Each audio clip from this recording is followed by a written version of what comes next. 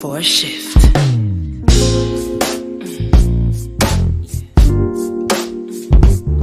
This is the shift. Big change, big things, a new phase. Yeah. Big change, big things, a new phase. Yeah.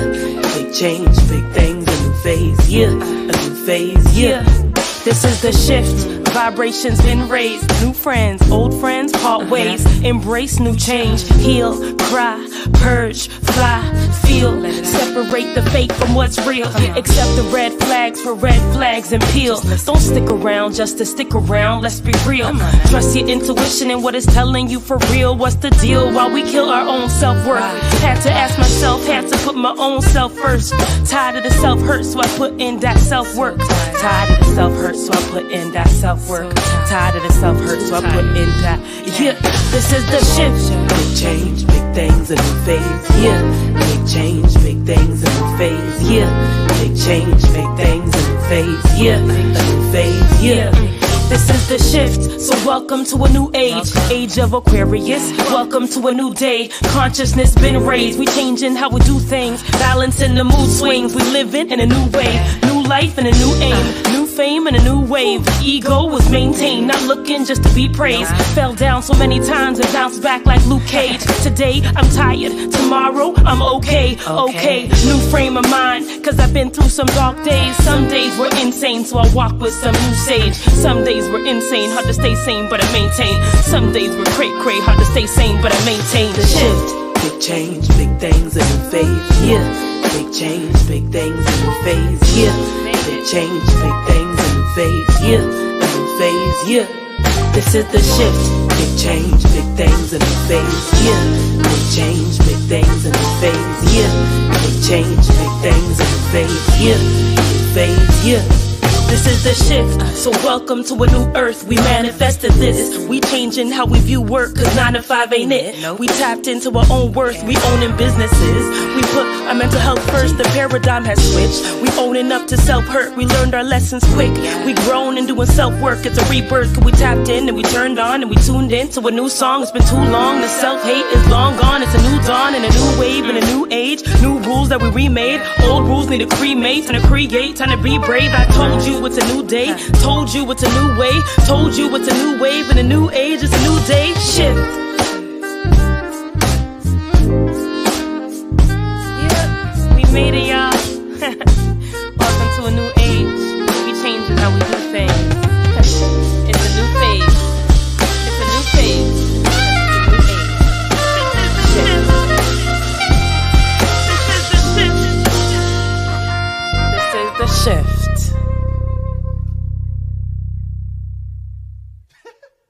No, let's do the sax one now.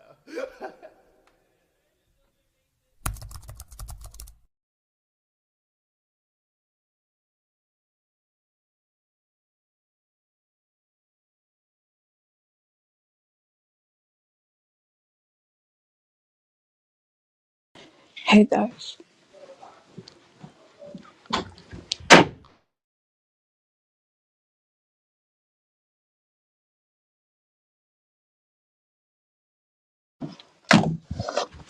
Yes, okay guys. What's up?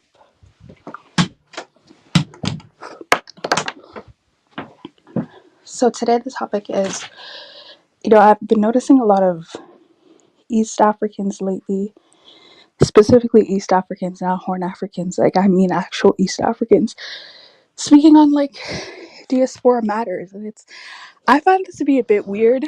I always did, but especially now, because I'm just don't act like you care about any of this stuff. You really don't care about any of this.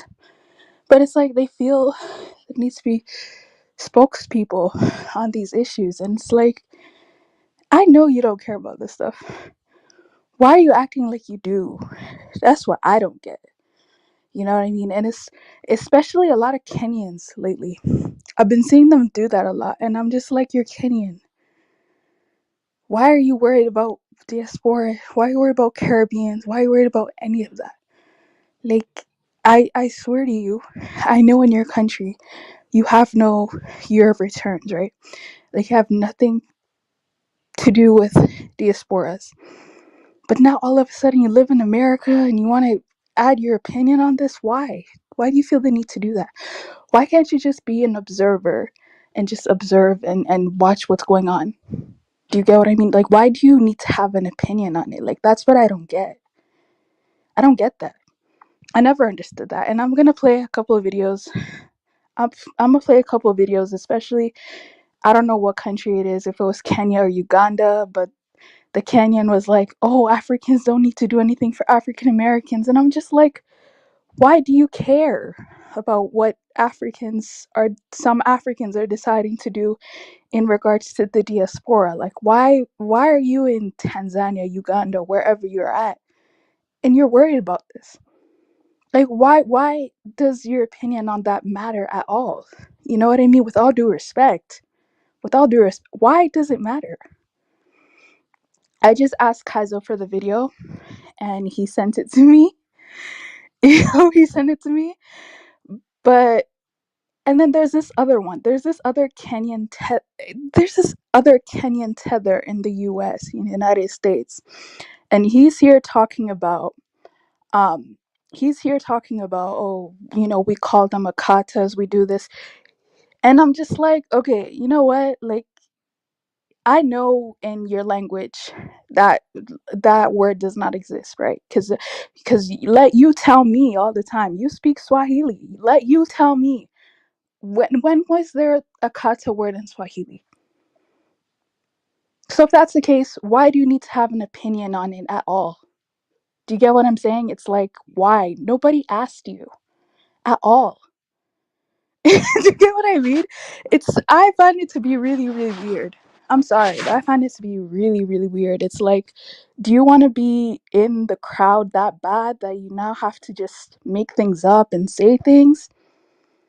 I don't know. It just happens to usually be Kenyans. I'm not sure why. Okay. There's another panel. There's someone who said that they're mixed with Kenyan and West African. That's what he said. Okay. I don't know if that's true. I don't think it is. I think he's using that as a scapegoat to actually be able to come on and speak on behalf of West Africans. But he's there saying he's Kenyan and West Africa, knows nothing about West Africa, cannot tell you the tribe that his supposed other parent comes from, cannot tell you where his supposed other parent grew up, but saying that they're West African, and then talking about the history of like the slave trade. And I'm just like, what? Like, do you even hear West Africans speak on that? I swear to you, I don't know many West Africans that actually speak on the slave trade, to be quite honest. But you got East Africans all of a sudden talking like they're experts on this. And I'm just like, did anyone actually ask you though? Did anyone want your opinion on this? No? So why do you feel like we asked? It's weird. Because this is the thing, right? When it comes to the Arab slave trade, the Zanj, whatever happened over there, I don't care. Like, I'll be honest with you, I don't care what happened. I don't. I'm not going to sit here and act like I'm going to be an expert on what happened during that time, because I'm not. But when it's the opposite, that's like, it's like it's not questioned. That's weird to me. Let me find the TED talk of that Kenyan in America, that Kenyan tether, okay, that Kenyan tether talking about his issues with African Americans, or collectively using the term African, as some of them like to do, to talk about African and African American relations. And I'm just like, do you want to speak on what Kenyans or what region, of your of Africa, what you guys go through with African Americans? Why do you have to use the word Africans collectively? Because clearly there are different types of relationships, right? So why do you feel the need to use the term Africans collectively?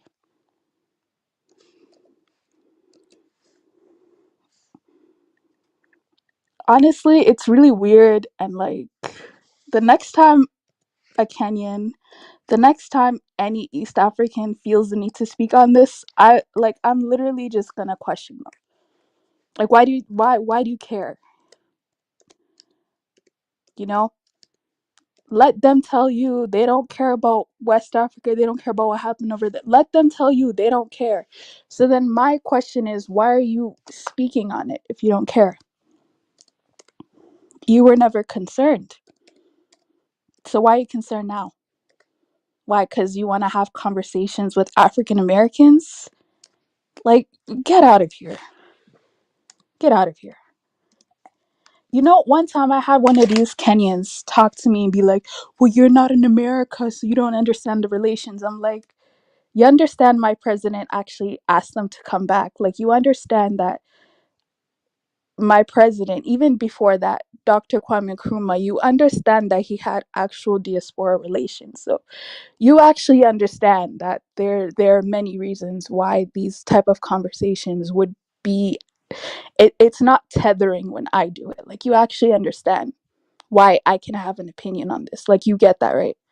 But you're all the way in Tanzania telling me that your people had a history with the diaspora by I'm not trying to hear any of that at all. You know what I mean? The same ones that will say West Africans are colonized because they speak English. Meanwhile, these people are eating chapatis. You know what I mean?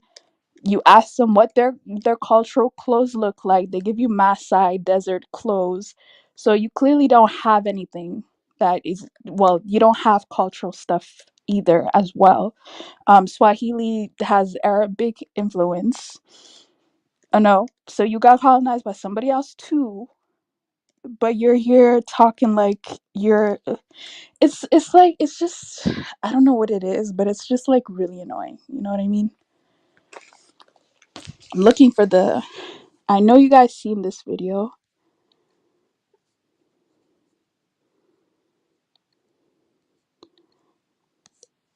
It's the TED Talk one.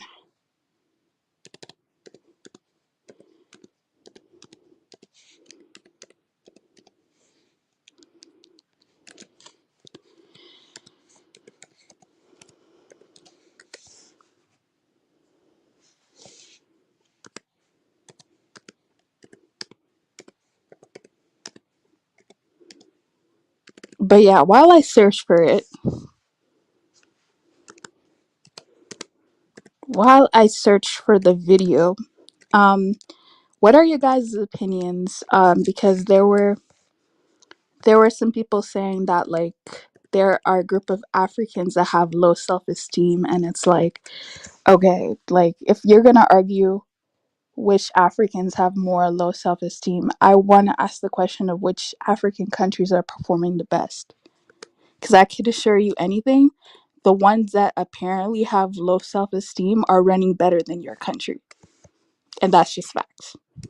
So if you're talking about, I mean, okay, see, this is something, another thing I noticed or I observed. I don't know if I'll actually play the video, but there's this Sudanese person, and you know, she's talking about how she's better than other Africans because she's from Sudan. Cool, no problem. What's going on in your country?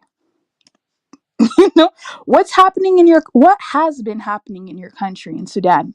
What's been happening there? Talking about how their history is the best history in Africa. Okay, you know what? Fine. You can have all those opinions because I actually think of myself that too, right?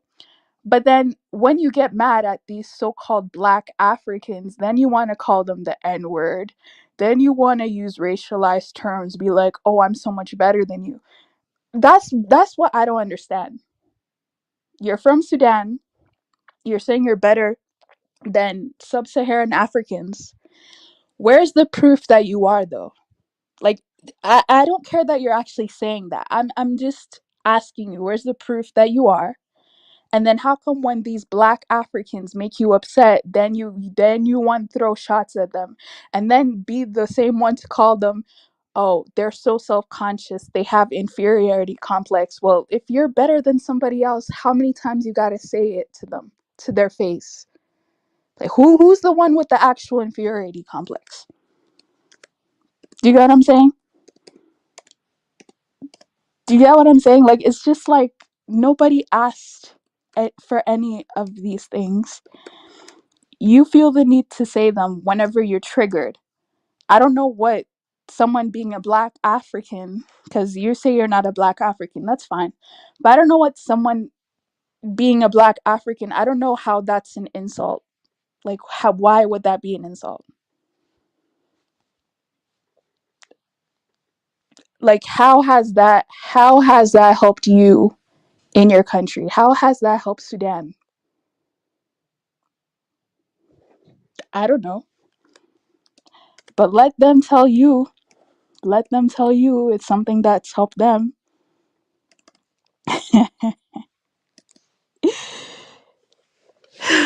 And For Black knows exactly who I'm talking about.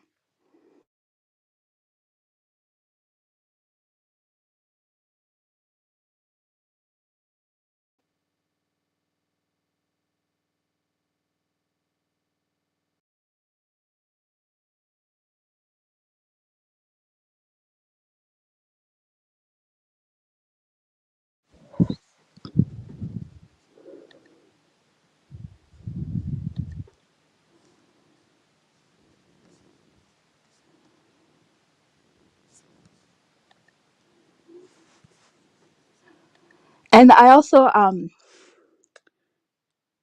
jeez. Yo, how do you find your search history again? Oh, right here. Okay. I also find it funny, right? How there was this stream that happened on Kaisorian Empire, and shout outs to Kaisorian Empire. He pisses me off sometimes, but at the same time, like, he's Kaizo, so I've learned to just deal with it, right? There was a stream on Kaisorian Empire's channel recently, and the stream was basically of a guy called Hammer. He said he's Senegalese. Someone else said he's from Cameroon. Somebody said he's FBA. He does not sound Cameroonian or Senegalese to me, to be quite honest. Maybe more Cameroonian, but definitely not Senegalese. Senegalese people don't act like that. Anyways, he came on the panel and he was giving his opinions on, North and Horn Africans. I don't agree with his opinions, but he has the right to have his own opinions, doesn't he? So many people got triggered. Why is he mad? Why does he think like that? What if he thinks like that? Why does it bother you? See, this is the problem. You can sit there and make fun of someone else's hair texture and then be like, why does that bother you? So if someone else feels the same about you, why does it bother you? I actually find it to be fair. I find it to be quite fair, to be quite honest. That's why you're not going to see me go after Hammer. If you were wondering why, because I people were asking me, why don't you go after Hammer? I'm like, what did he say? What did he call you? An animal? I mean, you're gonna act like people from your side have never called West Africans or FBA animals? Are you really gonna act like that? Because they have. So if you want me to be outraged about that, I'm not gonna be outraged. I said that. They're like, oh my, you're choosing sides. You're choosing sides. You've been choosing sides too. By not saying anything in the past. You've been choosing sides. But now this falls on me, or I don't even know where Hammer comes from. That's even the weird part. I literally have no idea where that guy comes from, right? Now I'm supposed to sit here, put on a cape, and be like, stop making fun of them. Like, no, I'm not doing that. I'm not. The same way some of these people were making fun of Bantus for 4 or 5 hours, and they kept on saying, oh, it's just the East African Bantus. They added West Africans in there for whatever reason. The same way they just sat down and let that happen. Why can I not sit down and let this happen? right? Seriously, why can't I just sit down and be indifferent for once? Like, girl, I'm not being your cape person. You could speak on behalf of yourself if something bothers you. I don't need to like, like it's not my issue. It's not my problem. I'm not gonna act like it is. You know what I'm saying? And for the last part, I don't know where that guy comes from. That's what makes things even more confusing. I literally have no idea where that guy comes from. Every single time he hops on the panel, he's from a different country. So I literally have no idea where that guy comes from. Yeah, no. No, no, no, no, no. But yeah, let me play this video. This video specifically, and I've noticed a lot of Kenyans, specifically Kenyans. The Horners is not a big deal because I like Habeshas, I like Ethiopians. I actually like them. But the Kenyans, it's like this is just crazy. I think it's because the Kenyans are black Africans. So then they feel like when it comes to the issues of the diaspora that their opinion is asked for when it's really not. I think that's what makes it even weirder with the Kenyans, and Tanzanians are quiet. Ugandans are doing their own thing. It just happens to be Kenyans that always want to speak like this. It just happens to be them. I don't know why. YouTube channel, you should consider getting TubeBuddy. I've been using TubeBuddy for the last 2 years, and it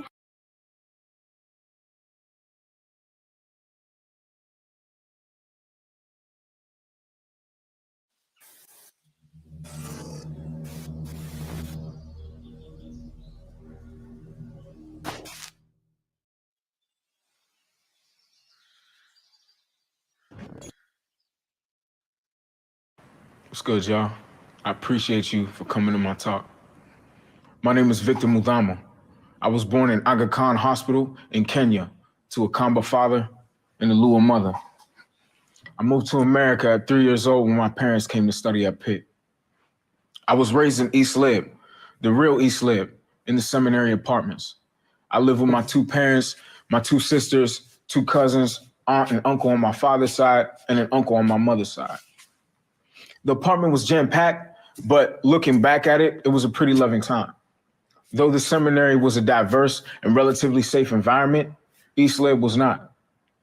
It wasn't the gentrified, commercial, hipster East End you see now.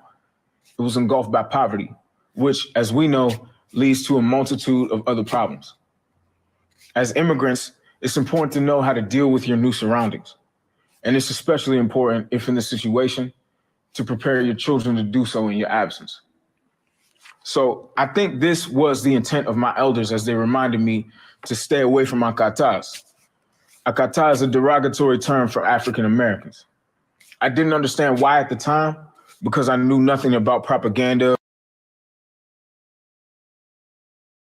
First and foremost, again, so the guy just said he's from Kenya, right? He just said he was born in Kenya. Nice. Where does that come in? Where does Akata come into play? What language is that? I know that's not Swahili. I know that's not Kamba. I know that's not whatever other languages in Kenya. I know that word doesn't come from there. So why? And he just said, and this is it's so many things that make me upset about this, right? First and foremost, it shouldn't be coming out of your mouth, number one. Number two, you're saying it's a derogatory term for African Americans. By whom? Are you just saying that it's a derogatory term by Africans in general? Because that's problematic, because it's not. And even the definition's actually wrong on top of all of that.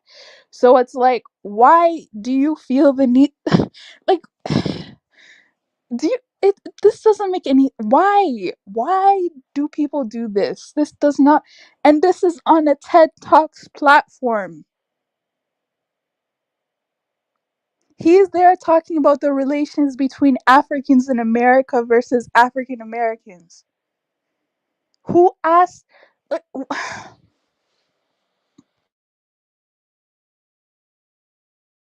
The media or anything else we'll discuss today. But as soon as I went to school, I realized it might be because the kids that looked like me but didn't talk like me thought I was an African booty scratcher. So you can say I noticed the divide very early. It was very difficult to find identity between two groups that looked at each other some type of way, yet existed so interconnectedly. Now, on a microcosmic level, I consistently had to take up from my slang-speaking friends to my family. I had to defend my unique-looking food and clothing to my friends. On a much larger level, the US government saw my family, especially my sisters and I, as purely Kenyan, even though America was all we knew. But though I'm very centered in my culture and speak Swahili fluently, when going back to Kenya, I'm consistently reminded of how American I am. My African side was told, "You are acting just like an American, but you are African, you're not black." And my African American side was told, "You're not from Pittsburgh, you from Africa, but you from here too." Again, and this is why I always go, and no offense to the Africans in America, but this is why I always go like, just stop saying you're African American. Because when he's talking about my African side versus my African American side, I'm like, what are you talking about? What other side are you talking?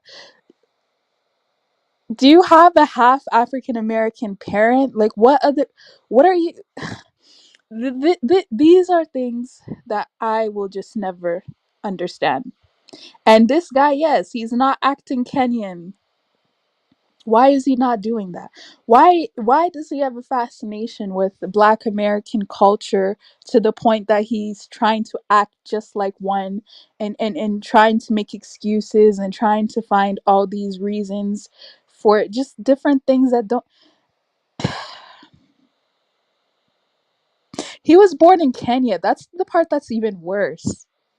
It's not like he was born in America and doesn't know anything about his parents. He was born in Kenya and he's acting like this is weird. Oh my goodness. Oh my gosh. And then he'll act like this, right? And notice how he won't differentiate himself and say, okay, as a Kenyan, this is how I feel. So then he'll put this all on all Africans. On all Africans, like a singular African mindset. For real, for real. Although I didn't know it yet, a lot of other Africans were experiencing the same identity crisis under the same oppressive umbrella that made my parents seek a better life in America. How do you find identity exists in a community where you are all classified Black by the government, but do not view each other in the same way or with the same respect? So to understand this deeper, it's essential we look for context and history a little bit through the eyes of some Black thinkers that knew considerably more than I do about the trajectory of indigenous melanated people. For now, let's look at Marcus Garvey for his beliefs in the importance of a mass migration, and Dr. Frances Cress Welsing for her work in studying the psychological origins and effects of white supremacy.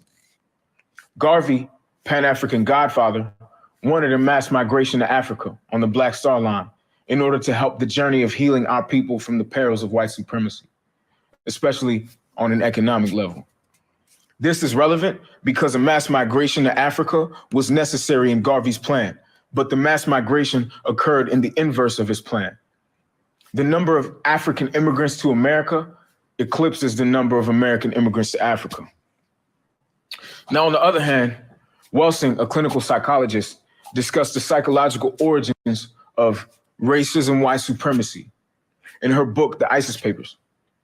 Welsing does not separate racism from white supremacy and attributes racism, white supremacy to the reality that whites are the global minority, which results in an insecurity that leads to overexertion of superiority due to fear of genetic survival. In other words, if racism is destroyed, we'll all mate interracially.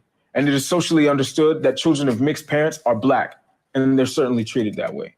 So from a phenotypic perspective, melanin is dominant. According to Kress, to avoid genetic annihilation, which is not actually genetic annihilation, simply a lessened white phenotypic expression, which would also be a lessened black phenotypic expression. So many questions. Number one, why is he saying this on a TED Talk? That's what I don't like. Who is he making this speech for? I don't understand. That's number one. Number two, if he feels so passionate about this, why doesn't he fly to Nairobi? Why does he not fly to Nairobi or Mombasa and tell them about this? Right? Why is he in America talking about this? Why? This is, oh my goodness. Oh, this is so weird. I don't know why some Africans are like this. It makes me so upset. It really does. I don't get it. What's the whole point of this? Why would I listen to you? Even if I believe, even if I cared about anything that this guy's saying right now, why would I listen to a Kenyan who doesn't know if he's Kenyan or American speaking on these things? You don't think I could ask other people who've actually been there for a longer time, a longer period, who actually know what they're talking about, as opposed to you who just got there, is giving all these lectures? Oh my god. This is ridiculous. The nerve of some people. The nerve. She argues white supremacists must control every aspect of the societies that people of color live in. So the exercising of this control looked very different from my ancestors, as opposed to some of my African American friends' ancestors. For one, African Americans were enslaved and Africans were colonized, which is a big distinction. Though they were both immeasurably damaging, slavery was far more brutal and lasted for a considerably longer period of time. But the details reveal some other key things. While the small numbers relative to whites allowed for a more brutal expression from whites during slavery, to conquer the motherland, a more subtle approach was necessary.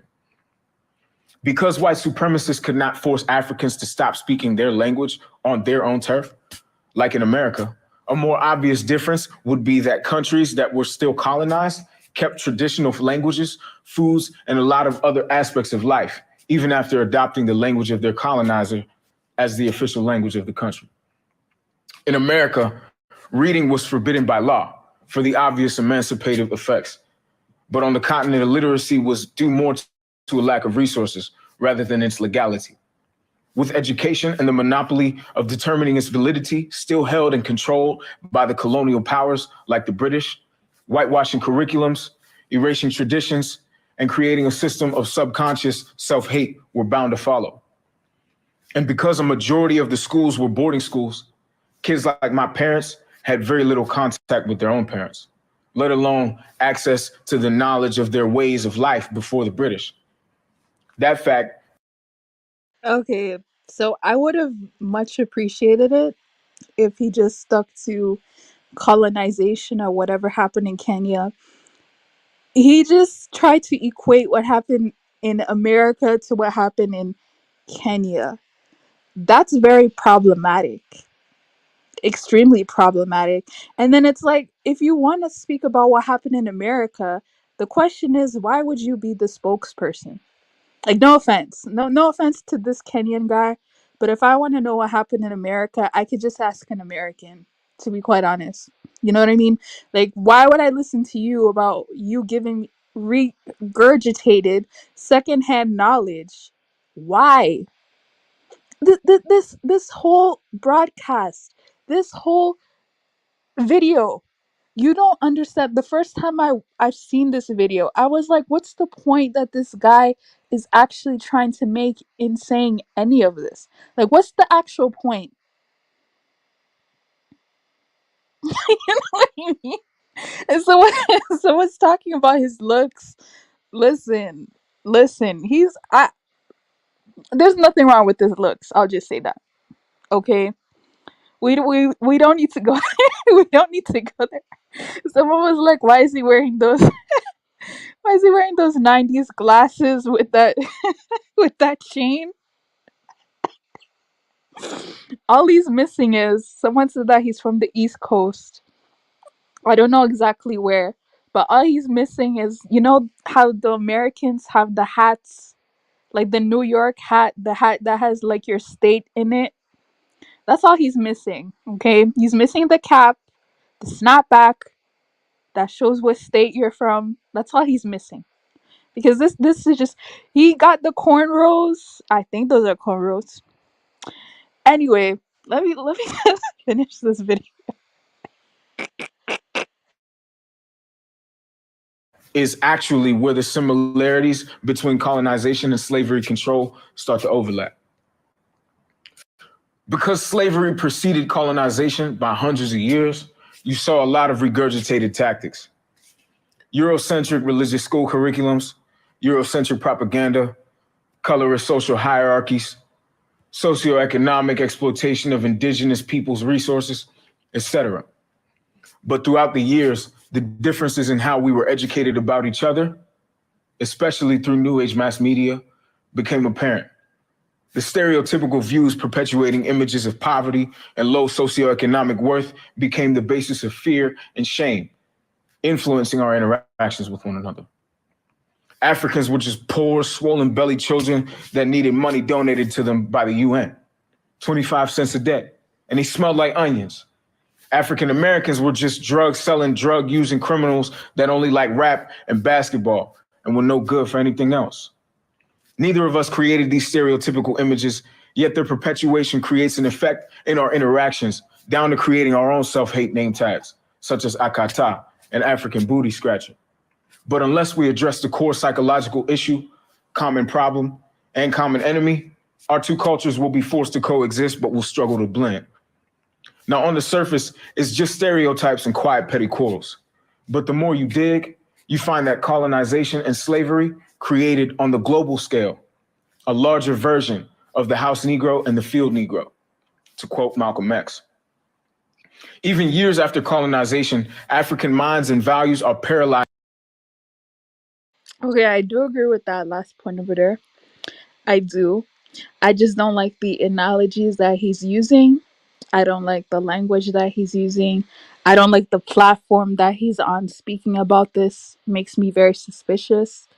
It's just a couple of things, but I do agree with, I guess, some of the points that he's talking about. I just think the messenger is not needed. I don't need this guy to speak on this, to be quite honest. Who is this person? Who is this? You like With the effects of cultural Stockholm syndrome. As for the African American psyche, post-traumatic slave syndrome has been a generational heirloom, proving the test of time like one of grandma's recipes. We continue to compete for most assimilated Negro positions, at best, rather than regaining top-down control of our communities and natural resources, both on the continent and here. Overall, we were both under a means of control that affected our psyches. This beef is corny. Francis Cress Welsing might have shed some light as to why white supremacists sought to dominate an entire world of indigenous peoples. Marcus Garvey knew there needed to be a migration out of America to join back into Africa. And though a lot did, it ended up being the other way around. White supremacy still has its clutches on every aspect of indigenous people societies. On the bright side, though, the days of no conversation between African Americans and American Africans are slowly ending.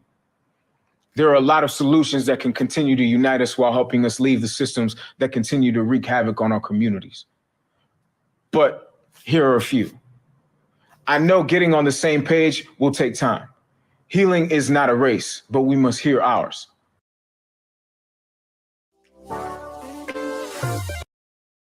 dang, okay. Small direct. Oh no, StreamYard. Come on. Sorry about that. Oh, the video is over here. Okay. Whoops.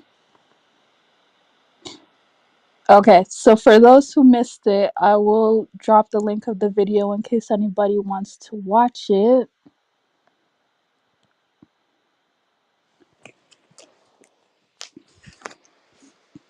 But yeah, I don't know. I just feel like most of that conversation was kind of just useless because he started off on the wrong foot to me personally, right? Like he started off on shaky ground, you know. Um he didn't seem really informed on a lot of the things that he was talking about. So to me it's like already off of the bat, like you're already looking ridiculous, like you're already wrong because you don't know what you're talking about. Again, let me just play the very quick beginning because some people missed it, so maybe they don't understand why I don't rate this guy. See why I don't rate this guy. What's good, y'all? I appreciate you for coming to my talk. My name is Victor Mudhama. I was born in Aga Khan Hospital in Kenya to a Kamba father and a Lua mother. I moved to America at 3 years old when my parents came to study at Pitt. I was raised in East Lib, the real East Lib, in the seminary apartments. I lived with my two parents, my two sisters, two cousins, aunt and uncle on my father's side, and an uncle on my mother's side. The apartment was jam-packed, but looking back at it, it was a pretty loving time. Though the seminary was a diverse and relatively safe environment, East Lib was not. It wasn't the gentrified, commercial, hipster East End you see now. It was engulfed by poverty, which, as we know, leads to a multitude of other problems. As immigrants, it's important to know how to deal with your new surroundings. Okay, so I hope you guys get that. Basically what he's trying to do here, he's trying to say, okay, well, because I grew up in the ghetto, because I grew up in apartments, because I grew up in a impoverished area, I could relate to basically Black Americans. I don't know if people caught that, but that's one of the points that he's trying to make. Because he grew up in a certain environment, he grew up with them. It's like he grew up with them so he can speak on behalf of them, or he could relate to some of their experiences. And that's not necessary to even talk about, to be honest. Just focus on being a Kenyan American, focus on whatever that means, whatever you're going to do with that information. You don't need to be focusing on this whole other thing. And it's especially important, if in the situation, to prepare your children to do so in your absence. So I think this was the intent of my elders as they reminded me to stay away from akatas. Akata is a derogatory term for African Americans. I didn't understand why at the time, because I knew nothing about propaganda, media, or anything else we'll discuss today. But as soon as I went to school, I realized it might be because the kids that looked like me but didn't talk like me thought I was an African booty scratcher. So you can say I noticed the divide very early. It was very difficult to. Okay, and there actually is another example of, I think this is a Kenyan. I'm not sure if he is, but I think it's a Kenyan. Speaking on like I think he said that, oh, African Americans, not African Americans, my bad, sorry. They're the most popular diaspora, so I usually say them by default. But he was talking about like the diaspora, we don't need them, they're not our brothers, they're not this, they're not that. And it's like, I don't know why in East Africa you're having these conversations at all. Like I really don't like, I really just need an East African to tell me why you guys are having these conversations in your country. I just want to know. Like, I'm actually really curious. Because in West Africa, they're not having these conversations in their countries. They're not. Majority of West Africans don't even have these conversations. But this guy wants to speak. And then see, this is the problem. When people like this speak, then you know what people get from this? This is how Africans collectively feel. That is the problem that I have to deal with. When people like this speak, then I get the backlash. I didn't even say anything. You get what I mean? It's so, you guys don't understand how annoying it is. And it's been happening. And I swear to you, it's getting worse. Let me play this video.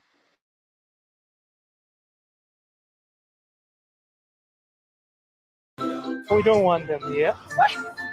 They're your brothers. They're not our And brothers. sisters. They're not our brothers. They are. If you are born in America and have lived there for 300 years, you're no longer African. Those are Americans. We don't need them. We don't need They them were to do that. taken away, unfortunately, but they are Americans. We will develop by ourselves. Yeah, we have the capacity, we have the will, we have the resolve. We don't need them. No. I totally agree with you. Thank you so much, sir. Thank you.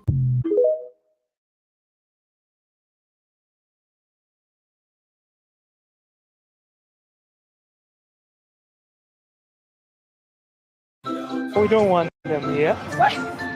They're your brothers. They're not our And brothers. sisters. They're not our brothers. They are. If you are born in America and have lived there for 300 years, you're no longer African. Those are Americans.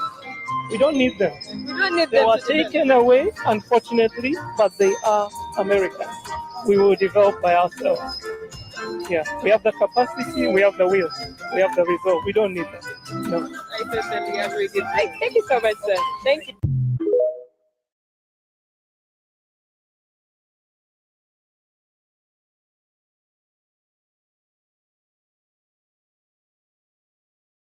We don't want them here. They're your brothers. They're not our And brothers. sisters. They're not our brothers. They are. If you are born in America and have lived there for 300 years, you're no longer African. Those are Americans. We don't need them. Well, in this case, he actually is correct, right? Speaking from his perspective, he is correct, right? The issue is the way that it comes off now. It like comes off as it comes off very negatively. Um, this is something that I have nothing to do with this, by the way, but somehow my people are gonna be dragged with this talking point. Somehow, they just are, right? That's the part that makes me really upset. Now, he say the title of this video is how some Africans view Black Americans. Yeah, that's correct. You know, not everyone's gonna like you, not everyone's gonna want you. That's completely fine. But I'm assuming this person's a Kenyan, I, or Ugandan. Highly doubt it's a Tanzanian. Question I have is why are they having these conversations? Like why did this question even pop up? Whose idea was this? Why, like, what do any of these people have to do with Black Americans? In fact, like, what do they actually have to do with Black Americans? People want to always be on here, oh, West Africans versus African Americans. We have something to do with each other. So I don't see how that's so impossible to understand, right? But as you, in your own East African country, what does that have to do with you at all? That's what I like. I don't. I really need an answer for that because I'm not getting it at all. Why? Whose idea was this? We don't need They them were to do that. taken away, unfortunately, but they are Americans. We will develop by ourselves. Yeah, we have the capacity, we have the will, we have the resolve. We don't need them. No. I totally agree with you. Thank you so much, sir. Thank you. Okay, and the irony of this man speaking like this is, again, is the I would have just loved We it. don't want them here. I would have just loved They're it your if brothers. he spoke on behalf of his own country. Like, let's say he's from Uganda and he says, we Ugandans don't need them. We don't want them. We have nothing to do with them. I would have respected that. Like, agree with you. But you're just saying this collectively on all Africans when there are actual African countries who are doing something about this. There are actual African countries who are giving away free citizenships. There are actual African countries that are distributing land. There are actual African countries that are changing. There are actual African countries who invited them back. So it's like, all of that is happening, and then you're here as I guess an African, just as an African, an average African, saying blah blah blah blah blah blah blah blah blah. But like, it's just really annoying and confusing. And if I was a diaspora, I probably would be really confused by this as well. Um, I know that there are people who have common sense out there, but for some people, they just see all Africans as the same. So this actually hurts us when people see all Africans as the same and then take this guy, take his opinion and go like, "Oh yeah, that's how Africans feel about us." That one of the major problems. So this video is really short. It's 8 seconds. I'll play it 2 more times and then continue with a bit of the commentary and then open up the panel if anyone has anything to say. Brothers. They're not our brothers. Sisters. They're not our brothers. If you were born in America and have lived there for 300 years, you're no longer African. Those are Americans. We don't need them. They were taken away, unfortunately, but they are Americans. We will develop by ourselves. Yeah, we have the capacity, we have the will, we have the resolve. We don't need them. No. I totally agree with you. Thank you so much, sir. Thank you.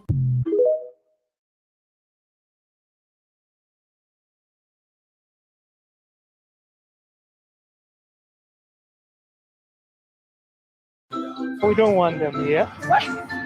They're your brothers. They're not our brothers. Sisters. They're not our brothers. If you were born in America and have lived there for 300 years, you're no longer African. Those are Americans. We don't need them. They were taken away, unfortunately, but they are Americans. We will develop by ourselves. Yeah, we have the capacity, we have the will, we have the resolve. We don't need them. No. I totally agree with you. Thank you so much, sir. Thank you.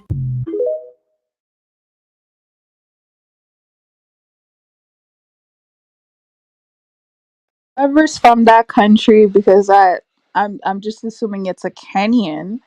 I'm not sure, but whoever's from that country, the question that I had a while ago is still not answered. Why are you guys having these conversations? Like, I don't get it.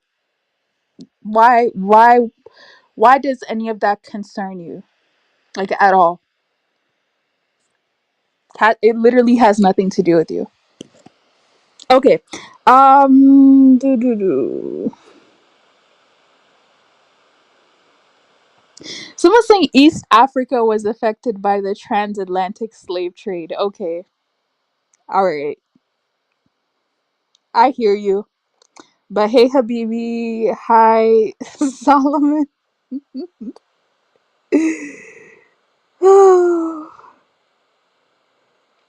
Okay, raw, not many dong. East African slavery was not documented like West Africa. Why should we measure who had it worse? When was anyone, thanks for tuning in, but when was anyone measuring who had it worse? Did that happen during this panel? Because I don't remember ever talking about who had it worse. I don't remember bringing that up. Thanks, Juju, and African Caribbean Diaspora. Happy New Year. Long time no see. Okay. Arab slavery is still going on. And see, that's the brilliant part, right? The topic has nothing to do with that, but that's the brilliant part, that people got to bring that up. You know what I mean? That's the amazing part that I don't understand. Juju, what's up? Okay, let me see. Are people comparing slaveries or something? I don't know. I I don't know when we were doing that, but okay. Um, what's so funny? What's so funny is the fact that they feel like they need to have opinions on this and like they need to go public and vocal with those opinions. That's what I find funny. Like, you can have an opinion on it. Nobody's saying you can't. But, like, when you want to be the spokesperson on behalf of all Africans with your opinion, it's kind of like, I don't know why you feel the need to do that. You know what I mean? I don't speak. I don't speak on Arab slave trade. I don't speak on that. I don't have strong opinions on that, to be honest. So I don't speak on it. But it's like, it's interesting how when it's the opposite, other people can have strong opinions and like no one asked you. Hi Zulia, what's up? It's funny to know people got the same issue we have. Yep. East Africans should focus on East African slavery, not West African Mali. Mali. There's the Sahelian. Bayesian melanin, how you doing? Bayesian melanin. I saw you on a panel before because I was actually contemplating, is this person really real? But then I saw you on the panel and I was like, oh, it's a real person. So hey, what's up? Hey Root, how you doing? Kala Genesis is here. Oh no, Kala Genesis. Oh, Kala Genesis would not miss this topic.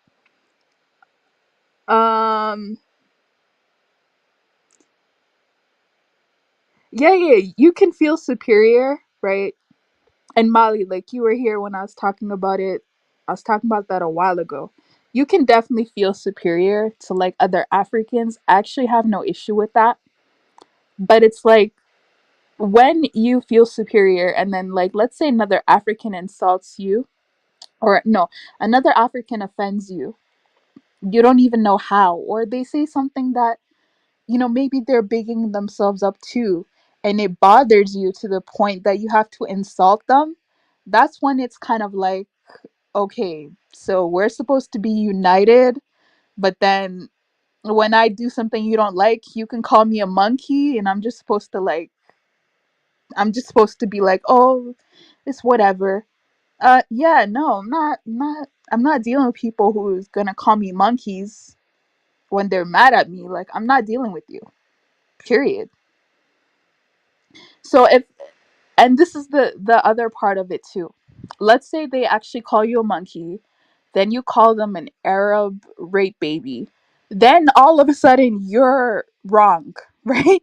You're wrong for calling them a rape baby, but they could call you monkey all the time. Okay, cool, whatever. Um, Black Sudanese Nubian have a better history. I agree with you, actually. Yes, he has. Yes, he has. Yeah, you guys know who I'm talking about.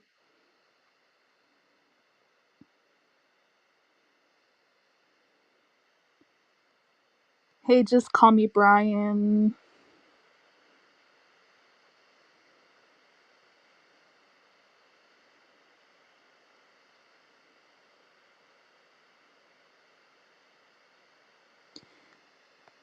Oh, is that true? Is that true? Thanks for letting me know. I had no idea. I'm gonna research on that. Thank you so much, Ikofo. You just gave me some ammunition. I did not know that. That's so interesting. Anyways, um,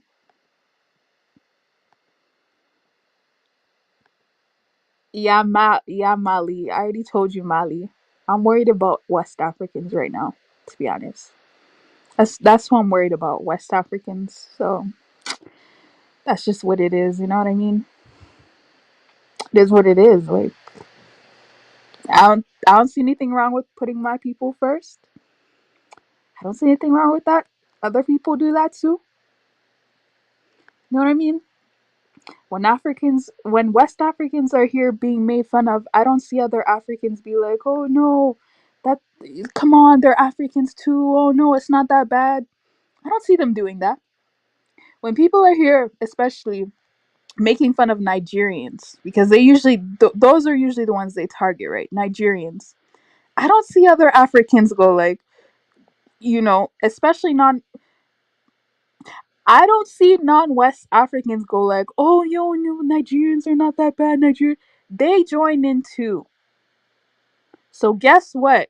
If that happens to your region, I'm not gonna stop you. Okay, I'm not gonna join in on people making fun of, let's say, Somalis or people making fun of Ethiopians. I won't join in, but I'm not gonna stop it either because you don't do it. So why should I be required to do it? You know? Then they get so disappointed, like, that's not fair. That's not fair. Yeah, you guys have no issues making fun of all West Africans when you're only talking about one country. You guys have no issues doing that. And I've called you guys multiple times on that. We just say the country of West Africa that you're talking about when you're making fun of West Africans. They will never listen to you. They'll just pretend like they don't know what you're talking about. So then when people are here making fun of Somalis, Ethiopians, blah blah blah blah blah blah blah, I'll just be there like, okay, do you expect me to get in there and put a cape and defend them when they never defend West Africans? Like, I'm not doing that. I'm not doing that. I'm not. But yeah, so I just said it. So if you have an issue with that, that's cool, but I really don't care. So hi Yasmin, how you doing? Just call me Brian. Have you been to 54 African countries? I think he's been to, I know he's been to Sudan. I'm sure he's been to another African country. I don't know which one though. But I'm sure he's been to at least like 3 African countries. Anyways, yeah, I like Tanzanians too, man. I love Tanzanians. Like, I love Tanzan. I love Tanzanians. I love them a lot. You know what I mean? You know, some people like, and I'm talking East Africans here to be very clear, not Horn Africans. You have some East Africans who love making fun of Tanzanians, and I'm just like, they're actually the coolest of all of you guys, right? That's the funny part to me. They're actually the coolest East Africans to me, the Tanzanians. But other East Africans always want to make fun of them for being docile, for being slow, for being this, for being that. I'm like, I actually love them the most. That's what's the funny part for me. Anyway, um no, his channel is not over. Kaiser will be live again in a couple of hours, I believe. Oh, you've been to 4. Where have you been?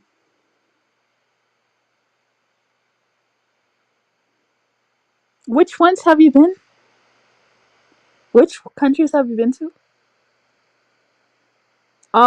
It's funny thing is North and the Horners. Okay, okay, okay. I already read that. Hi, Tanky Bot. And clearly, I just called out 2 YouTubers. One is Horn African and one is East African. And then I was talking about that Kenyan tether on TED Talk, unnecessary Kenyan tether. And there's been actually other Kenyan tethers on here. There's been other Kenyan tethers on here. I don't know. It's something about these Kenyans. They're really annoying, man. Like, I'm sorry. Like, I'm sorry, Kenyans, but all the Kenyans I meet on here are weird. I don't know what it is. Anyways, Akata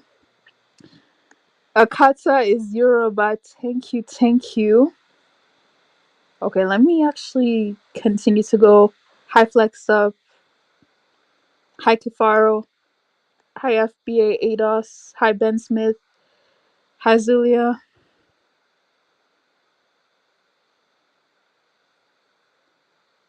Hi, MD2V4.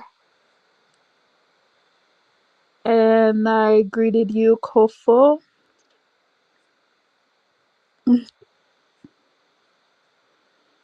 Hi, third positionalist. What's your name? Okay. Hi, Mike. Shoot, I'm so behind. Hi, Asiatic Lion. Hi, Icon Fire. Hi, Police Simp Academy.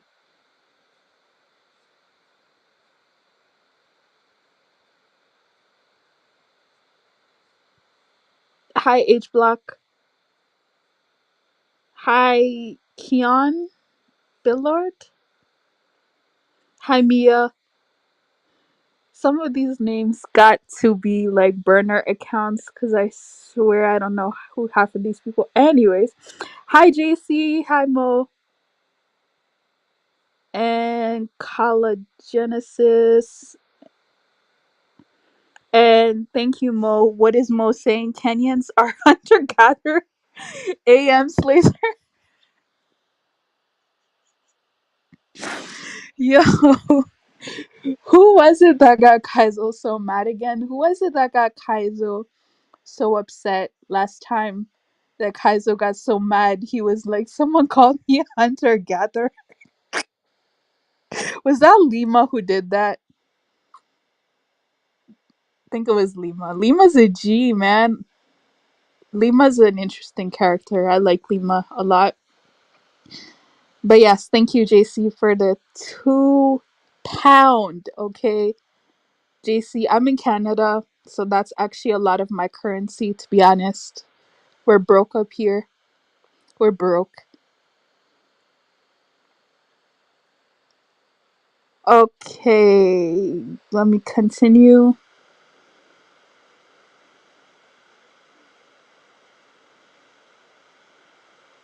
Wait.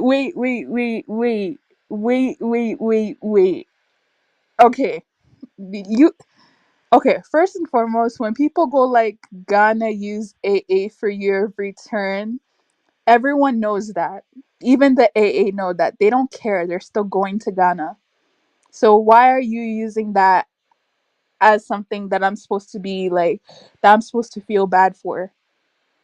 They know that. They don't care. They're still going there. Am I supposed to apologize? What? Am I supposed to get out of here? I don't want to hear it, man. I do not want to hear it. Like I'm not in the mood today, guys. I'm not in the mood today for nonsense. I'm really not. I'll be honest with you. Hi, Kid Ola. Hi, Ben Smith.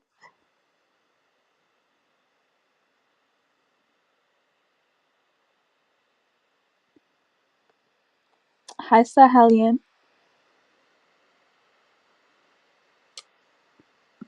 Call me Nigerian before you call me FBA. Wait, collagenesis, what are you talking about? What did I miss? Yes, I really am. Like, I don't care. I really don't care, man. Do you think that this is revenge for the 4-hour Bantu stream? It actually isn't. It isn't. But it's revenge for something else. Anyway.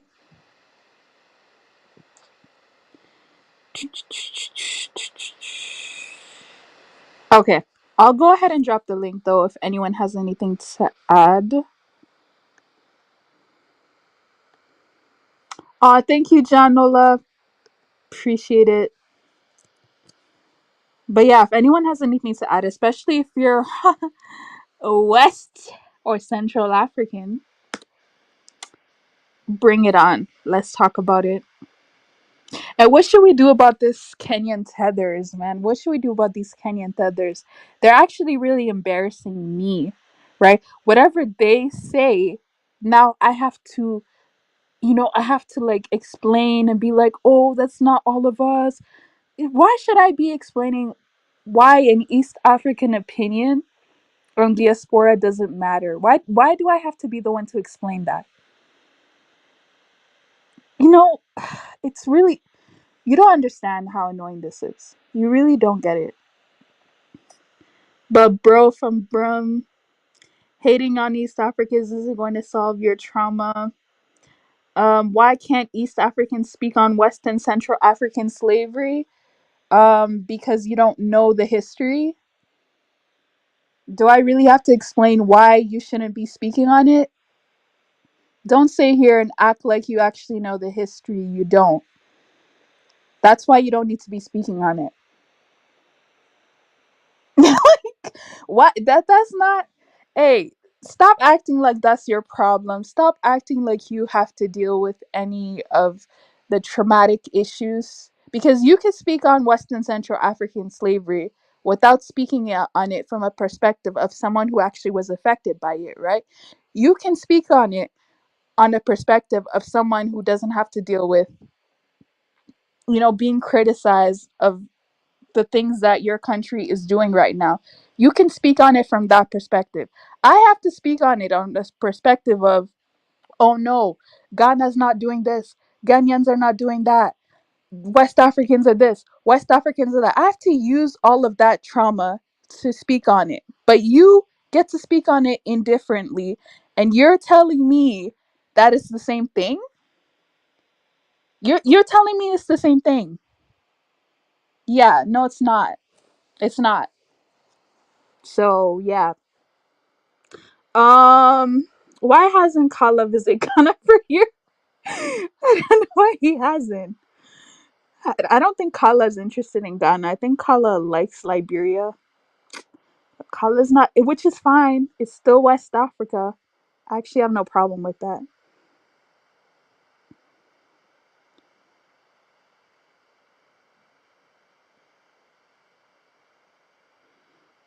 Exactly. Like, how are you gonna shame me for this when they already know? Ugh. Okay. I barely understand East African slave trade. No one does either. Thank you. Thank you. You don't understand how annoyed I was. Like, to this day, I'm still annoyed about it because I keep bringing it up in case people haven't noticed. There was a Kenyan that was speaking on the transatlantic slave trade, and I was like, this information you're speaking about is wrong.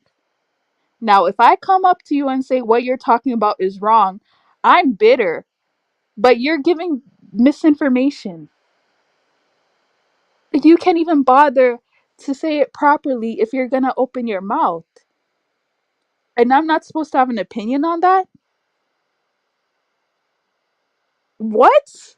Where's this entitlement of like speaking on other people's problems and issues and not having the correct information on top of it? Where is all of that coming from? Why is that accepted?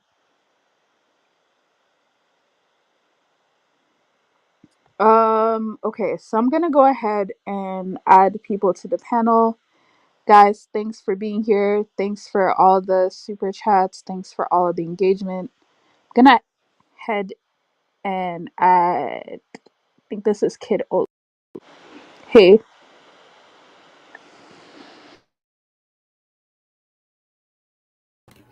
Yo, what's up? Can you hear me? Yeah, Hey, what's good, Am? How you been doing? good. Good. I've been doing all right. I've been a while for out for a little while because I had lost the one channel, gained a new channel, still got to track that one down, got another new channel, keep it moving forward. You know what I'm saying? I've just been working a lot lately, got me a new setup, and I said, let me go ahead and show some love and support to my sister AM. Hey, what's Yeah, up? no problem. Yeah, this kid Ola Kidola from Nigeria. The- Oga, how you doing? A day today, East Africa, they're going to cry today. No, no. We Go we ahead, ready go to ahead. roast. We ready to roast East Africans today because they ain't good for nothing. Wait, where is this? Wait. Go ahead. Go ahead. Okay. You see, the East Africans, they'll be very corny nowadays. You know, they'll always be very corny. Professor Mapumba, that lady, very corny woman. Uh, uh, uh, African Tigress, all very corny. You know, when they saw East Africa, where Ghana was asking AA to come back home, ooh, boom, they all jump in. You understand me? No AA ever come from East Africa. It's too far. The East to deal with the Arabs, the Oman, you know, the Saudi Arabians who took the East Africans, the Tanzanians also. But cashing in, this economical game for East Africans. And any black American going towards any any any black American going towards East Africa, I told you they will figure out who you are already. The East know West African. They know their shape, they know their status, the way they look like. So if you're going to East Africa, you think, oh, they will see me as one of you. By the time they will ask you, are you from West Africa? Are you a Nigerian or are you a Ghanaian? You know, that's just the way it is. You know, as I'm going to Rwanda, oh, Rwanda look like Somalians. Yeah, didn't that guy? Didn't the one guy? Let me get here, kiddo. Didn't the remember a couple of years ago, Malia Obama? I think she was like 12 years old. All these Kenyans were lined up because they wanted bride price, and one guy offered her 300 cows in Kenya. That was some dusty shit, you know. And I was saying to myself, I was like, asking at the time, I was like, people were telling me, "Well, Colin, man, you gotta understand Pan Africa." I was like, I know Pan Africa, but something don't seem right about this, you know.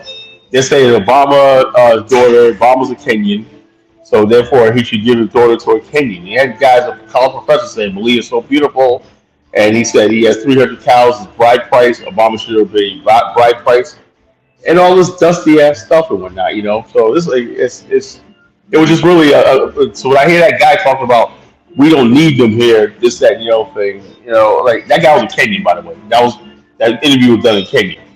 You know, we don't need them here and everything. But you were basically a couple of years ago, half the country Kenyans want to marry Barack Obama's daughter. You know, so it's all hypocrisy. I take and I learned this from I can tell how we're so unique and I mean unique. We're so similar between Africans and African Americans. We're all full of shit. You know, black people all over the world are full of shit. We like to put on fronts. We like to put on airs. We like to be bigger than we think we are. We like to be more important than we think we are. We always want to cover our individual, and not to disrespect anybody's culture and everything. We have our sacred cows. Oh, my culture this and everything. It's all, you know. But the thing is, here's the thing. In Asia, in Europe, these people are coming for blood. They're really winning. You know, they're really winning. Asians are now competing with the Europeans. They're taking over Europe as the main place of business around the world. But black people, because we don't see any value in our race and our color and everything, we have nothing to rally ourselves around, right? White people will win with other white people because there's power. When you see another white man, that's power. So they used to protect each other. Black people, we feel fight each other because there's no power and there's no value in blackness. We have to get to the point where blackness has value. And we're never going to do this if we keep fighting each other over stupid boundaries and stupid. We have to understand that despite everybody have their own cultures, and I want everybody to be proud of their culture. I want the Yoruba to be proud of their Yoruba, Igbo, how African American, whatever like that. But if your race, if the world's run by race, if you're not proud of your race as a black race and everything, we're never going to go anyplace. And that is the God knows truth. So when I get on these panels, stuff, and also let me say this too. You could be a Pan African, love Africa, and you don't have to move to Africa. You don't have to live in Africa. You don't have to be there. You can visit and invest in everything. But Africanism is in your soul, in your heart, no matter where you are. If you live on the moon, you're still African. You know, and that's the way I see it. Guys, am I audible? I'm having issues listening to Kala. I don't know if it's my internet. No. It's you got. You want that music? You want that music? The music is disturbing a lot. Yeah, I hide nothing. What Kala said. This is just what I want to say. Am I audible enough? Yeah, you are. Okay. This is just what I want to say. When I was listening to that guy, he said certain things that Kenyans don't say. Stay away from their culture. I don't believe Kenyans say things like that. That is typical of some group of West Africans, you know. But this is what I want to say. I think we Africans, as what Kala just said, we're using this slave trade narrative. We should put that thing down. No man, we should chill. You know how we use words like that. We say certain things that the white man himself is scared of saying them. So I just want to say I think you can talk about someone's history, but not in in a bad way. You know, there's nothing wrong to talk about someone's history, but well, listen, let them tell you your history. Okay, let them tell their history. Listen to them, not trying to make your own history out of your history. Yeah, so I don't have so much time here. So I just want to ask Kidola, how far, bro? I did. How far Where now? did the Where the apple say this is Africa? Now want to make 4 their hand this night. No, I not get time. Just but for the hand because you know the talk rubbish for ahead. You understand? So I want I just roast. want I want just look I get something to do, nothing the apple. Oh, but I dare your side, man. Fire Yeah, on. for the hand for me, for the hand. I go I do need the to thing, look man. out. I go roast them here tired today before I go sleep. All right, guys. I'm out. I'm out. Peace out. Okay, for All right, see you thank later, you, bro. drop 199. And I agree with what Kidola said. Um, that there's some people from one East African country starts with a K, specifically that country, and people from that country are like, you guys are using the diaspora, you guys are doing this, you guys are doing that. And I'm just like, so why are you okay, first and foremost, I feel like the relationship that at least Ghana has with African Americans and diaspora and Jamaicans is mutually beneficial. I feel like if we're using each other, we're both using each other and it's cool. You as a Kenyan though, why are you now getting on this whole we're all Africans, we're all black, we need them to come to our country? Why are you getting onto that when that literally has nothing to do with you? Every time I ask a Kenyan this, they go like, Money. "Ooh." Why are you trying to use them too? If that's the case, like why are you doing that? You know. But yeah, thanks, Janela, for the 199. Was there anything else, or sorry, anyone else wanted to go ahead? Well, I think, and I was kind of listening in. Why would they want to be a part of that now? It's because there's money to be made, and they know African American niggas got money, so they want some of that that black nigga money. Now, I hate to say it, but everybody got to make their own livelihood. Everybody got to pay bills and put food on the table. So putting food on the table meaning that you act like you care about us, so you can get some more money. Go do it. I ain't got nothing against you. Thank you. Thank you for the answer. So it's bad when West Africans apparently act like they care about them, but then when Kenyans do it, it's fine. That's why I don't get double standards, but okay. No, the chaos, the chaos. This Africa Tigers built her channel totally on we all Africans under the handpiece of Black Americans. You understand me? That's what she came out at first. You understand? You I'm see, just going to give you a little comment over here as far as you know how much I'm a historical nerd when it comes down to census forms and stuff like that, especially pertaining to the African diaspora. okay. In regards to Kenya, well, everybody is pretty much correct on this platform, but the United States is the only country in the Western Hemisphere that got 400 of those motherfuckers in South Carolina in 1807, according to the census. Just want to just bring some clarity on that. But the main group of East Africans, or what we might call, or we're going to call them East Africans, came from the Southeast to the Americas, mainly from the countries of coastal Mozambique and, of course, Madagascar. Their numbers was a lot more significant than the 400 small number of Kenyans that came to South Carolina. Just to bring a little bit of clarity here, because I look at this information all the time and, continue with the conversation. But I agree with everything with Carlos Genesis says because it makes a lot of sense. And I agree with most of the people on this platform, I had to say.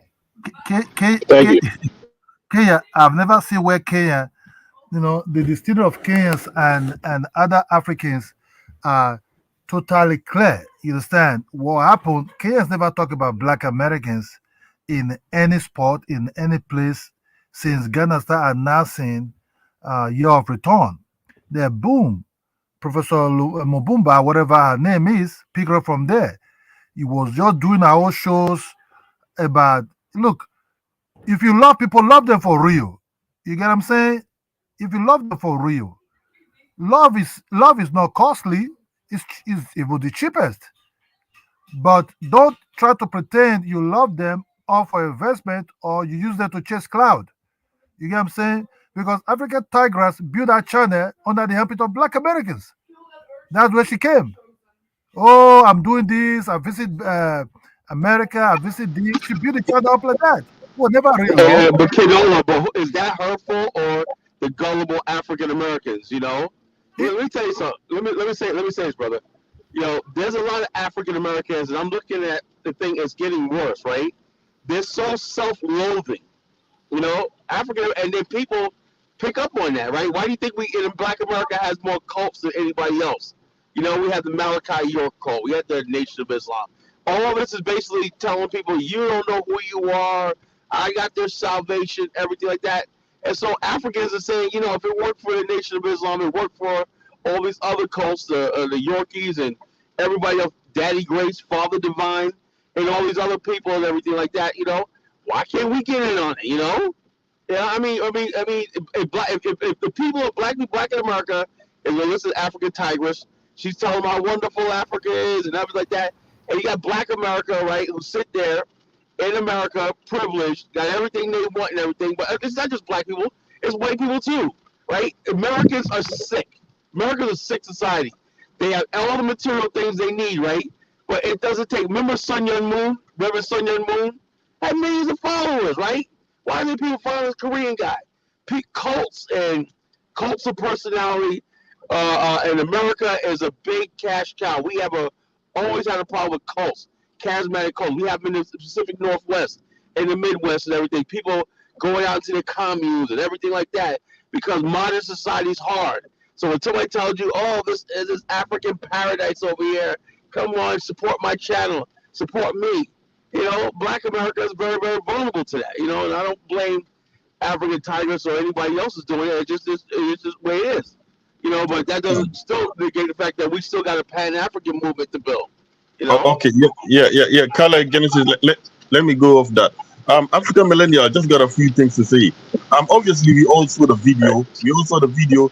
And we can see that the person is kind of a bit like ignorant as well. So obviously, confident people tend to speak with a lot more ignorance or something, or confident people tend to be stupid or something like that. So the guy is not knowledgeable and he's not as well versed into the history of slavery. But also you have to notice Brian gave context as to there were some East Africans that were taken into the American slave trade. So are you more angry with the ignorance that the guy spoke and stupidity the guy spoke? Because he was stringy, I admit he was stringy. What if the solidarity of the guy, what if the guy's feeling of solidarity is genuine? If the feeling of solidarity is genuine, do you accept that? But even though, are you more annoyed with the ignorance that he showed, African Millennial? No. I'm more annoyed with the ignorance. And if you're telling me 400 Kenyans who were taken to America now all of a sudden gives Kenya or Kenyans as a whole right to speak on this and relate to it, then I'm sorry, I can't rock with that. 400 Kenyans? Yeah, but the feeling of solidarity can even be extended, even if it was just 400, even if they are people not related to you. Some people can have feelings of solidarity to you and say, oh, we feel sorry for what happened to these people. Do you question his feeling? Because you can never know if somebody genuinely feels that. You understand what I mean? So you don't really know, even though he was stupid in the way he said it, but you don't know how he feels it, and you don't know how the hundreds of Kenyans feel about the African American. But they say they're not brothers. Some of them feel different. You understand? So you have to check. Even Jews and some people, even some white people, felt solidarity for for black people in terms of this abolition of slave trade and all that kind of stuff. So you have to put things into perspective like that and all that stuff. So I don't reject the solidarity if it's genuine. I don't reject it, but I can clearly see the guy was a bit not well versed into the history. So I don't like how they shove people like that in front of us and call them our leaders. I don't like that kind of stuff because we've seen that multiple times. You extended it too much. Let me just tell you the truth. Let me just tell you one thing. Connection is powerful thing. Connection is very powerful. Not extended. You see, this Pan-African of a thing. Pan-Africa is just too huge. You have to say Pan-West Africa. Let's just be honest. Let's be true. East Africans have no connection, have no emotional, have nothing attached to anybody be took it any to the people that be took to America. When I mean America, talk generally. If you watch Ecuador a football team, you will see that these guys are West Africans. If you go and look at Colombia, look at the black people there, you see these are West Africans. If you go to Venezuela, the darker ones that still remain the dark there, you see that these are West Africans. Hold on. Let me just tell you the truth. If you go to Brazil, this Brazil, you see that because they speak Portuguese, they're not really connected to Angola. You understand me like that? They're connected to Central Africa, really. And West Africans, the Yorubas, the Igbos. You understand me? So when somebody doesn't have connection towards you, you does not look like him at all. You have no phenotype that look like him at all. Do you ever see any African American that look like African Tigers? Hell no. You understand me? Yeah. Kidola, I get it. Kidola, I get it. Hold on. So the eyes does not lie, the DNA does not lie, nothing lies. When they start testing these black Americans, you can see that even their build, their phenotype, the way they look like solid like West Africa and an African man who live in back of my house. You know what I'm saying? So it's just because the black Americans sometimes they're too broadened. When they mention Africa, they want to be mentioned Egypt. We don't even know. They don't mention Morocco. They mention things and Nubians and all these people that we don't even have anything to do with at all. When we say Africa, we don't mean West Africa. You understand me? Kidola, let me tell you something. Even people who have blood relation with you can be indifferent with you, just like you, Kidola, are indifferent to African Americans and their plight. You have expressed your indifferenceness towards them. You understand? Even you have connection to them more than an East African, but you have shown more indifferentness to them. Now, let me tell you where the connection is. These are people we live in the same continent. We're almost like the same Niger-Congo branch, and we share the same history and experience of slavery. So that is a point of solidarity that they can have with West Africans, because they were taken to the East African slave trade as well. So while the others, so there is a point of connection there where at least people who share the same history can have some solidarity. Who are you selling unity to? What door? No one is selling unity. You just have to stop speaking blindly. You just have to stop running with your emotions. I'm no emotions about this because, look, I'm West African, right? I will never feel safe to even live in somewhere like Rwanda, whereby I build different, I'm more bigger nose, bigger shoulder, tall. Even with a tall, but I look more strong in face looking. You understand me? Then you expect me to live there because we're all Africans? Hell no. That Kumaya that happened, go and tell those ones in this. The only way we come together, we work together, is when South Africa was in big shit. That's why we all came together and said, no, we blacks have to really deal with this because we just came out of that independence time at that period. But if you say that we can understand that the black Americans sometimes don't, because everybody is black for them, it's all brothers is for them. I continue saying this. I don't have a problem with them. It's the way they were knocking us in this internet of a thing, calling us monkeys and everything. That's what I have a problem with. That's what I'm reacting to. But if you have to look at it, when the whole of Africans go after Tariq Rashid, started calling him with the N, big O, N word, it hurt me a lot because indirectly, if Somalians can call Tariq Rashid that kind of something that even look like us, that's not the East Africans being spoken about. Don't speak. You are too. Your view and the way you want to speak is too. You want to generalize this kind of unity that never really exists in one way or the other. You understand me? I don't know where you're from. You can be from East Africa. maybe that's where you're from. You said If it never existed. So like, I'm a Black American, right? And I look, always let me just tell you the truth, my brother. If you go to East Africa, you will experience differences between West Africans and East Africans. okay. Sure. So it's a difference. I get it. In 'Cause- looking, in everything. culture, East Africa, tradition, there's culture different and things. culture, everything. It's no Even the problem. even the phenotype is different. A West Okay. African woman is big and thick. You understand me? Strong. It's a Kea woman. It can have a big ass, but it has a little bit curly. Some of them don't have ass at all. You understand me? That's just where it roll. Right, right. Yes, they're big and thick. They share the same. They share the same history. They're in the same continent. They almost have almost similar cultures as well. You emphasize our differences so much as if we're not even similar. We have more similarities than you think. Yes, we have similarities with African Americans, but so do we with those East African Bantus in terms of our culture.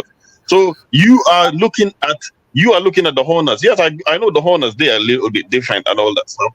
But we have similarities with them. We have shared history. So the position in which they have solidarity with Black Americans and the rest of other Africa is a valid point. It's a valid point and a valid place. So if it's genuine, I don't reject it. If it's genuine, I don't reject it.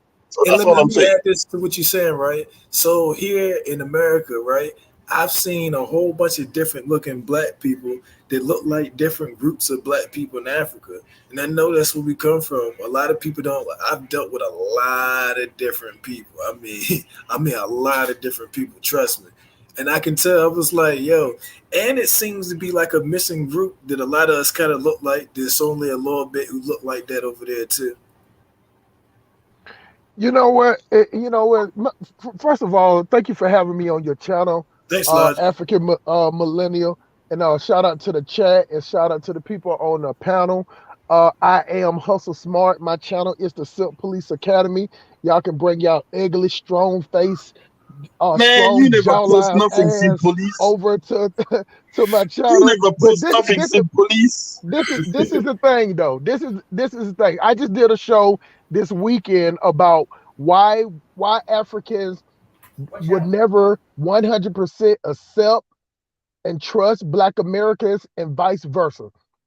And just hearing y'all talk is the reason why, because it's no type of code of conduct and just how we even talk about the most we talking about the basic thing. You know what I'm saying? Not, everything that y'all saying is complex. I'm not saying that it's not true, but what I'm saying is that if you get 100 different Africans up here, you gonna get 100 different examples and 100 different reasons and 100 different ways of why they think the way we think. See, as Black Americans, even though we're all around the board also, but we still have this one thing that we all, damn near all of us, have in common, that we don't really know where we come from. You get what I'm saying?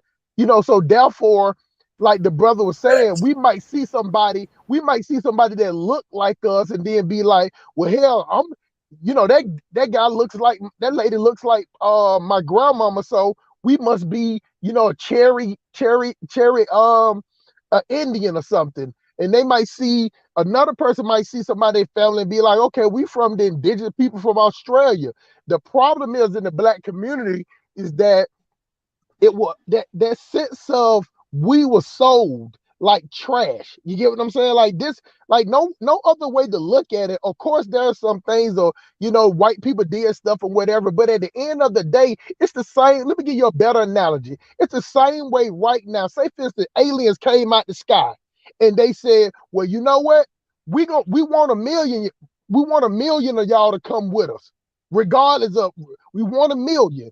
At the end of the day, the world would pick from this trash first. You get what I'm saying? This is just what people do. This is where the pecking order comes in at. So if the alien said, we want 1 million of y'all, or we're going to destroy the planet, immediately everybody would go picking up orphans, would go picking up bums on the corner, or they'll be picking up people that's got disability or whatever. And then if that's not enough, then they would just go up. who is the less of the less. So as Black Americans, we know that we was the trash that wasn't wanted. And the problem comes with the Africans is that, okay, y'all are the trash. Y'all are the trash that Africans didn't want at the time, but now y'all come back with this knowledge, you come back with this money, and you act just like the people that bought you and kept you for 400 years. You get what I'm saying? So I understand. Hold on. Wait, Let me guys, finish, man. I listen to everybody talk. I didn't interrupt nobody. I sat back and listened. So I'm trying to explain to y'all is that that's why it would never be accepted, because when you throw your trash away, you don't expect your trash to come back with diamond earrings and a MasterCard, American Express, you know what I'm saying, staying in 5-star hotels. You get what I'm saying? You don't expect that. So I understand the way some Africans feel to where when we come back over there, they don't want you to come over there, because when Hustle Smart step off the plane, I'm stepping off the plane with $5,000 or $10,000. You get what I'm saying? So I am competition to the African man. Even the African women will see. Soon as she hear me talk, I'm elevated. I'm elevated with the female. I'm elevated. Brother, I'm not here for your. Police, hold on. Let me correct something. Let me correct something. Listen, bro. You don't have to interrupt me. You don't have to interrupt me to correct some. I'm almost. I'm landing the plane. And then you can do all the correcting. I don't like me. I'm a logical person. I don't understand interrupting me to correct something. Talking about his life story. I don't give a shit. This is the last part. This is the last part. What I'm saying is that when Americans step off the plane, we are competition.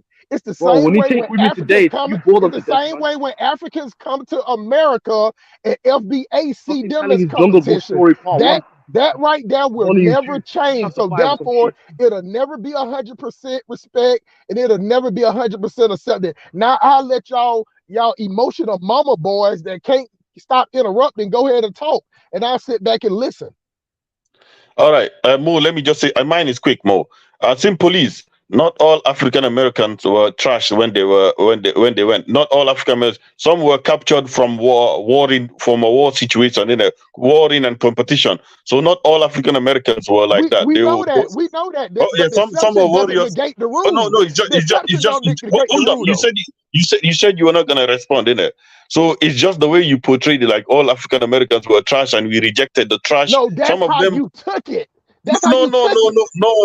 Simple police. You see, you gotta stop that. No, not all of you were trash. You understand what I mean? Some were warriors that were captured and sold, and then some were trash. Some were trash, but the majority were warriors. But there's a few that are trash, and we will call out the trash. That's all I'm saying. So don't say all African Americans were trash when they were sent away. Hold on. First of all, who said that? Who said what you just said right there?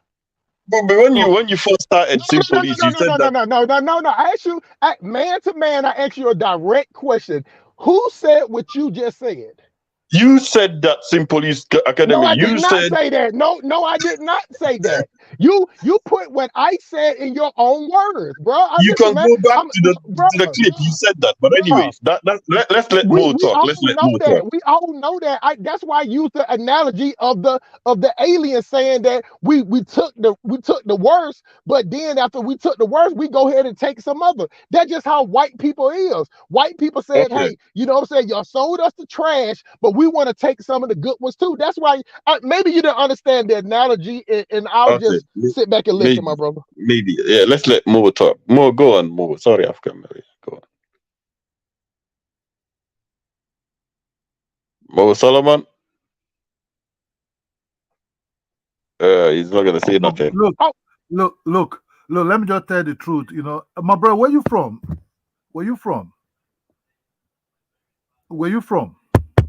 Madara, where you from? Kenya? I'm West African and all that stuff, so I could easily jump on the Kenyan bandwagon and all that stuff. But I don't easily jump on that and all that stuff. Okay, I don't easily jump on the bandwagon. Let me tell you the truth about what happened. I'm from West Africa, right? Slave trade was being taken a lot in Nigeria. You understand? I'm from a state also whereby the king participate also in that fucking shit also. You understand me? Yeah. you know, and that will lead to the that will lead to the disintegration of the world called the Benin Empire. You know what I'm telling you? There are people now. When I mean Benin Empire, I'm not talking about the Benin they just create as a country. This is like Benin. Yeah, Benin, I know. So that will lead to some people. That Benin you see was very large, start breaking up. Not just because they were selling slaves, you know, but it also lead to some group of tribes also left the kingdom. They started forming their own places over southern part of Nigeria. Yes, the Dahomey and all that stuff. You understand the history. What happened during the slave trade? Whenever the people was being taken as trash, what happened is the kings and the elite, they were going to like minority tribes by raiding people. They might even like your land, they will raid you. Then when they started doing those things, they themselves also being raided also. You understand? Because the sugar was just too sweet. You understand? What happened in the past was very bad. But we all know the white man they lie, where most Africans they took were coming from. You understand? They lie. The Portuguese came to West Africa first to establish their self there as friends. Then they participate a little bit there, but come with the British who participate heavily and the French. Yeah. You know? And we know they said, see where they took the people to. But you see, so what's your point? And that, what about my point? That when you start bringing a lot of people together, the Igbos, the Ashanti, the Ebe, the Aga, the Yoruba, the Calabas and everything together, that will form really what most black people in South and North America, you know, what they are. You know, and you can see that with their DNA and their body structure and who they are and the kind of food they eat. I'm not talking about Black American now because Black America come to a time they were not really communicating with the other Africans because they were just kept isolated there for years. You know, they were not having communication with other Africans that were coming as fresh. So that's why Jamaica and these Caribbeans are carry the root of most African way of living and food and the way they speak their English also is the way we learn the discourse. So Kidola, black people should be the only ones to kind of complain and decry. Should be the only ones to kind of complain and decry and protest about their own plight, right? Black people should be the only ones. Nobody else is allowed to share, or nobody else is allowed to share or have solidarity with us. We should be the only ones to complain and protest about our plight. Correct? The blacks in the Americans the blacks in the Americans have to see Africa as their home, as their motherland. Because the way you're going, like cutting it down, so African Americans could come and say, you Africans have nothing to do with us. We got our own reparations and all that stuff. You cannot share in our pain because you don't understand our experience and all that stuff. So you Africans can't talk about our history. You can't talk. So you, Kidola, won't be able to talk about Black Americans. So this little division is just causing a problem. Let me help out right quick, right? Africa have no business with Black America money. Let me say this. I'm a Black American, right? Now you're saying we have no business. When you said we have no similarities, now you say we have no business with them. So you see how you're contradicting yourself. Africans have no business with the money, whatever they got in the United States. Africans have no business in their money. Over 10 million people in the Congo got killed. Even though I'm supposed to be a Black American, I think that shit fucked up. And that's my people, and that shit happened to me. Thank you, King Genocide. Thank you, King Genocide. You see how King Genocide showed solidarity. Many people got killed in the Congo, even though that was not his history. He still shared the same pain and had the same solidarity. Are you gonna stop him from those genuine feelings, Kidola? Are you gonna stop him from feeling genuine feelings about the people that got killed in the Congo? Because that guy that is speaking, he have history with the Central Americans. You have to start with Central Africans. You have to start Central Africans will all be brought to most of the Central America were brought over to Ghana. That's where they ship them out. You have to understand, you know. Kidola. Hold on. You have to understand the king. There's a powerful king in Ghana at that time who was even renting laborers from Congo to come and start digging the gold in Ghana. Powerful kings like the Ashanti king were very, very powerful at that time. They were hired laborers. So not just everything was going on as slave trade. They were also hired laborers also from the king of Congo. Then the slave trade was also taking place also, like that. Yes, I feel sorry for Congo because Congo and me share similar type of language. You understand? Do you know some Congolese got taken in the Swahili slave trade in the East Africa area? Do you know some Congolese were also taken? Most of us Black Americans, when it comes to my bloodline, it'll say that we from the Niger Congo. Right. So some Congolese were taken from inland Congo to the slave trade in East Africa that happened in Zanzibar and the Arabians. So they have similar history. That's the point in which they can understand the plight of Black Americans and the plight of other Africans. When we're saying the Kenyans and the Tanzanians and those other aspects of people, they should be looking for their people in Oman and India. Those forgetting black people who now in the jungle in India, who have no civil rights, who have nothing there. They have to be thinking about those ones because most of the Kenyans will be taken into slave trade to Oman. So are you gonna deny them? Are you gonna deny them their feelings of solidarity? Like you, Kidola, are you saying you don't have a feeling for those black people that you see in India and Oman and all that kind of stuff that I've got? Don't you feel a little bit? Oh, they share the same. Even in fact, we share the same history of colonialism and all that stuff. Why do you think African people leaders or in Pan-Africanism? Let me just not use that anyway. Why do you think African leaders or independent leaders supported each other all the way from West Africa to Southern Africa to East Africa? Why do you think they supported each other? Because we share the same history. Kidola, come on. I understand. Look. You can see the way that guy in that video said they are no family because it doesn't look when that guy said such a thing in the video very openly that they are no longer family. Is because it does not look like Black Americans. When you see them, you see them as Nigerians, you see them as Ghanaians, you see them as Ivory Coast, you see them as Cameroonians. You see them as competition also. No. You don't think that let me tell you one thing. Hold on, let me ask the question. Ask the question first. Hold on. You don't think Africans from Kenya and Uganda, whenever when a Black American steps off that plane, you don't think that the men see Black Americans as competition? When they see you as competition because they see you don't look like them. Ghana never see or Nigeria never see Black Americans as a competition. No, they never see you pull like that. Where you from, my brother? Where you from? I'm from Nigeria. No matter the amount of money you have over. The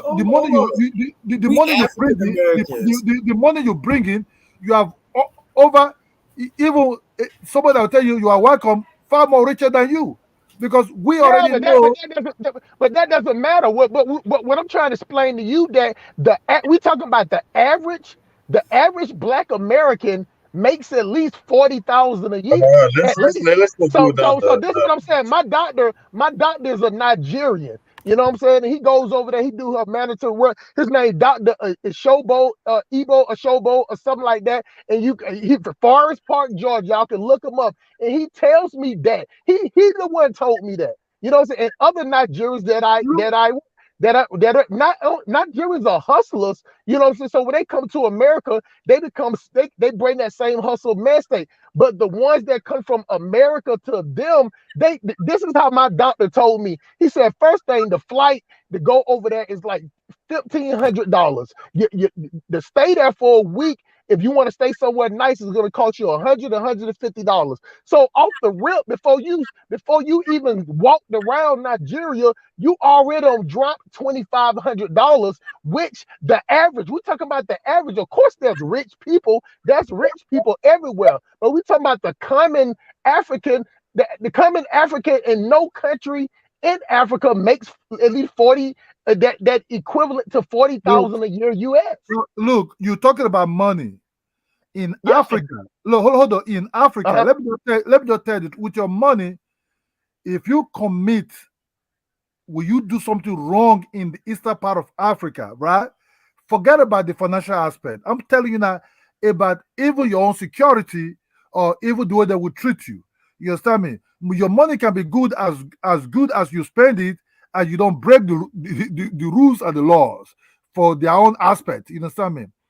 Just the same way South Africa will easily recognize a West African, that is the way Kenya will easily recognize a West African. So if you go to Kenya or Rwanda, you feel you're all brothers, you feel, oh, we're all brothers. I'm trying to let the Black American know it does not fly like that in Africa. You understand me? It does not fly like that in Africa. I can easily, something goes wrong, I can easily apologize to a Ghana guy or try to talk sentiment. They will emotionally connect to me, say, okay, leave it. But in Kenya or in Rwanda, that connection is not just there like that. That's why you see when that guy was speaking, it was speaking on that base that you are him does not look the same. You understand me? Just the way How do you you and know it? How do you hold know on, it? hold on, How do you hold know on, what hold he's on, basing it off of? hold on. I Just know. wait, I'm just really trying to just, understand. How just did you? wait, How from that? I just, watched the same video you watched. just the way, just the How in way, the hell can you say just, what he was basing that off just the way, of? just the way Uganda will look at you, Uganda man will know that you're not from Uganda because you don't have their phenotype. You understand me? When they look at you really that you're not from their place. Then if you let a person like O'Shea who live in Uganda, they will see him as West African. Hoha, they will see him, it's a West African guy if he didn't speak. They will think maybe it's Yeah, Ghana or Nigeria. we all understand that. So, Anyway, let me Yeah, just say yeah, one thing. I gotta go. yeah. Yeah, Let me just I say, think you overthinking the situation to try to paraphrase what somebody's thinking about. What he said was, see, sometimes, man, you got to take people for what they say is face value. Don't put nothing on the front of it. Don't put nothing on the back of it. Just call it straight down the middle. That's the problem when we have these conversations with Africans and continental Africans. That is all some type of fluff, some type of apologetic excuse to it. What he said is what he said, and he got the right to feel the way he said. And it's the same way that some Black Americans don't feel no connection to Africa, the same way as some Kenyans don't feel no connection to Black Americans. Don't try to add no fluff to it. Go ahead, my brother. okay, so I'm boasting to say something final. African millennial, the way I look at it is like you can never ever stop people from saying or thinking whatever they think. You can't stop them. You can't do anything about them. They will say it. Your position should be okay. If this person says something stupid and ignorant, you should be up to your responsibility to correct that person. You see, just like this person came on the guy came on the camera and he started speaking, it was cringy because it was lackluster of good information. It was lackluster and it was not enough. That's why he was cringy. He was cringing you out. But I'm sure you do not reject the solidarity that other Africans feel towards each other, even towards the other African brethren around the world. You do not reject that. But you do recognize the stupidity and cringiness. You will never stop anybody from stupidity, African millennial. You can't stop people. Stupid people are the most confident people in the world. You understand what I mean? So your position should be to correct that. You know? Thank you. Borderline arrogant. I agree with that. Hold on. Can I respond to what he just said? Thank you for explaining that. I see the point that you're talking about right now. You know, if something like that happens, I shouldn't just be like, why is a Kenyan saying this? I'll just try to understand and speak that the information you're saying is wrong. But yeah, Habibi made a joke about it and he said something like that. African American, if Hornets are talking about slavery and speaking shit, all you have to do is just slap them in the forehead. It turns them off for talking shit. No. That was a sarcastic joke. Yeah, that was sarcastic. That was good. Yeah. Look, we that came from West Africans, let's be honest, we never really see Ethiopia as black. Let's just be honest. Do Black Americans say Ethiopians as black? Because sometimes I see Black Americans say, oh, Ethiopians are black. We never see them as black. You understand me? We never see them as black. Just the way we never see Somalia might have black skin color, but we just know they are different people compared to West Africans. That's just the truth. The way East Africans, we easily know East Africa, Tanzania, Kenya, and they all know each other there. They all know Rwanda and they all know Burundi. You understand? We know ourselves. Don't just like this, or we all look. Yes, we can come and fight unity together, and we can come and see it, but you have to understand we all know ourselves. But Black America don't know like that, because in Black America way of life, even the light and light skin that look like Mexico can also be black as long as voice sounds black. You understand me? So when Black America call people black, to us we laugh. These Black But Americans that don't no, have we get no, some of no, y'all bloodline. Hold on, it might not be of 100%, but a lot of us get y'all blood in us. You get what I'm saying? But it ain't no. 100%. Yeah, so some of these Black Americans who doesn't have connection to Africa, we know that they are very light-skinned ones.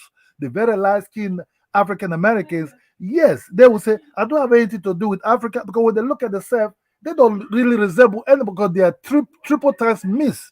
But the ones that live somewhere in Galagichi, or the ones that are like somewhere in those in South Carolina and some part of North Carolina, you will see these people are dark as the factory of dark Black people in Africa. Even those African people have been light skinned since before 5,000 years. so even you know even you know even when those ones are come out, what that tries, I speak under the Africa perspective, that the Kenyans just jump into this wagon, because when Ghana did the year of return, that was cause all this other, because the Kenyans will not get the Black Americans for maybe they might visit there, but they don't really know them like that. It's the white that really coming to Kenya. It's the white people that really coming to Kenya like that.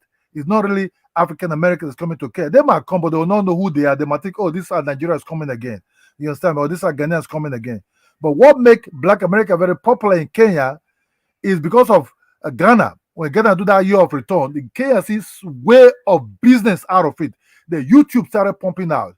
The well-educated ones like the Africa Tigers and Professor whatever Mozu started coming out, started dashing to the UT. That's how Black Americans started knowing much about. They know Kenya. They love the name Kenya because they love some of the love anything African name. That's why I said, if you really love them, don't pretend by calling them your brothers or calling them come, because some people form a whole channel by interviewing Black America and going towards the whole ball game. That if these Black Americans have to be honest, look at yourself at the mirror and check who do you look like. Then I look more like West Africa really. Then you understand, because going to all these countries and try to stay over there, they might not have really connection towards you because you don't look like them. You all can be black, but in Africa we don't speak like that. We look at ourselves and think, am I looking like this guy? Yes. Do we share similar type of tradition or culture? Yes. That's just where it go.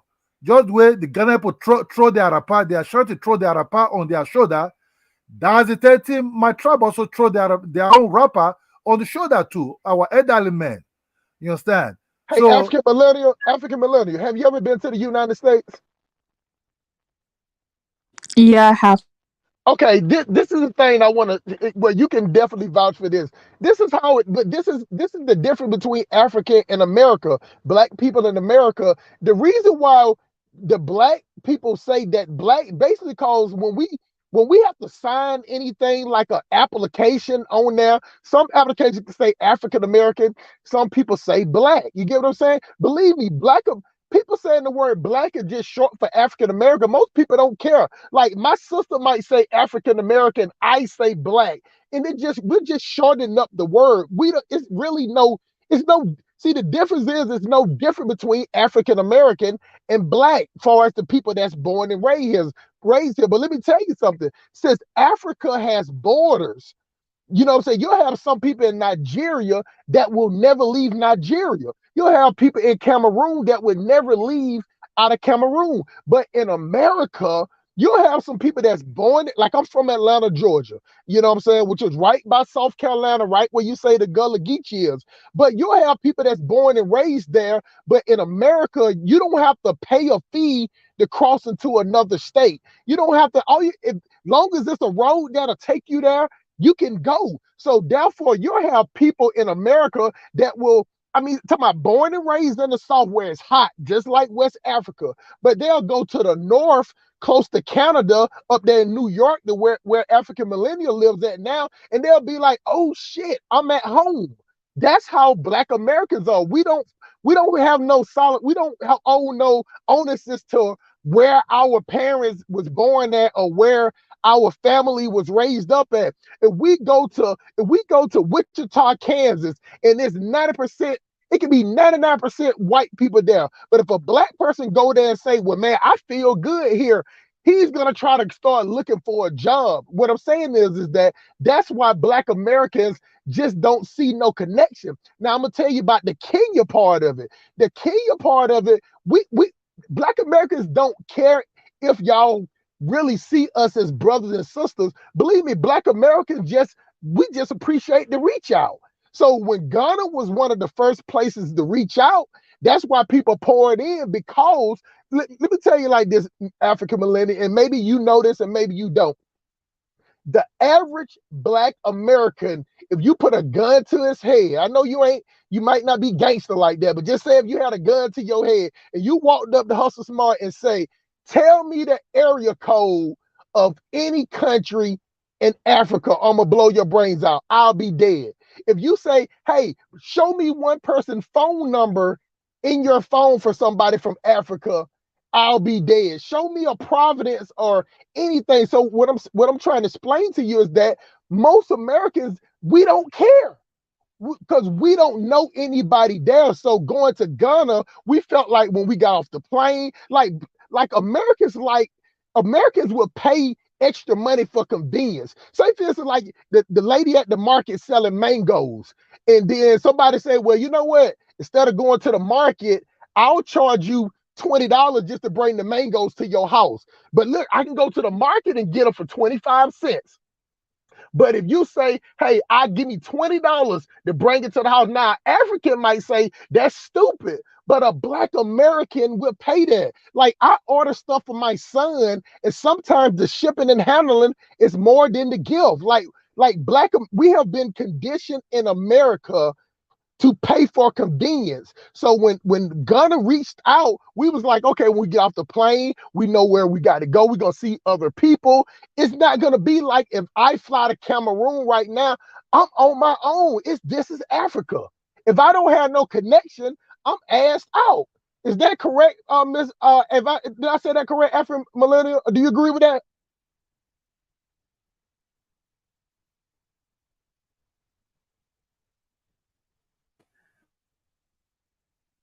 Everybody got quiet. Yeah, your connection, I don't know how you look. My connection was bad. Yeah, if don't no look. What we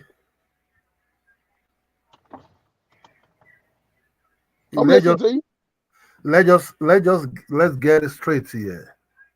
You see, why we're talking about Kenya now? Why Kenya jump into this wagon, flaunting with the slave trade and making it a business also, just like the way the year of return from Ghana, boom. Mm-hmm.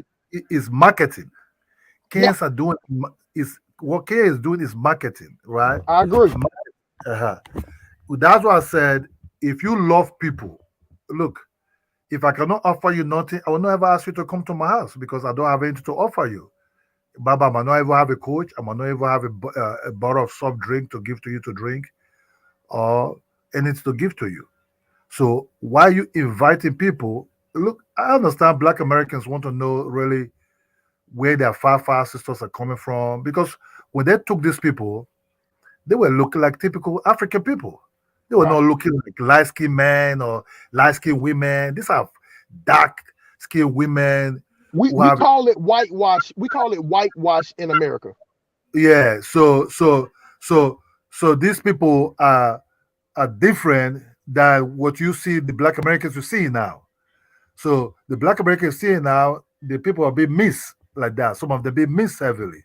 But the one that took were very dark-skinned Africans. To the recent picture they show about Kojo or Joe or whatever, Kojo, the black guy, that's an example how a typical African look like they took to United States, to other part of Africa. Because we're talking about you talking about the actor that played in Amistad? No. There was a guy called Kojo. Okay. Kojo, you know, it's an African guy that took to United States. His name is called Kojo. His ancestors, his descendants are still there. I think they just celebrate the guy. Or look at the Galagichi people who, because they were isolated, they were not too mixed like that. You know, you can see the food they eat, the way they prepare their food, the way they behave, the way they bury their dead, and the way they celebrate who they are. I would not lie to you. I'm more connected to the Galagichi at this moment than any other Black American. Let us be honest, because the other Black American will be eating peanut butter, Keep going. I want to hear that shit. Keep going. That's how you know. Yeah, eating peanut butter, pancake with sugar straw, But if you see the way the Galakichi, the way they eat jollof rice, they eat a lot of the cuisines that we're eating in Africa until today. But that doesn't mean right. They do practice their African. I do that, but do you know that the Gullah Geechee in South Carolina, it's just a small group. It's no more than 5,000 or 10,000 of them. It's not that many. You know that, right? No, I will not lie to you. When I saw a group of South Carolina people, to be honest, I would not differentiate them from Sierra Leone. Yeah, because that's where their lineage is from. I'm from, I make a joke on my channel all the time. I did my DNA, and my DNA came back Sierra Leone, Mende, Timne. So I always make this joke that I come from the rice picking niggas from Sierra Leone. You get what I'm saying? So but in South Carolina, the problem is that Black Americans is not practicing African culture. You get what I'm saying?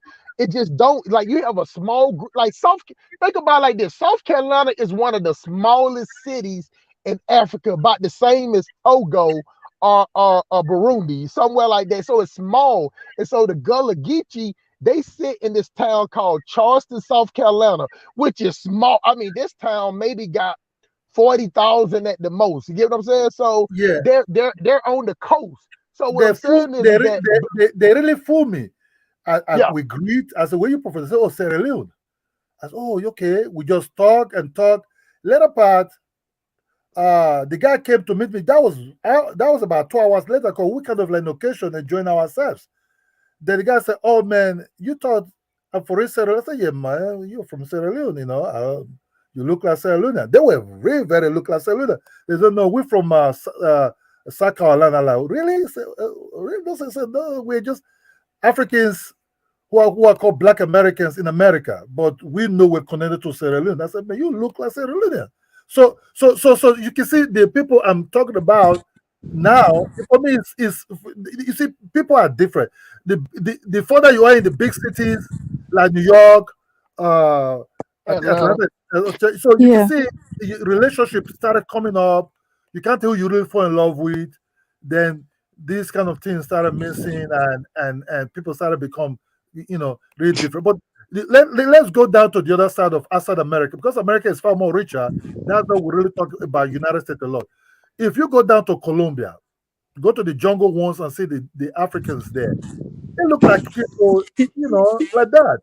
So what we're talking about is I'm not talking about, we just said Kenya should try to promote their ones that took, because Ghana understand that they took them. Ghana was like the hub of them taking them out to everywhere. That's what Ghana said, come back home. Part of the guilt is also there. This president of Ghana might be really, really, really. This is not about business. It might be feeling guilty also. It might be thinking, because some of them study in America, and London. You know, why do you think the president of Sierra Leone is giving passport out like that? Because he studied in United States. There's a guilt in some of these leaders and think, well, what can I really do to help? Oh Okay, no, it's no guilt. If it was guilt, then it wouldn't cost $5,500, bro. You get for what I'm what? saying? Like think about it like this. Think it like this. The do one of those, because you have to go through a tour operator. I already did the research on all of that. You cannot just go get citizenship in Sierra Leone. They don't feel sorry for you. You have to go through a tour operator like Dinas Amir, and he's not the only one. He's one of the known ones that we know in our Pan-African community. But I looked it up. They have a lot of them. You have to go through a tour operator. So that means you got to take investment classes. See, that's one thing that Dynas does not explain when he say that you're going to be there for 7 to 9 days. And he just showing you where he going to these places, eating spicy goddamn greens and cassava off the side of the road. He doesn't tell you the part where you have to go to these classes. You have to go through these investment classes. You get what I'm saying? And you have to have your DNA to match. So think about it. I paid $556 to get my DNA results. So my dad's side, it came back to people from Spain. And on my mama's side, it came back to the rice picking niggas from Sierra Leone, which is Mende Temne. So therefore, I got the certificate. Now I got to pay $5,500. So that's $6,000, bro. That's a Think lot. about it. So That's hold a on, lot. this is the last part. This is the last part. So I know how much the currency is from $6,000 and what the average person making in Sierra Leone. And think about it like this: most Black Americans, they just spending that money just like me. Let me not talk about Black, but let me talk about myself. If I go to Sierra Leone, I have no intentions on living there at all. You get what I'm saying? Even though I'm from West Africa, my lineage, I feel more in common with Kenya and Uganda, with places that's more developed. You get what I'm saying? Because I don't got bougie. I'm one of the bougie. You get what I'm saying? So Yeah, I want to stay in the 5-star. You know what I'm saying? I want to stay in a 5-star hotel. So what I'm saying is that it is what it is. But what I'm saying is that $6,000 is nobody. Somebody's taking $6,000 from you is not feeling guilty, bro. Okay. UFC super fan, and then we have to move to Ugali Supremacy, who is an actual Kenyan. This is gonna be interesting. But yeah, UFC, are you there? Let Ugali go first. Okay, yeah, Ugali, go ahead. 6,000 African millennial. 6,000. Hello. Hi. Yeah, it's a very interesting stream you guys have here, man. I didn't know my brother Kidole here has really have a passionate beef with Kenyans. I don't know what did we ever do to you, my brother. I don't know. There's a lot of Nigerians here I'm in Nairobi, by the way, a place called Roysambu. We've got like thousands of, if not millions, of Nigerians here. I don't know why you got the beef, bro.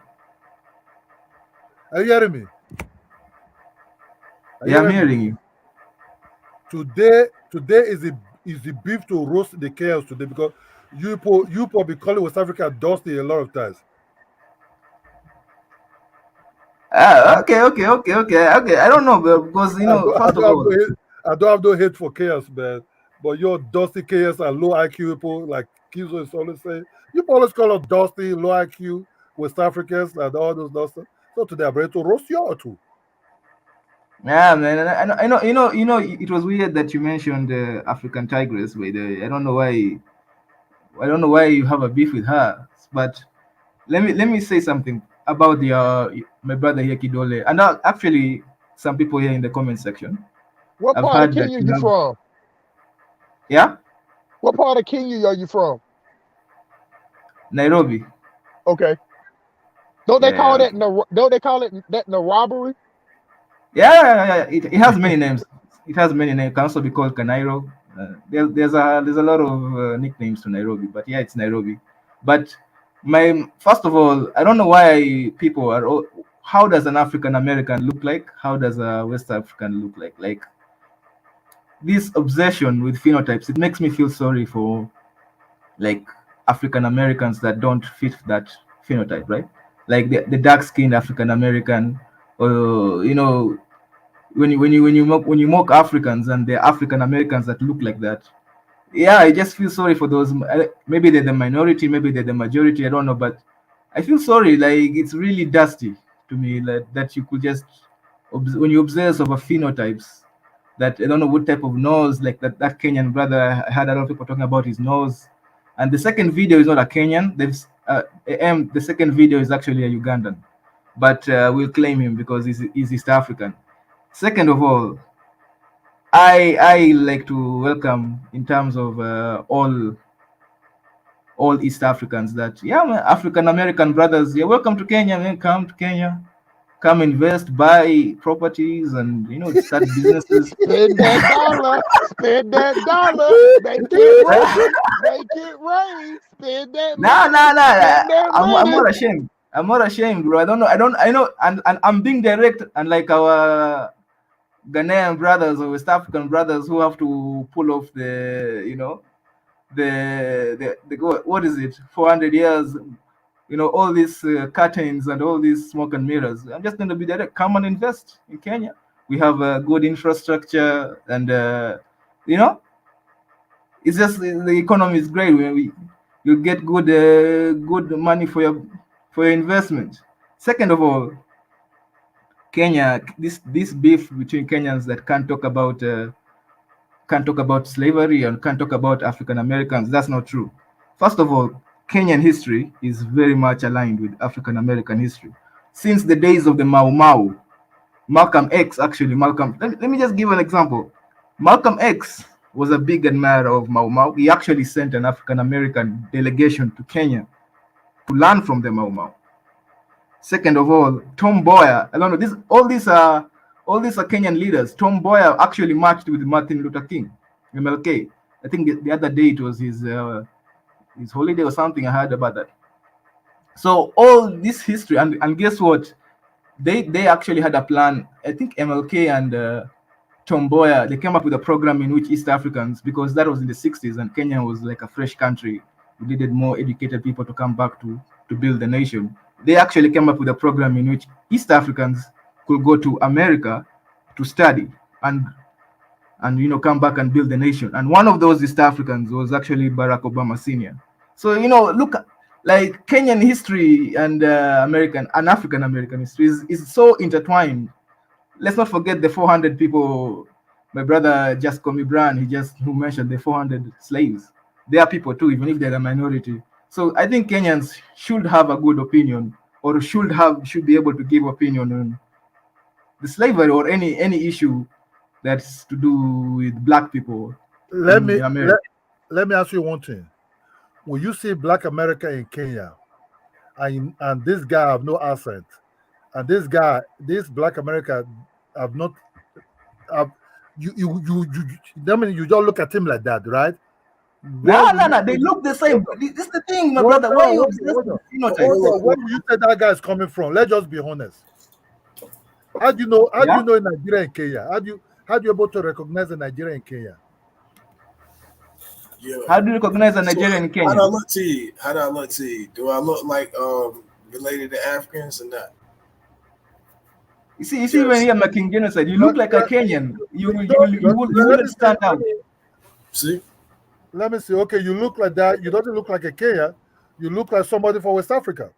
Stop. I know a Kenyan. Nah, my brother.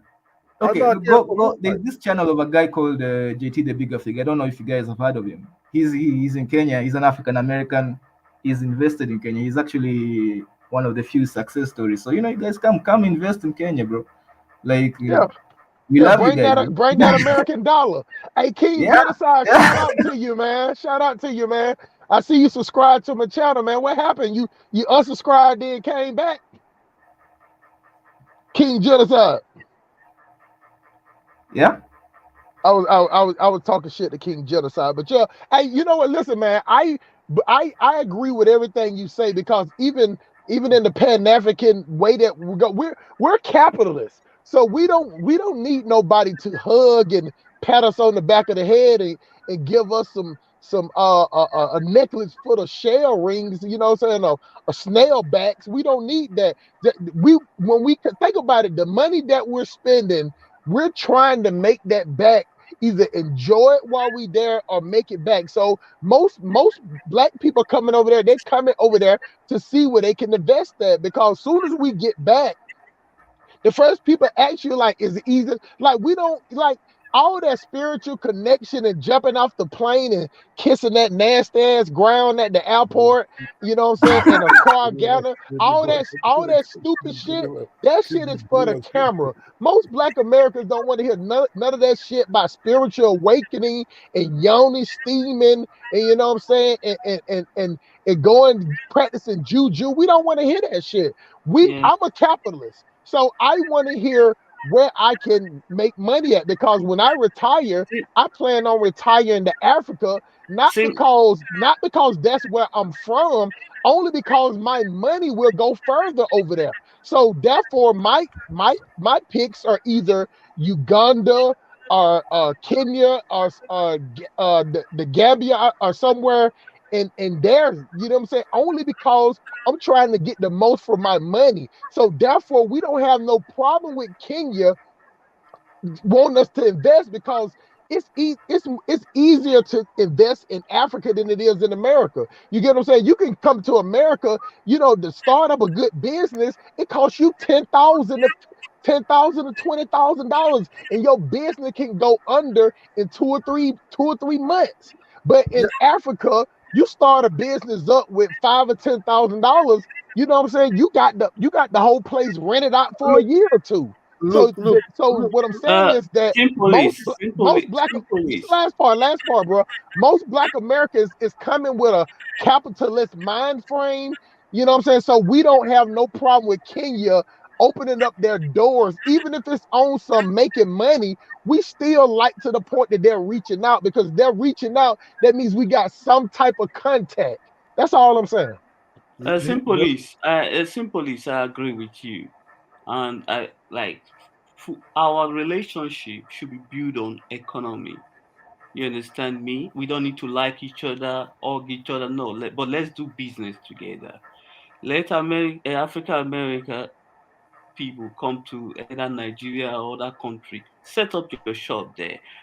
Before you do that, do your verification. Look where there is a good market. They invest there, make money.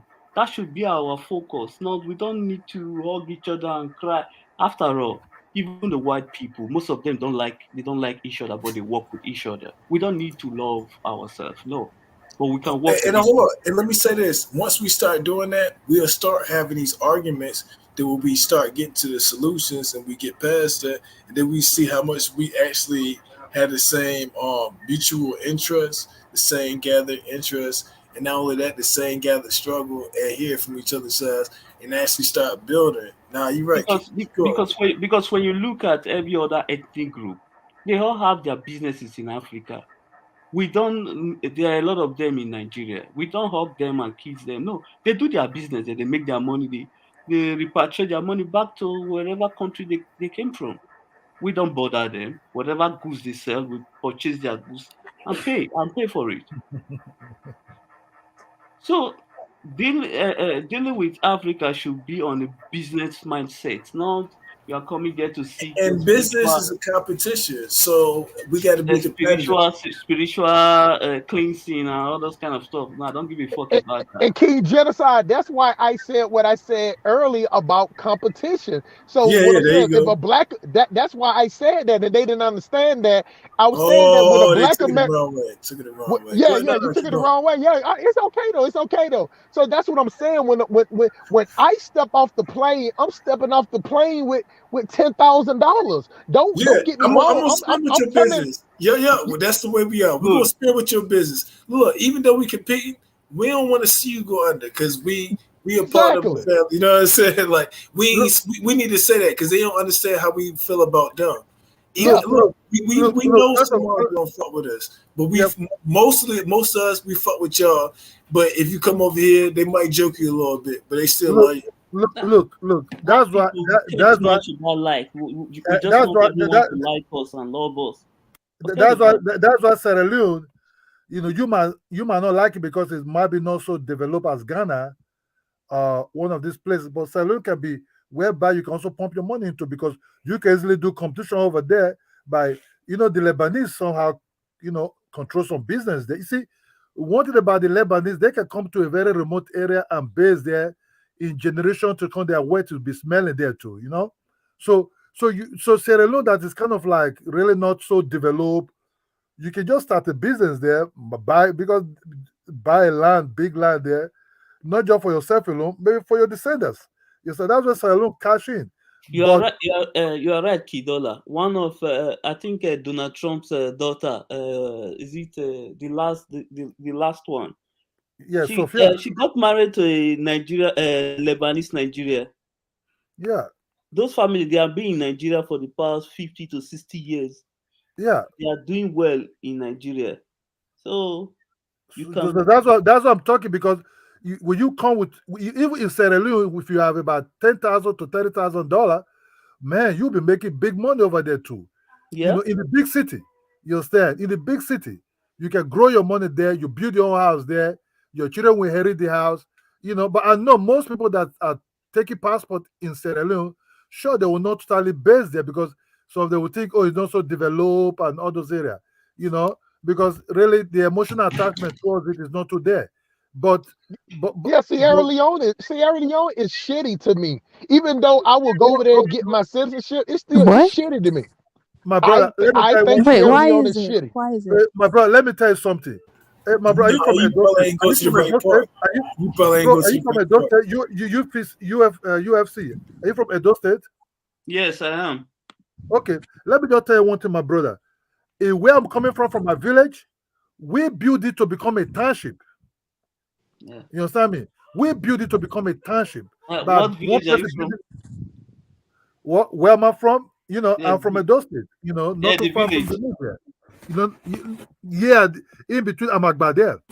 Okay. Okay. So I built my house there. You know what I'm saying? We built the houses there. You understand me? Then everybody started building houses there. Somebody also I want to build his house. But when I first built 2008, when I first built my what we call duplex there in Nigeria, I choose somebody else's house. Then I built my single building. 6 bedrooms. But people are building more powerful houses than the house now. So we built well developed now. Yeah, so what I'm trying to tell you is you have to build a village to become a city. But you might not enjoy it, but your children might enjoy it. You know what I'm saying? So Sierra Leone can be a perfect place to, because they still have free land. Their village lands are very big, not so developed as Ghana. If you go to Ghana, it's already developed. Whereby they sell houses there for about $1 million. They're going dollars now. They're going dollars now. If you're lucky, maybe $300,000. That means you have to really go far. So you can boom yourself up. Satellite all booming in Africa now. If you want to see America, just on your satellite. Mobile phone is working now. Build your business, make your money. That's just way roll. But I know most people who took Sierra Leone passport, by looking at them, they might not settle in Sierra Leone, but it can also be an opportunity for them to acquire a land because they are not citizens. Acquire land, build your dream house, enjoy your fresh air, eat your bush meat, and just enjoy clean water called boil. You understand? Kidola, listen, I understand why people are not moving to Sierra Leone. Let's be real, Kidola. The economy is not there, just too small. The economy and the infrastructure is shitty. Yes, shit. The economy is just too small. See, their GDP is about $3.8 billion. It's just too small for 8 million people. Yeah, So you got to do the math. The math, so the there's math ain't nothing there. mathing for the people and how much money the GDP is. So Even therefore, yeah, go ahead, continue.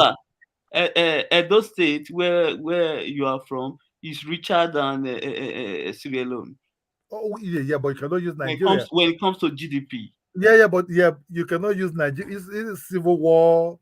It's just After the civil war, they could not really rebuild the the place is country not viable for Well, business. anymore. compare it to Uganda.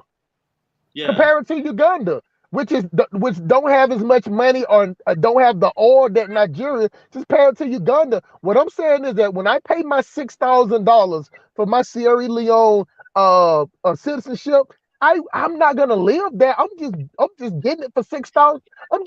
It's almost like a memento for me to travel. You get what I'm saying? But if my first choice to live would probably be Uganda. It'll be Uganda or Kenya when I first get there because I'm used to those amenities. Now, once I'm there, I'll do more research and it's easier for me to visit.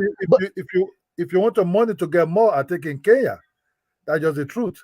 Well, that's what I'm saying. Either or, they're right there side by side each other. See, I see Kenya and Uganda the same way I see Georgia and Alabama. They're right next to each other. So we in America we don't see no difference. See, y'all see difference in y'all countries, but in America, even though it's 52 states, we don't see no difference between the southern states. We don't see no difference between Georgia and Alabama, Georgia and Florida, Georgia and Tennessee, Georgia and Mississippi, Georgia and New Orleans. We all feel like we country, we all the same. But in Africa, if you go to different states, y'all are quick to point out the differences. We don't point out a difference in southern states. The only time we point out the difference between southern states and north states only because they talk different. Like you hear me talk, you can hear all the countryness in my voice.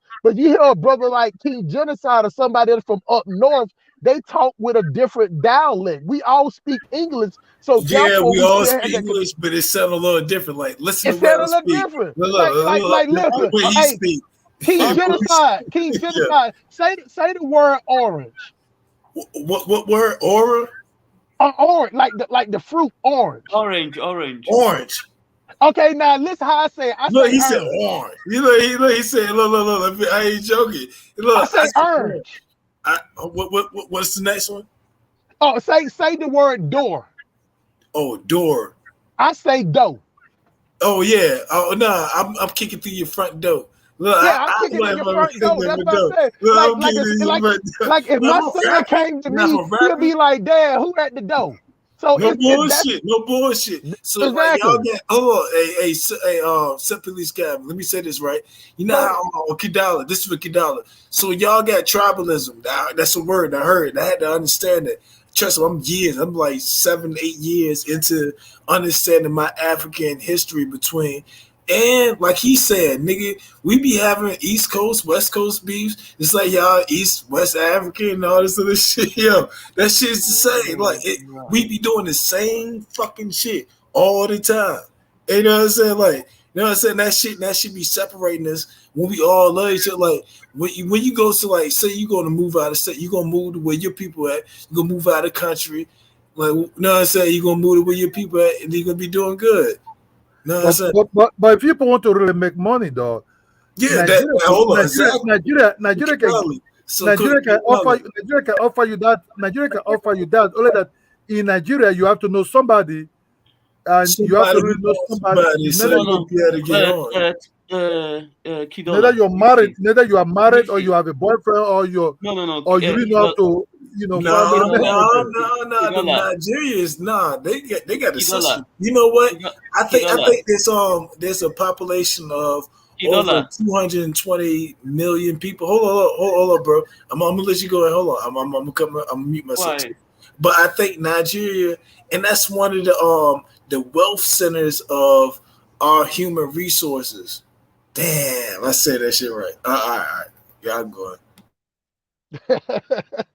Okay, Kidola, listen, Nigeria is a viable market, a big market. if you have any services you want to, at least if you can deliver that services to like 1 million people, you already made it. You understand? Like the Indian guy that came to Nigeria to set up factory to manufacture Five Alive juice. Those guys became wealthy. Orange juice. They set up the company. They start manufacturing orange juice. They make a lot of money. If you can service at least 1 million people from those 2 million people, I mean 200 million people, you are good. But when you go to places like Gambia, the population first is 2 million. The economy is their GDP, the whole GDP is about $1.8 billion. So there is not that market is not viable for anything. It's true Yeah. because You because understand me? So the reason why most Black America are facing problems is that because of the location they normally go to. Also, if you don't want to come to Nigeria, go to South Africa. They have solid, robust economy. Or go to Ghana. maybe That's Ghana. too many. Yes, There's too Ghana many is white doing people. well. Yeah, There's Ghana too many because white There's people in Kenya. South Africa for me. Yeah, Kenya. Go to Kenya. You can go to Ghana. Go to Really, Kenya. if you have good money, you can go to Ghana, set up a better a very good company there. Then Then you expand to can Nigeria. then you can make a lot of money. There's a Yeah. drink popular in Nigeria. I think you know. Alamo Bitter, owned by No, Ghanaian.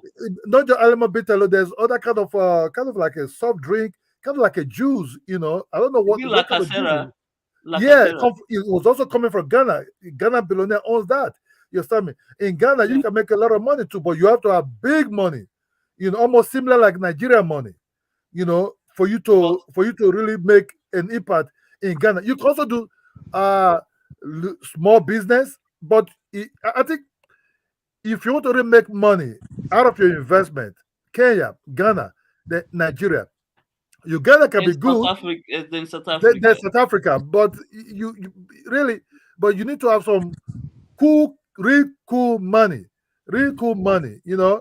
But you have to know somebody there. You must have to know somebody. You must have to be on the ground. Even Cameroon. Yeah, Cameroon is doing well. Nah, you can't make money in Cameroon. No, Man. I agree with what he's saying. I agree with what he's saying. You have to know somebody. That's what I'm saying about. That's why we don't care if Kenya is reaching out, because at that point, so think about it. If Kenya's reaching out the same way Ghana did, that means that I know it's gonna be a point person, it's gonna be an organization. You know, so they might have hotels, they might have apartments that it's a reference. Like when Ghana did the year return, they had so many, you know, hotels that were sponsored, so many areas. They were telling you where to eat at, where to go. Believe me, Americans will pay for convenience.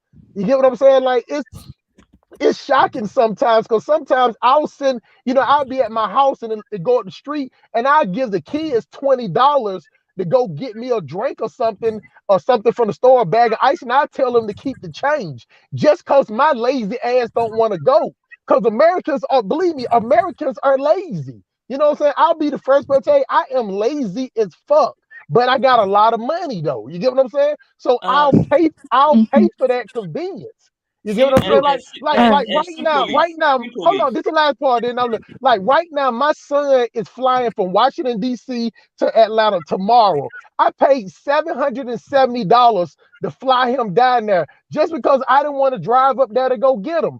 You know what I'm saying? For $770, for that type of money, I can fly to Africa. And I do that 3 or 4 times a year just because I don't want to fly up there. Right. Before anybody responds, wait, one second. Before anybody responds, I have to give a super shout out to Nigerian Prince. He said, "Shout out to you, Queen, for $100. Long time. Where have you been hiding? Salute to you. I've been here, but I just it depends on the stream. Like sometimes if it's a topic that I don't really care about or a topic that I don't think is good, I'll just private the stream, but I've been here. Yeah, go ahead. Let me tell you the truth. Nigeria Prince. Hold on. Nigeria Prince is related to Femi Atudola. Is one of his Sorry. Oh, Tedola. It's always a billionaire. Nigeria prince, that Are money you is so small serious? for you. Bring big money, come out. Your family is very rich. Simple Academy. For instance, Go ahead, my brother. if you can set up a tomatoes paste company in Nigeria, like a small factory where they make tomatoes paste, you become that's a big business. You can easily blow up in maybe 5 years. You But understand me? don't Nigerians import most of their tomatoes now the same way as Ghana? They produce. No, we locally produce some, then we still import some. But if you can set up the Hey, factory hold there, up. Hey, put Yeah, but put how my much sense channel do chat that on make? there real quick. How much sense do that Keep make that there that for a little bit. you grow it but you import it? I don't understand that. no. We grow and we grow some and locally produce them, but it's not enough. We have 200 million people, so.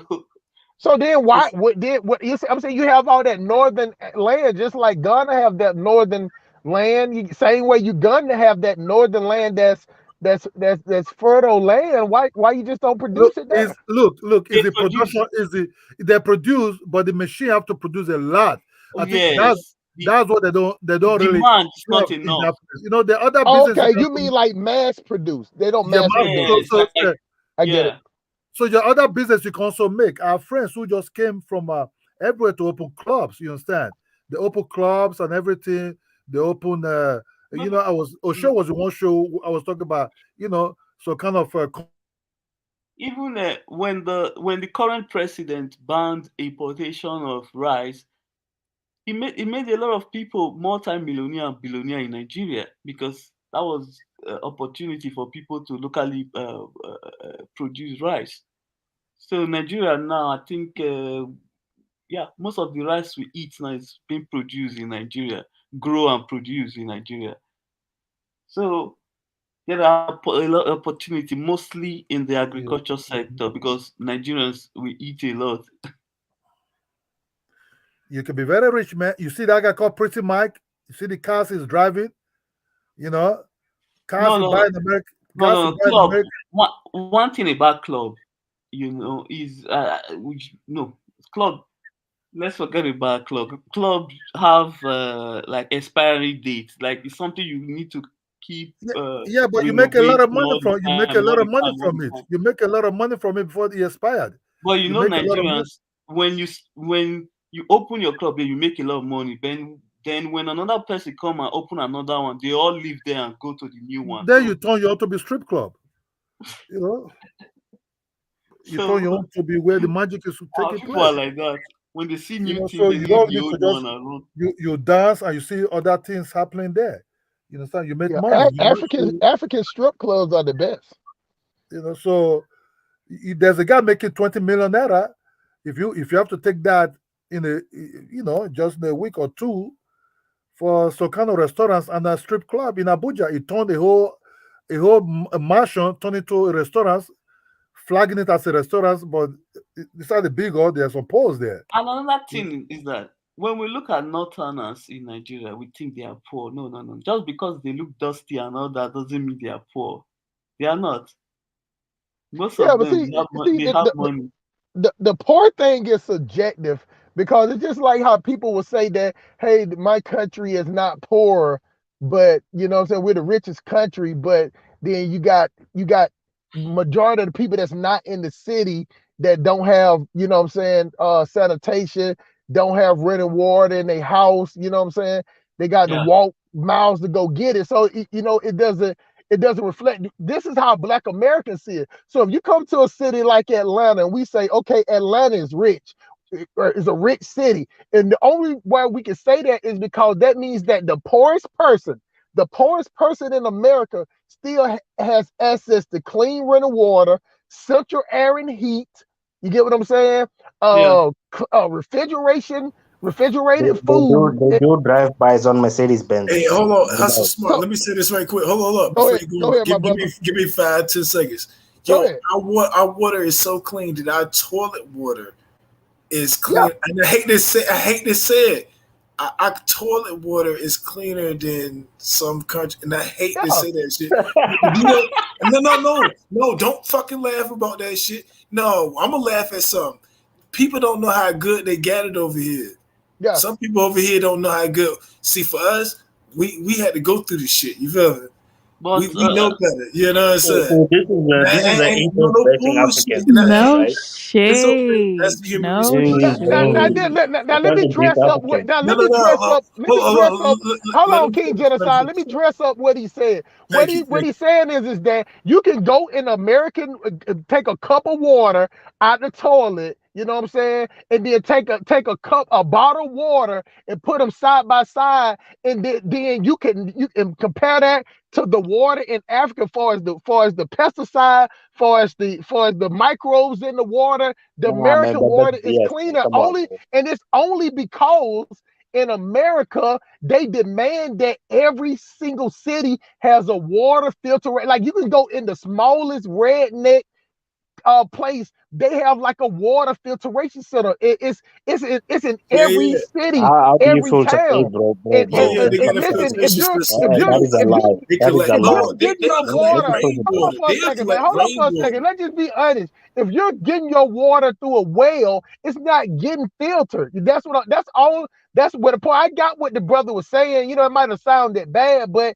what he's saying is that everything is filtered. You get what I'm saying? Like you have a whole filtration process. So if you got people just going to getting their water from a well that's getting it from the ground, that water ain't been tested, that water ain't been filtered, it's not getting treated. You get what I'm saying? So therefore, not saying it's bad, because a lot of Africans, when y'all eat, a lot of y'all meals are boiled. You know, like when I go to the restaurants here in America, most of the meals are boiled meals. You know, goat soup is more soup based, you know what I'm saying, like that. So y'all boil a lot of y'all water. In America, we don't really do that. That's why we big as shit. That's why we all 800,000 pounds, because everything we eat is fried, saturated in fat, you know what I'm saying? And ice cream everywhere. Like the amenities of America has made us lazy. So that's why when we go to Africa and we see everybody, not everybody, but majority of people in shape and walking around everything, you know, we looking at the videos like, ain't no way. I'm telling you,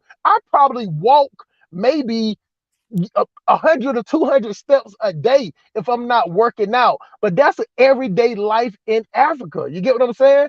And the amenities has made us the biggest, you know, Hey, people in the hold on. world. Hold Like on, Let me just say this. who's Hold on. sadder than Now, America? I got something to say. Now, I've seen different African people come in here. You got like 3 or 4 different, 5 different African mindsets to come in. I'm talking about continental Africans that come here to America and look, think they know what they're doing. I'm gonna tell you one. I can tell this girl. She definitely look. But look, she begging for money, and she probably get like 150, 200 a day. That shit sad. But she ain't in a good place in their life right now, and that ain't Okay, good. man. Okay, so I just want to call out the So fact. look, so Nah, you guys, got hold can on. the Let me African finish. speak? Let me finish. You got this one guy. I see him at work all the time. He like, you're a strong man. You know, I respect him, love him. He like, hey, you come to my place, I give you free meal. First meal free. Yeah, man. Get whatever you want. He like first meal free. His mindset. I'm gonna tell you what these people for. I don't know what they a couple of my dudes, look, then the other one, look, what I'm saying is, it's just like that one girl, she said, you come here, you work until you dead. What's that Okay, girl? so Y'all remember? Come on, you remember the girl who said that? Come Yeah. on. Yeah, Yeah. yeah, I'm just gonna say this. So let him give, you know what I'm saying, look, intermission for Yeah. Yeah. Thanks. So I wanted to say thanks to Nigerian person JC for the donations, and also Brianna. But Nigerian Prince, your donation, I'm gonna share that with Ivorian. I'm gonna share that with Ivorian Bay. I'm gonna share it with him. Thank you though. Thank you. And I'll be back, and I'll try to keep my streams up. Like I've been streaming, but I don't keep it up, so I'll keep them up. So this one will be kept up. Yeah, Mr. Musan, did you have anything to say? Yeah, man. I mean, clearly, man. Look, this guy's Hit gonna me come in the here. back chat with your email so I can I think I got you on my other email, so it should be able to send it to you. Yeah, man. Yeah. So what I wanted to say is clearly there's a lot of cap that's coming in, man. Ain't no way any of these two American guys are gonna be drinking toilet water and I wanna come here and act like there's a water tap in Africa that's way worse than toilet fucking water. Like that's literally shit, my brother. No, It's not no, that no, simple. no. That's And No, not and you what and I'm see, and saying, and bro. and that here's Bro, the just thing. that you just took shows you that don't shit. know what Oh, you're let talking me about. explain Here's this the dead. because Here's the people can say dead. this. No, let's No, end I this here. said Let's my end this here. water. Look, Let's the water end it that here. people be Let's having here. end it here. Listen, King Genocide. Listen. Oh, you I'm understand gonna what go. I'm I'm saying? gonna You go. understand I'm what I'm gonna go saying? to. Give me a shitty African country. Name one shitty African country. We're gonna have to do this bit. I'm Me, gonna go Sierra bro, to. I don't think there's no shitty African country. Oh, Okay, I okay, do. fine. We gotta Okay, Sierra let realize. do. me As Black Burundi. Americans, I'm gonna go we to ain't even get Wait. our I'm own gonna go to country. We ain't Burundi. even get our own I'm country, but going we to got a go to culture that we can't Burundi, even go to our and own I'm gonna need place. you to get out of your house and go to your nearest McDonald's and go to the toilet. Take that toilet cup up. I'm gonna go to Burundi and take some water and put it in a tap. And both of us will drink that water. We'll show it on AM's channel. And we'll No. see See, which hold on. You told me. Stop Hold on. that. Hold on. What in the what? No. Hold on. Let. Everybody, let me do Wait. this. Hold Let me on. do Let this. Mr. Hold on. It was Wait. my fault. It No. was No. my No. No. fault. No. No. Give No. me 2 King. seconds. Give me King 2 seconds. Genocide. King Let Mr. Genocide, let him Musanda talk. finish. Let Let him him talk, finish. man. Let him In talk. America, No. our water is a little bit better than any Mhm. country. I say any country. I won't talk about my countries, our countries. I would say any country.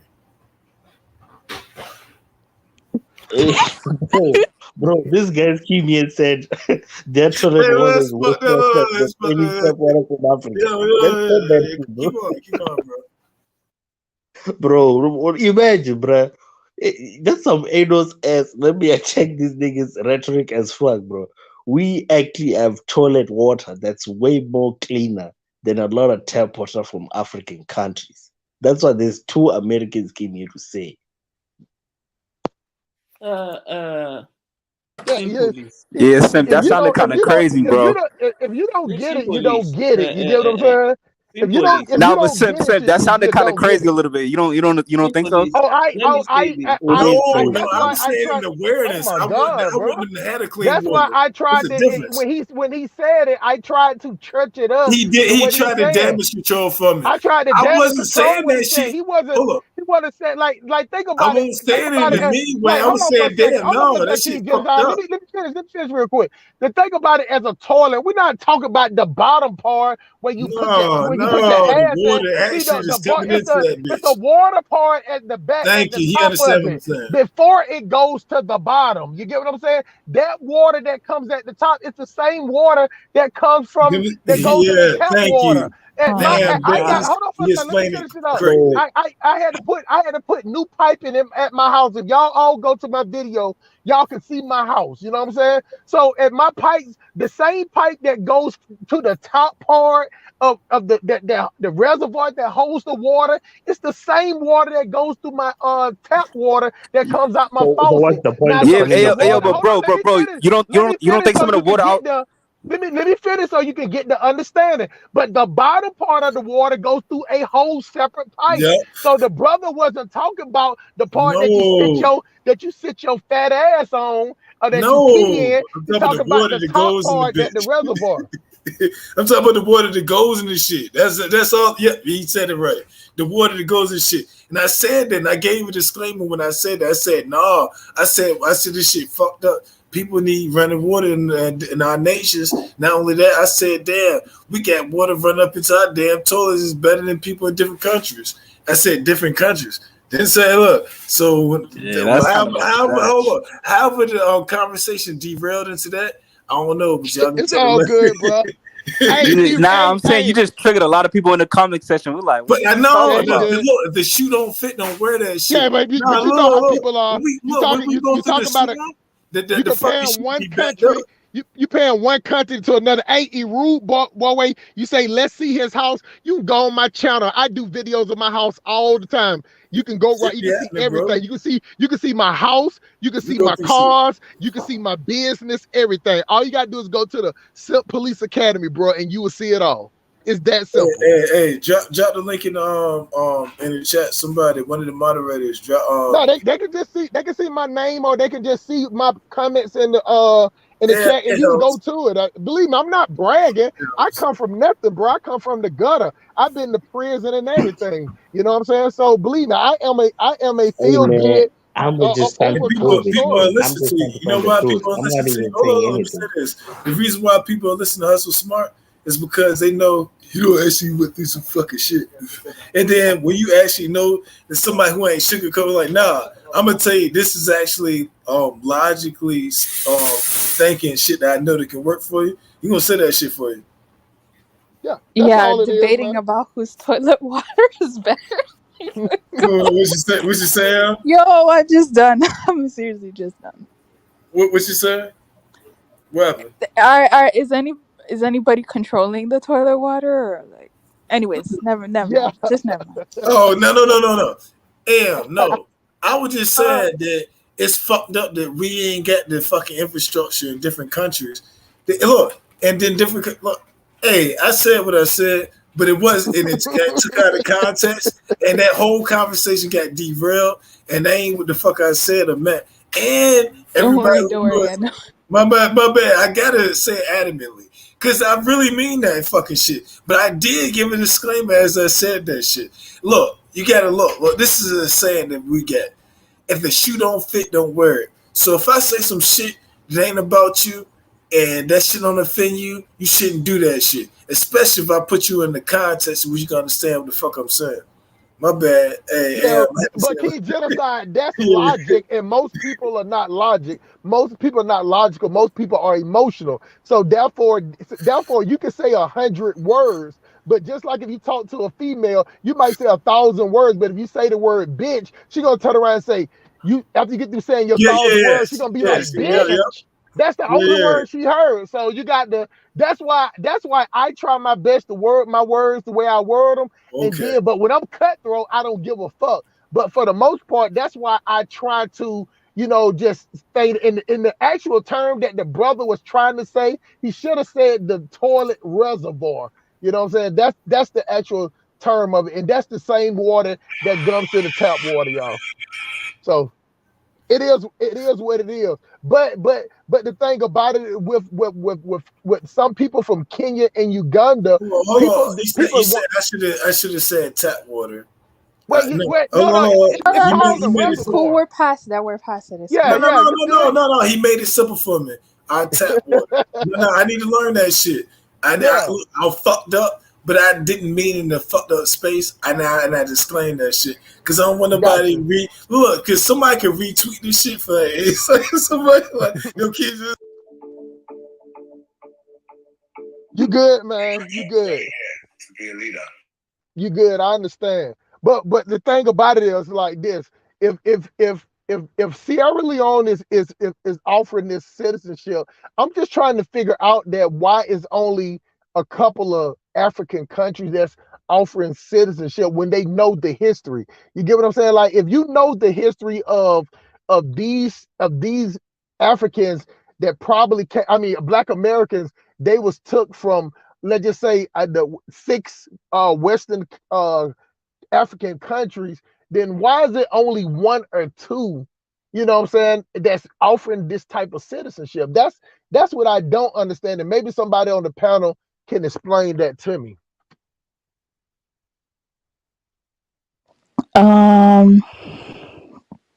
Okay, so I'll say that the reason why other countries are not offering it is that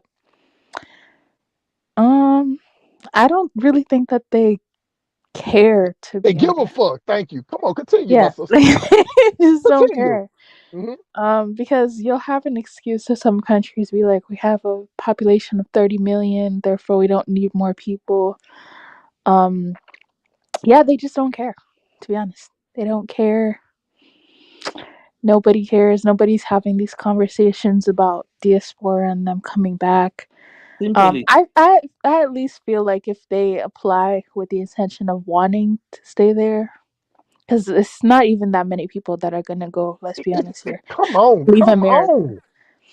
So I feel like if they have the intention of even just living there, they should at least get it personally. But you know, And that's the part of the what the Black American we were saying about. That's why you can't, like, how can that be the way it is? Like, say for instance, if I was in Africa and I stayed in Ghana or wherever where the slave dungeons, like, I'd be like, okay, we want these people to come back. The last place don't get me wrong, I know some Black Americans people pay to go see the dungeon, but the last thing I want to see when I go to Ghana is where the last stop of my forefathers come from. Ain't no bathroom in that bitch. It ain't no windows in that bitch. It ain't no sofas. Ain't no bedrooms. You know what I'm saying? Like, it shows that this is where they was put to see which one. Now you correct me if I'm wrong, Miss African Millennial. Correct me if I'm wrong. If the slave dungeons, they would put all of these people in this room and let them sit there for like a week and see which ones that could survive, and those are the ones that they thought that could make the trip.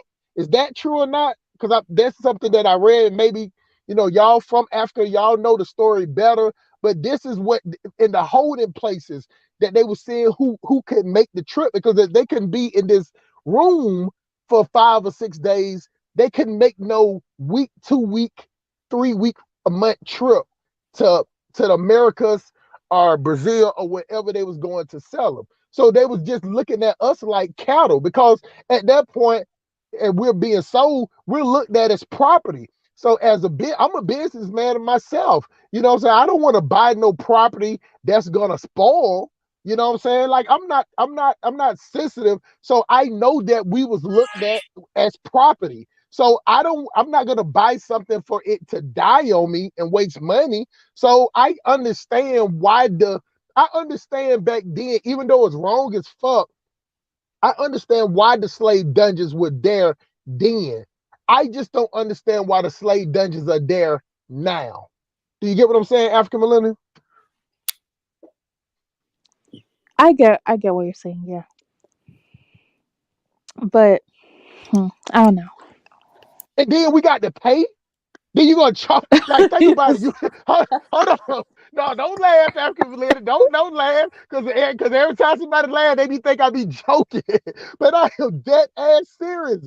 So not only that you snatch my grandmama them off the rice field, you know what I'm saying, while she was bending over showing her ass picking rice, you know what I'm saying, you're gonna take her in there, bind her up, chain her down while she pissing and shitting on each other, and the next person next to her is just like a shit convention. It's like a shit festival.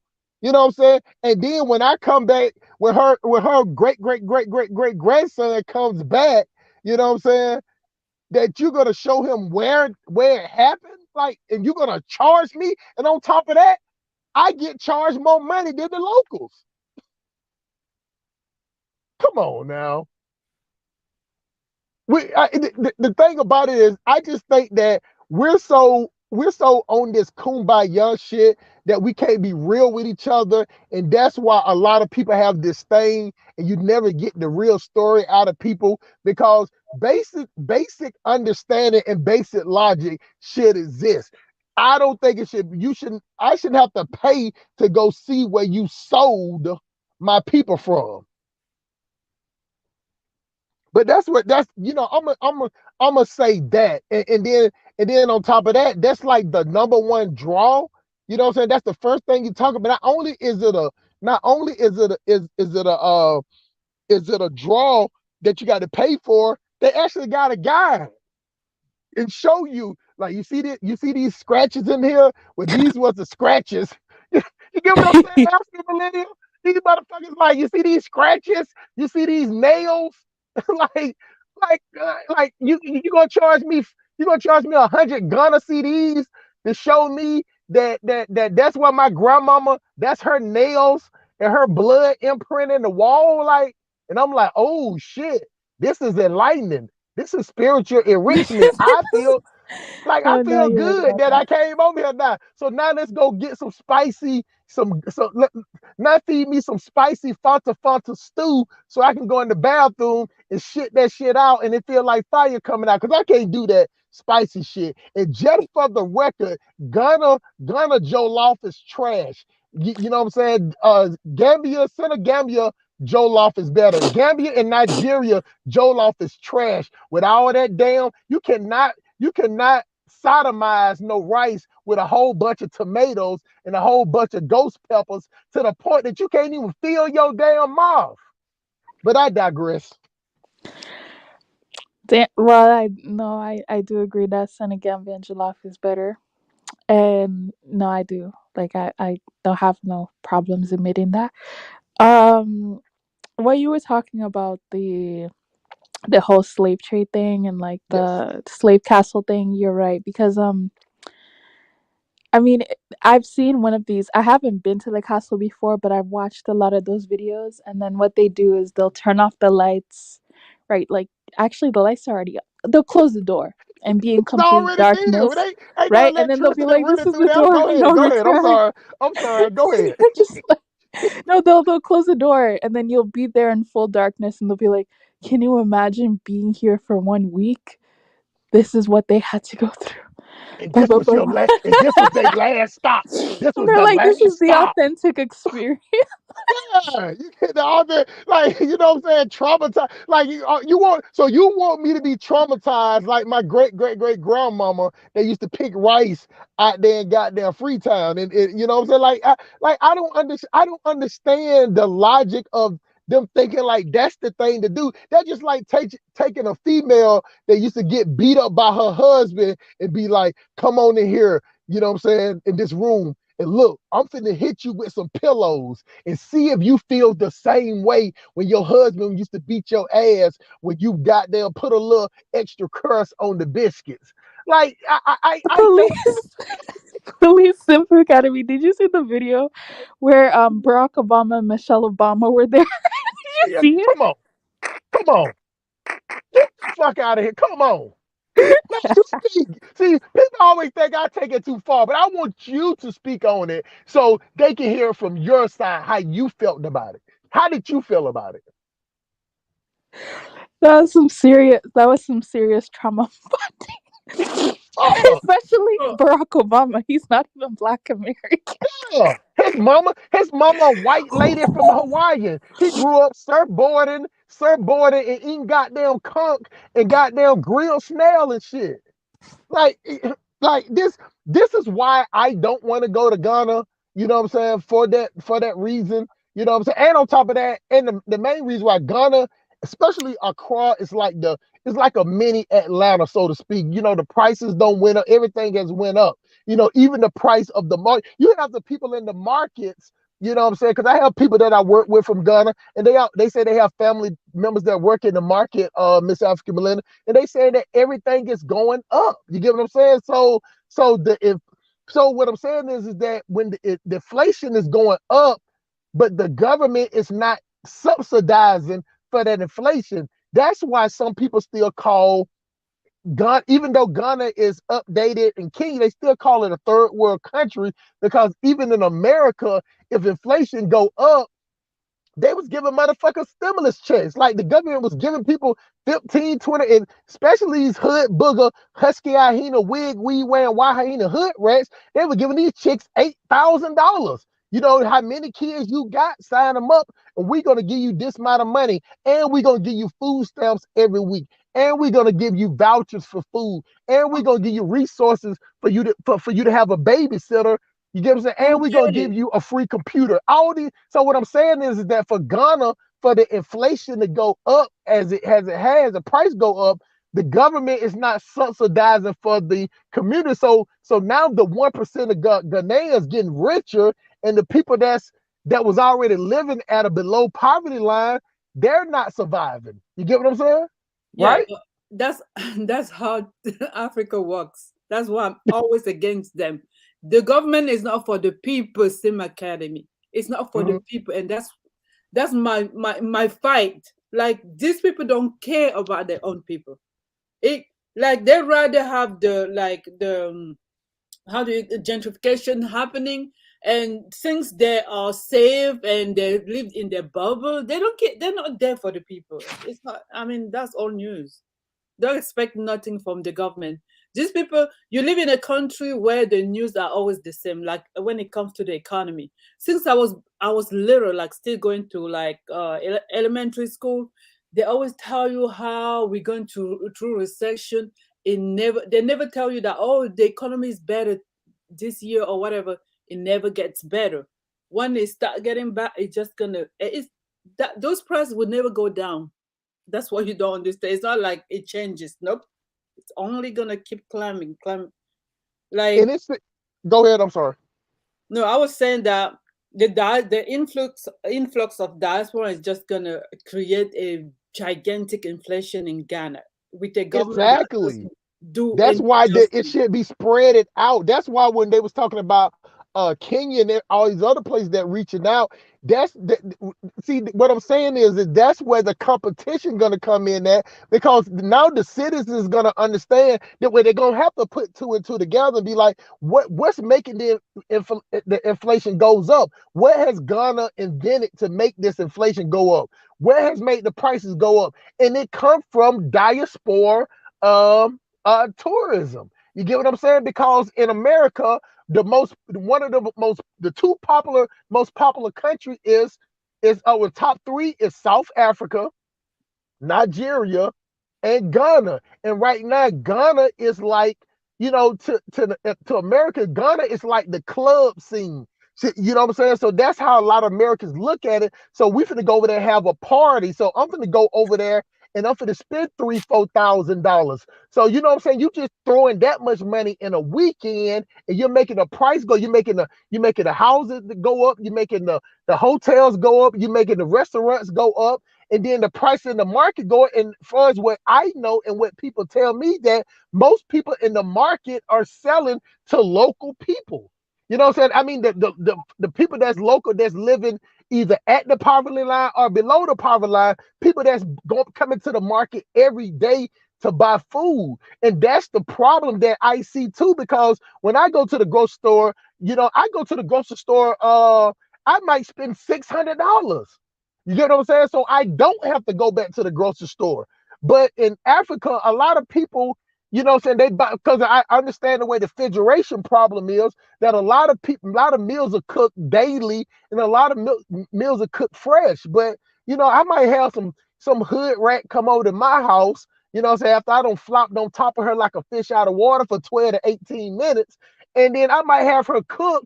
And then for the 3-4 days, I'm putting my food in the microwave, taking it to work with me. So it's the convenience part. So their outreach is agreed. It's agreed. Once I saw that the Ghana president and the council was not subsidizing the people, I've been telling every Black American that I can't, even on my channel, I'd be like, you need to go to other countries, because you actually are making it bad for the local people that just barely making it. You get what I'm saying? And so that's gonna turn into resentment. It has, like, people don't think that it is, but it has to turn into resentment, because these people are coming in here off their high horse, slanging their American Express, slanging their Visa card, slanging their Discovery card, and they're making the price go up, and then they go back to America. Am I wrong by that, or what? No, you're not. That's exactly what's happening. That's gonna continue happen. So what's the next step? The next step is resentment, right? Yeah, that's what I even when this thing started, I have a video on that. Like that's when we're going to Africa, always bragging about how, oh, my rent is only this. I have a 3 bedrooms, a house. It's only this amount. I made a video on it. I'm like, keep talking the way you're talking. The people around you gonna resent you, because those people, $700 is a lot of money. They don't Right. even make that monthly. So you over here bragging about, I have this house, the rent is like 800. 800 is a lot. You have to be aware of your surrounding, of what's happening where you live. You cannot just be bragging and then when they're gonna break into your house. You're gonna start crying. So yeah, the government in Africa is like inactive. Trust me. These people don't plan, they don't project, they don't do nothing. They just think about now and what they can gain from the situation right now. Nothing else. They have no plan. Because they're not like being like, I mean, like taking this advantage to really do a lot. And even getting, I watched a video today. One of my YouTuber, he's Ghanaian. He's a returnee also. Him and his wife went back to Ghana. I watched them. I think it's Ashley and Gad channel. This guy is an engineer. I think he's a like electrical engineer or whatever. He went back to Ghana and he has a business. He was getting so frustrated. They posted a video today where they were like, no. The lady was the wife was like, well, the husband was talking about, is the title of the video was, is Ghana ready for the family coming in? And they were asking questions and giving answers. So one of the issue that the husband had was the road.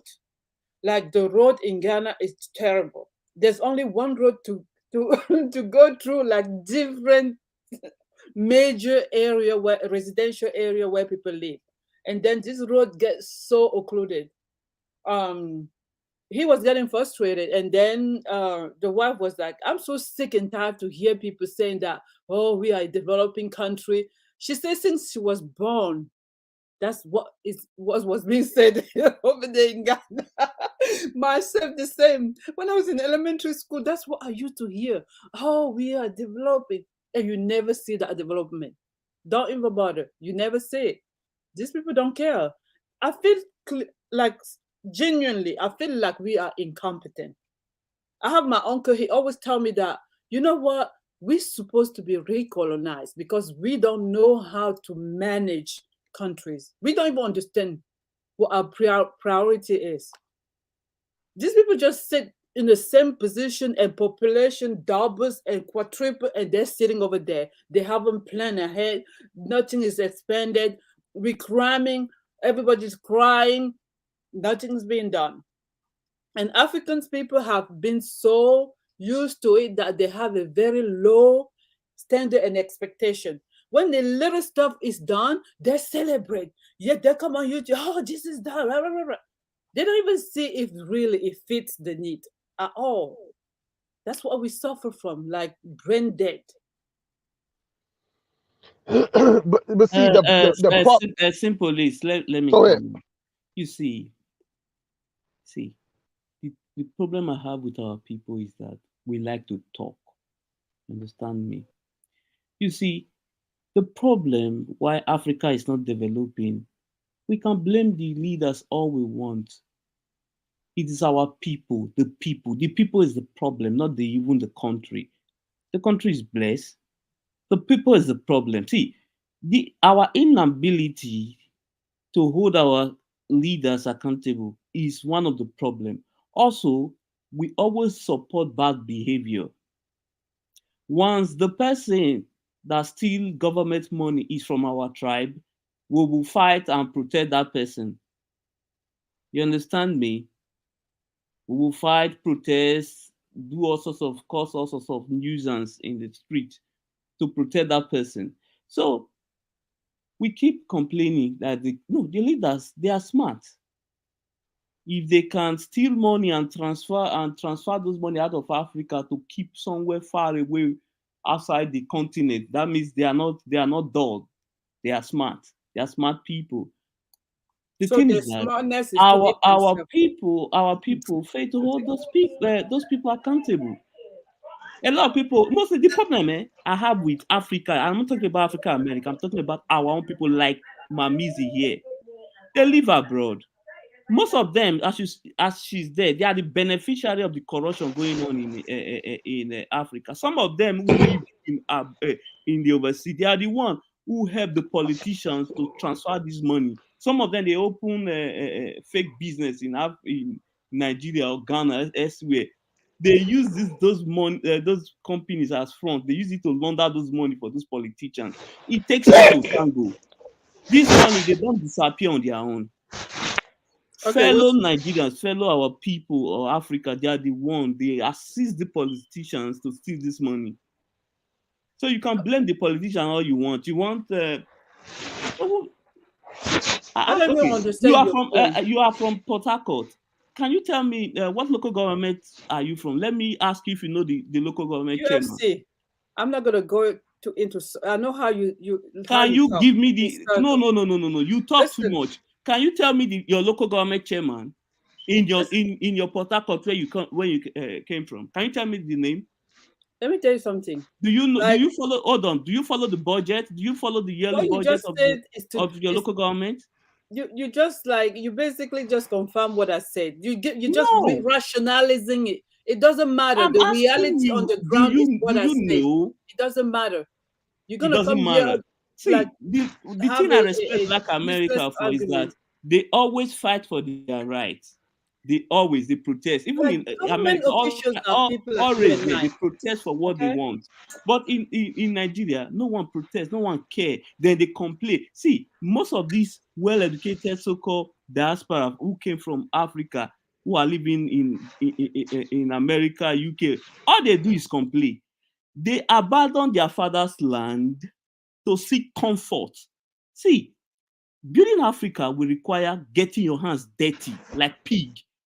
Stop You can't stay explaining there stuff comfort in nobody your cares comfort about. zone I don't know if you live in Atlanta or in New Jersey or Texas and complain about Africa. Why you do nothing? Calm down, get your Yeah, can hands I ask a dirty. question? It Run doesn't for matter. Can I The ask a question? reality is the reality. Okay. Can I ask a question? First of all, thanks for Sip Police for being on here, man. I've heard it from a long time. I'm sitting here cracking up, man. Yeah, this Hey is type. man, you know I only do what I do when I show up to do what I do, man. I I know. can't help it, man. You either love us You've been or I can't. you've been disappearing for a long time. What's going on with you, bro? Man, Man, I let me haven't tell heard. you something. Let me tell you, I had the corona twice. I had the Damn, flu and I had monkeypox. damn, man. You My should have whole told me. body. I would Go ahead. I'm sorry. sent my prayers out to you, bro. I would send my prayers out to you. But let me say something, right? I pondered this. I said this on a couple of shows, and I say stuff when people pick it up after the fact and everything like that. And then they say, "Oh, Carl was right." I'm gonna drop a jewel on you, right? See, the whole thing is this: when you see all the African leaders, right, and African Americans too, right, when they go to these big dinners, whether it's the IMF or the World Bank or the World Trade Organization, whatever the Europeans are having and everything, um, that basically sends a message to the rank and file, well, even Black America, right, of who's in charge. Because Africans don't go by Africa. The rules of Africa are not deferred to the people. So this democracy is a joke, right? Democracy is only good when you can have the ability to get rid of the people that you don't like. The Africans complain about the leaders so much, but they can't do anything about them. One of the reasons is psychologically, right?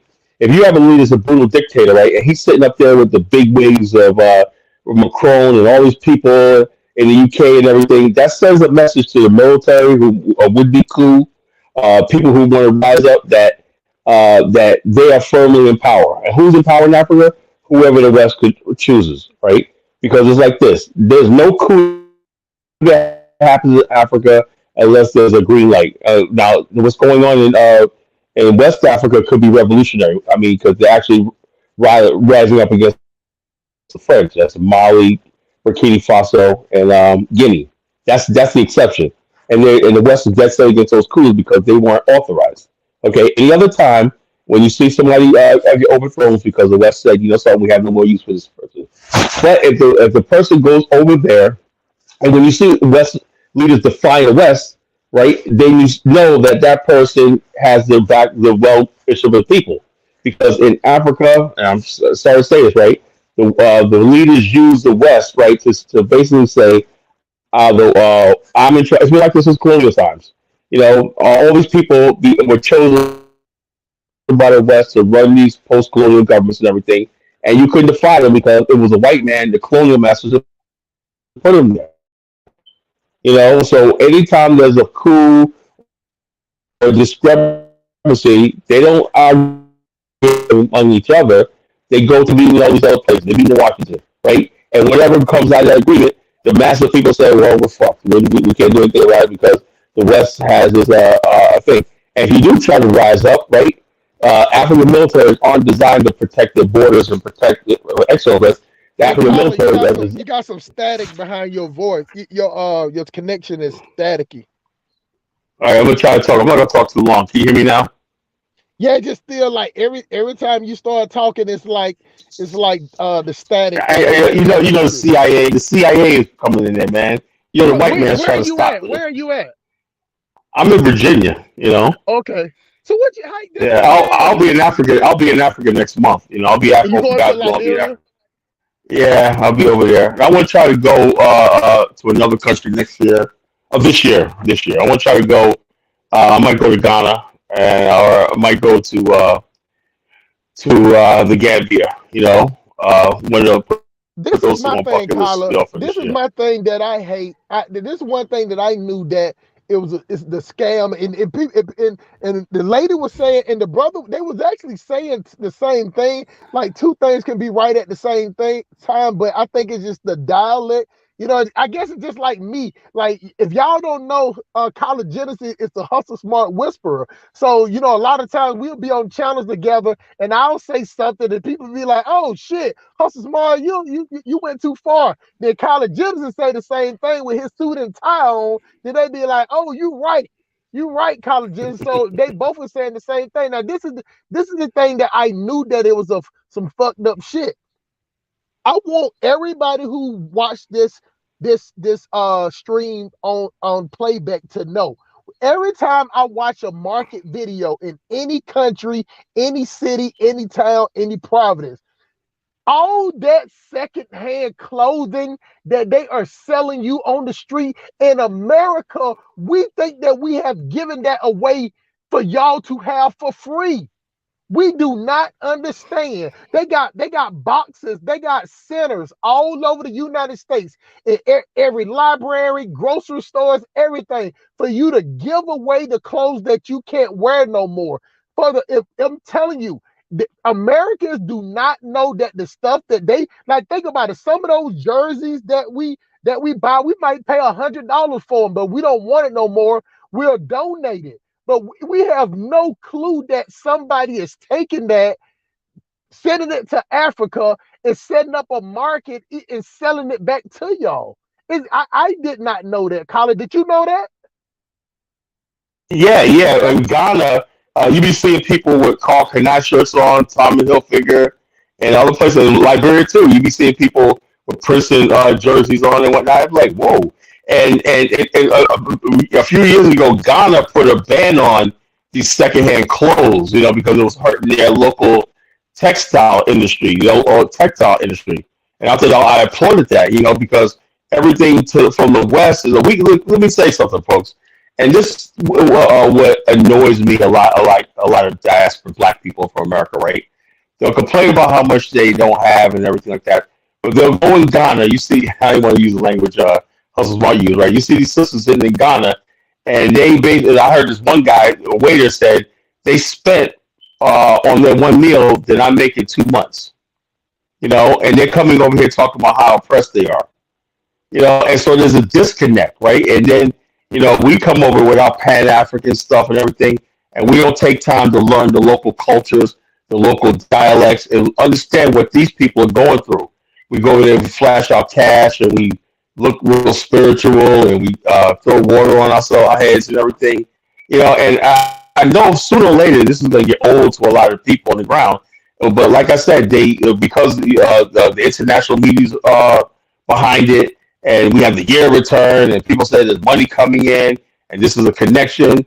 But I really bet there's a growing resentment on the ground because the average person in Ghana is not really reaping benefits from this. I just feel it, you know, and so we have to be really careful. Then we go. It has to be, you know, and I'm not stupid. I'm not going to tell anybody just to go over there with the vanity. Oh, go over there. And you got people over there. Let me tell you something to my African American brothers and sisters. if you don't know, and like I said, when I went to Liberia, I learned one thing: these people are real. These people are real as anything, and it's time gonna come where they're gonna show you how real they are. This is not just some fantasy, or you just going to Africa because you got some grief with America. If you really love Africa, you go there, you help out, you be humble, you respect the people, you respect the land, and like that. But don't make it seem like, oh, like I said, people ask me why am I against people getting black African Americans getting passports in Liberia? They say, oh, we should have passports. No, you don't. You in Liberia, particularly, you as African American can do anything in Liberia, open a business, own land, anything like that, right? But when you say a passport, that person that's poor in Liberia, the citizenship is the only thing he has to protect him. You're coming over there. You got a return plane ticket. You can, if anything happens, you can get out of there over there. You can go to the embassy. You could be on a plane out of there. If something happens, that Liberian is stuck there. Unless you plan on giving up your U.S. passport permanently, saying this is it. I'm gonna live and die, whatever, Liberia, and then you're gonna watch your politics very carefully because you're not gonna be reckless with what you say. Because if you start rounding people up and stuff like that, and stuff gets out of control, you're gonna have to deal with that. And there's another thing too: is this is not just African Americans; it's a lot of African diasporans who sit in the West and they talk against leaders and everything, and stir people up on the ground while they're sitting in the comfort and the protection of the West. So social media is really doing damage. And like I said, well, before social media, there was no real tensions between Black America and Africa and stuff like that. It was like we're Black, we had some things when that, but social media becomes so toxic. As far as like not just Black American Africa, but Black American among themselves. I had no idea we hate each other so much. I know. I always heard back in the days with Oprah. Men of dogs and stuff like that, but goddamn, you got whole channels of Black women now talking about Black men should be exterminated. So this is. But hold on, Colin Johnson. But I blame Black men for that. You get what I'm saying? I blame Black men for not holding women accountable. So this is the thing, though. See, once women became the hierarchy, far as jobs, far as benefits, far as social media presence, they have no. And then you still got Black men that's simp so much. You got Black men that will. You got Black men that will talk shit against you, colleges, just to get some pussy. Like he will sit up there and be. Yeah, what do you think about Omar? What do you think about Omar? Umar Johnson. Let me say this officially. Umar Johnson is the biggest simp ass, dumb ass, hoe ass, bum ass, fake ass, pan-Africanism in his bloodstream, drinking milkshake, fat face, fat jaws, big head simp. And he only wants Black women money because he is. Umar Johnson is no different from Creflo Dollar, no different from TD Jakes, no different from only difference between Umar Jackson and Derek Jackson is that Umar Jackson is not married and he ain't just banging up chicks on the side. That's the only difference. They talk the same way, pandering to Black women. And one thing about a Black woman is that she can know she dead ass wrong and still will let you pump her head up. So therefore, you can get a fat chick like Lizzo and you can tell her, oh shit, you ain't fat, you fine. And she'll be like, thank you. Like, but if you walk up to me and I'm looking like Professor Clump from my Nutty Professor, you say, hey, Hustle Smart, you okay? Man, we might get to fighting because I'm like, you ain't trying to help me. You're here to hurt me. But as Dr. Umar sees it, that he just won't the donations. Some brothers don't want to work, Collar. So what is the quickest way? What's the quickest way to not work? That is to pander to Black women. That's why you got the Derek Jacksons online. You got the Pastor Poppy, whatever his name is, talking about, soon as you meet a female, you need to send her $100 cash out just to tell her, every time she messages you every morning. Like, that's what females want to hear, and they'll pay for that. That's why you got the Cynthia G, her big tranny trap jaw from He-Man looking ass with all that makeup on. She come online every day and talk shit about black men and African men, and she got 60. Think about it. She got 60 to 70,000 viewers per episode. So no matter what you say, College Jennings, no matter what Hustle Smart say, it's 67 to 70,000 disgruntled women that's showing up every day to donate. And Dr. Umar Johnson wants some of that money. Let me ask you a question, Mr. Smart. Now, I had a debate with Brandon. Brandon said, "Omar Johnson." I said, "I see no difference between him and Tariq. I really don't. You know, the only thing about Omar Johnson, he claims to be Pan African, but I doubt that too. You know, and I asked a question like I do many shows and everything like that. I'm giving people real education on African history, current events, and everything. When's the last time Umar Johnson injected himself in any Pan African discussion? You know, when's the last time he's ever went on a Pan African panel and said this was going on? Has he done anything?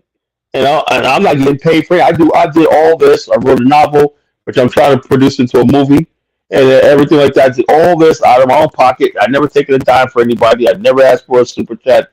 I never asked for anything. All I asked for people just give me a chance and listen. But Umar Johnson, because he gets on the Breakfast Club, everybody wants to run to him. Oh, he's a real leader, Colin, man. You just jealous, Colin. Blah, blah, blah. You know, and I was here before Umar Johnson. People don't realize that. Umar Johnson was a listener to me at one time. When I had my Blog Talk radio show. Who is he the leader of? What does he lead? I have no idea. That's the difference between him and Tariq. Tariq actually got followers. Tariq actually got people that will go out and rep, and no matter, I don't care if you call Tariq Nasheed people a cult. Tariq Nasheed got people that will follow and rep for it. Everybody's clowning Umar Johnson. You get what I'm saying?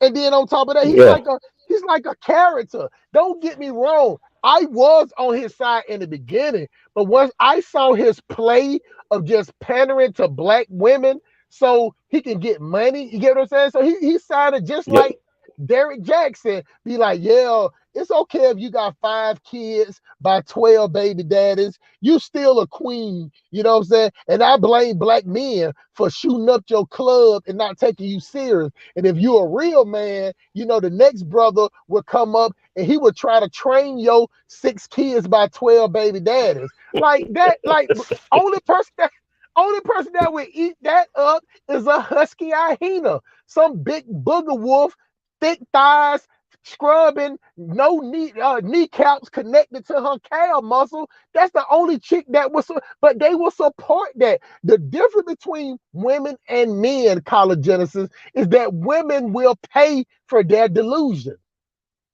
You can't get a man. You can't get a man to pay for his delusion. A woman will go sit up in front of a man like Derek Jackson and Umar Johnson, knowing damn well she have no idea, no way to get into close proximity to him unless she pays some money. She will do that. A black man will see that he can't get close to Beyonce. He ain't buying goddamn Sasha Fierce album. He's not gonna go to that party if he know he can't smell goddamn Beyonce leotard. He's not gonna do it. You know what I'm saying? But black women will do it because they're delusional. And on top of that, it's just like they say about a fool with a lot of money. You get what I'm saying? Now you can sit up there and say they're blowing all their money, but they got money to blow. Like, think about it. Even in Africa, when you look at it, even when you look at Africa, you see the women are more of the hustlers. The men sitting around drinking, you know what I'm saying? 1,000-gram caffeine, coffee, and everything. The women are hitting the block. The women are walking around with 300 pounds of water on top of their head, you know, taking it off, selling. You know, they're the ones that's doing the hustling. And the women in America are doing the hustling. The men are just sitting back talking. So now that the men have seen that these females are out hustling them, what the next step to do to get up under them and then play like they're your sons. Like that's all you have to do for black women, and people are going for it. We can't. We Yeah, will it's a not sad win. situation, man. We will not win like that. So therefore, like anything that Dr. Umar say now is just like, I consider the words that come out of Umar Johnson's mouth in a whole pile of zebra shit is the same damn thing.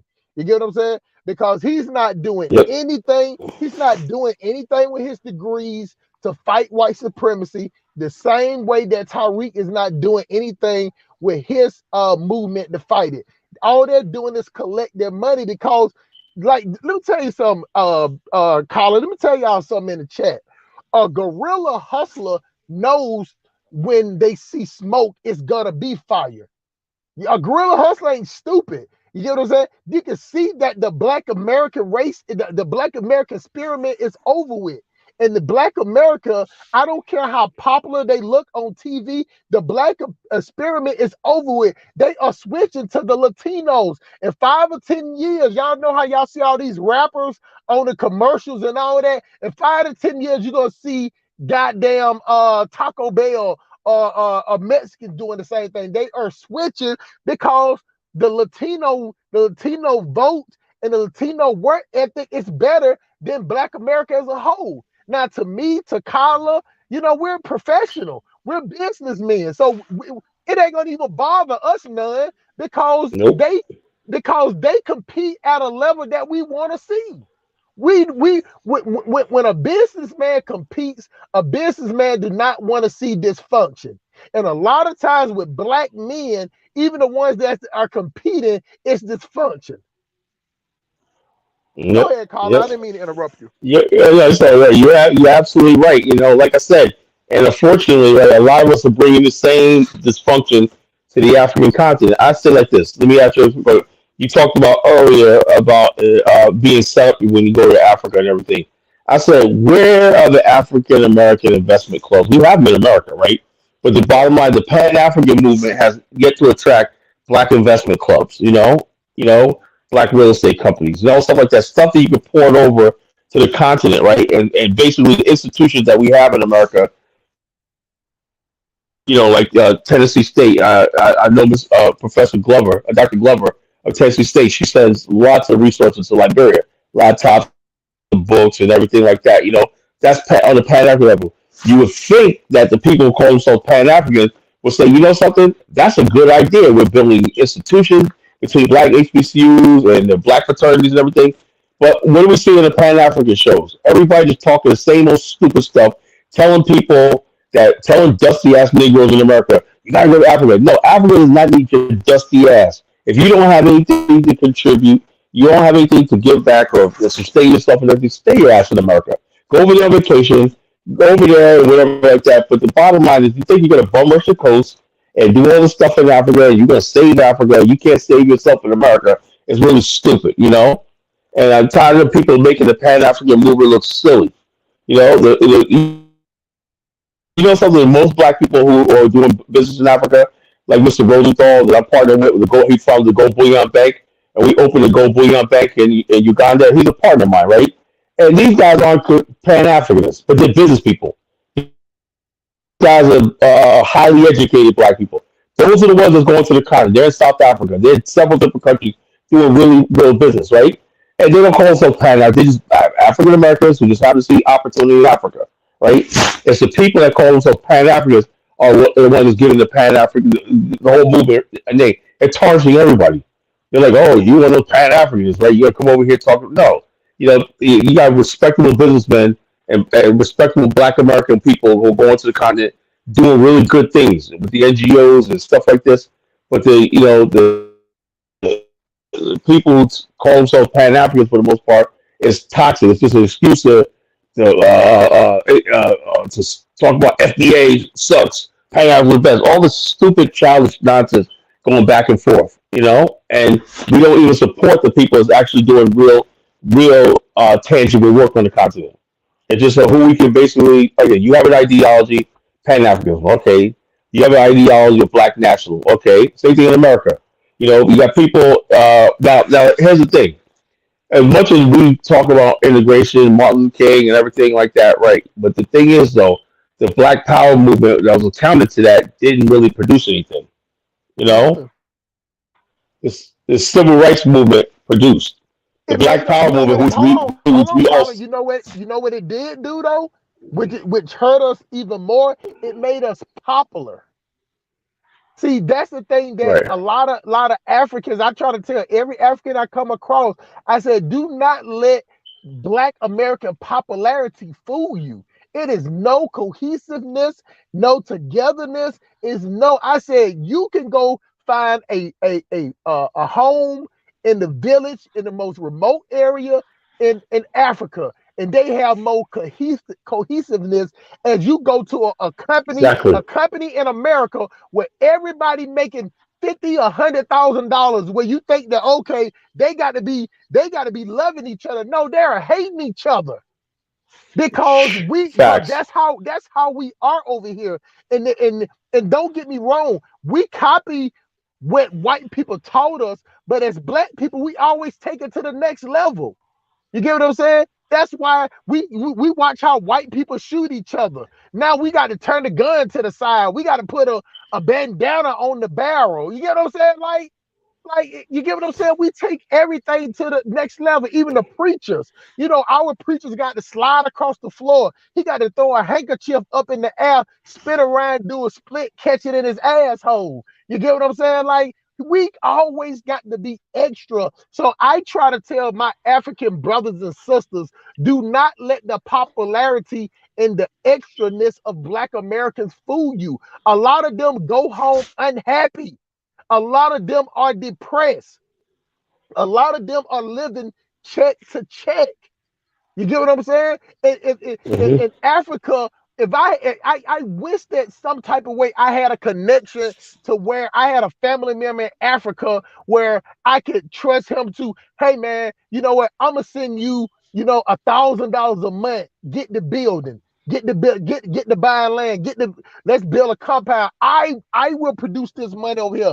But like I was saying earlier, before you jumped on College Genesis, you get the average Black American and you put a gun to his head and say, the only way I won't kill you if you tell me the area code of a country in Africa and show me one person in your phone that lives in Africa and you'll survive. How many dead Black Americans you think would be dead if let's say that ultimatum? I'm gonna say it one more time, caller. If you put a gun to Black Americans' head and say, only way I won't shoot you is you tell me the area code of an African country, any African country, and you show me one phone number of somebody that lives in Africa. How many Black Americans you think would die, caller? Be honest. We're like 99% of us. Not, and that's the problem. That's what I'm trying to tell y'all. The problem. That's why you got Black Americans that come over there to that money grab fuck shit that goes on in Ghana with the year return. That's why you're attracting they bringing rappers and all that over there. The difference is that Yep. with America, when the rich and elite bring American rappers like Meek Mill, when Meek Mill go around Bob Kraft or Robert Kraft, who owns the New England Patriots and the governor and all that, they have that shit organized. They have people watching him. He ain't allowed to run around no people's houses. He ain't allowed to run around. Even if LeBron James go to the Dallas Cowboys Stadium to see Jerry Jones, he's only allowed to go certain places. He ain't allowed to go nowhere by himself. But when they let Meek Mill over there, after they left him, he did just like what ratchet Black American men do. He started going around rapping and doing all this stuff. Didn't even know what he was doing because we're ignorant to the fact of the rules and the regulation and the culture of Africa. Because it's not Let me taught ask you, to us. Smart. Let me ask you a question. Do you think he did that on purpose? I had a debate. Me and Bomani's talking about this, and you got to come up and listen to our show, Bomani. We do show tonight, and we do show Tuesday, Saturday nights. But anyway, I was asking him, do you think he did that on purpose? And I had a couple of people. I was asking a few people. I said, "Oh, he didn't know." I said, "Well, if like you just said, if he's around that guy Kraft and all those people, do you think he would know how to dress in certain places and like that?" I look. I know these type of Negroes, right? They can be hood and everything, but as soon as they get around white folks, they straighten up. It's like, damn, he like he came from a choir voice, you know. But I how do you think meet that with the president of Ghana with your gold chain? because we don't see this is the thing, and I was trying to explain this to them earlier. The way that Africans see a president of a country, to us in America, we would look at them as a mayor or a governor. We don't consider them as powerful like we see the president. Like the presidents in Africa don't have the power of a president like the United States, because the president of the United States is the president of 52 countries, 50 or 52 countries, whatever it is. But in Africa, the population can have 2 million people, Kala, and they can have a president. We don't. We stay in cities. Philadelphia has more people than the country of Gambia. Do you get what Yep, I'm saying? So yep. therefore, he doesn't look at the president of Ghana as like he looks at the president over here. And on top of that, like I told you, it would be a stipulation in an itinerary. Same way when you go to the president inauguration, Kala, they got a place for your ass to sit at. They got a place where Hmm. that you got to stand at. You can't bring this in. They got metal detectors. They got security all over. They got sharpshooters. You get what I'm saying? You Yeah. can see that. You can see that. Okay, if I do anything stupid, they got cameras on me. But when he went to Ghana, just like a regular ratchet Pookie and Ray Ray, he saw that, okay, once the president left out the room, we was here by ourselves. So, you know what I'm saying? Like, and it's all about fan base and everything. So he was looking at, somebody got with him and said, hey man, this will look good. This will help you get African this will look good to get an African fan base. So he thought it would look good. You get what I'm saying? So he knew Hmm. what he was doing. He didn't know the ramifications, but he knew exactly what he was doing. That's just like I somebody believe going that in too. that's just like going in a church parking lot and shooting a video out there in the church parking lot. You know the rap, Yeah. that ain't accepted, but if nobody ain't going, you know how black people is when we get around each other. We feel like if nobody don't stop you, we just keep pushing the envelope.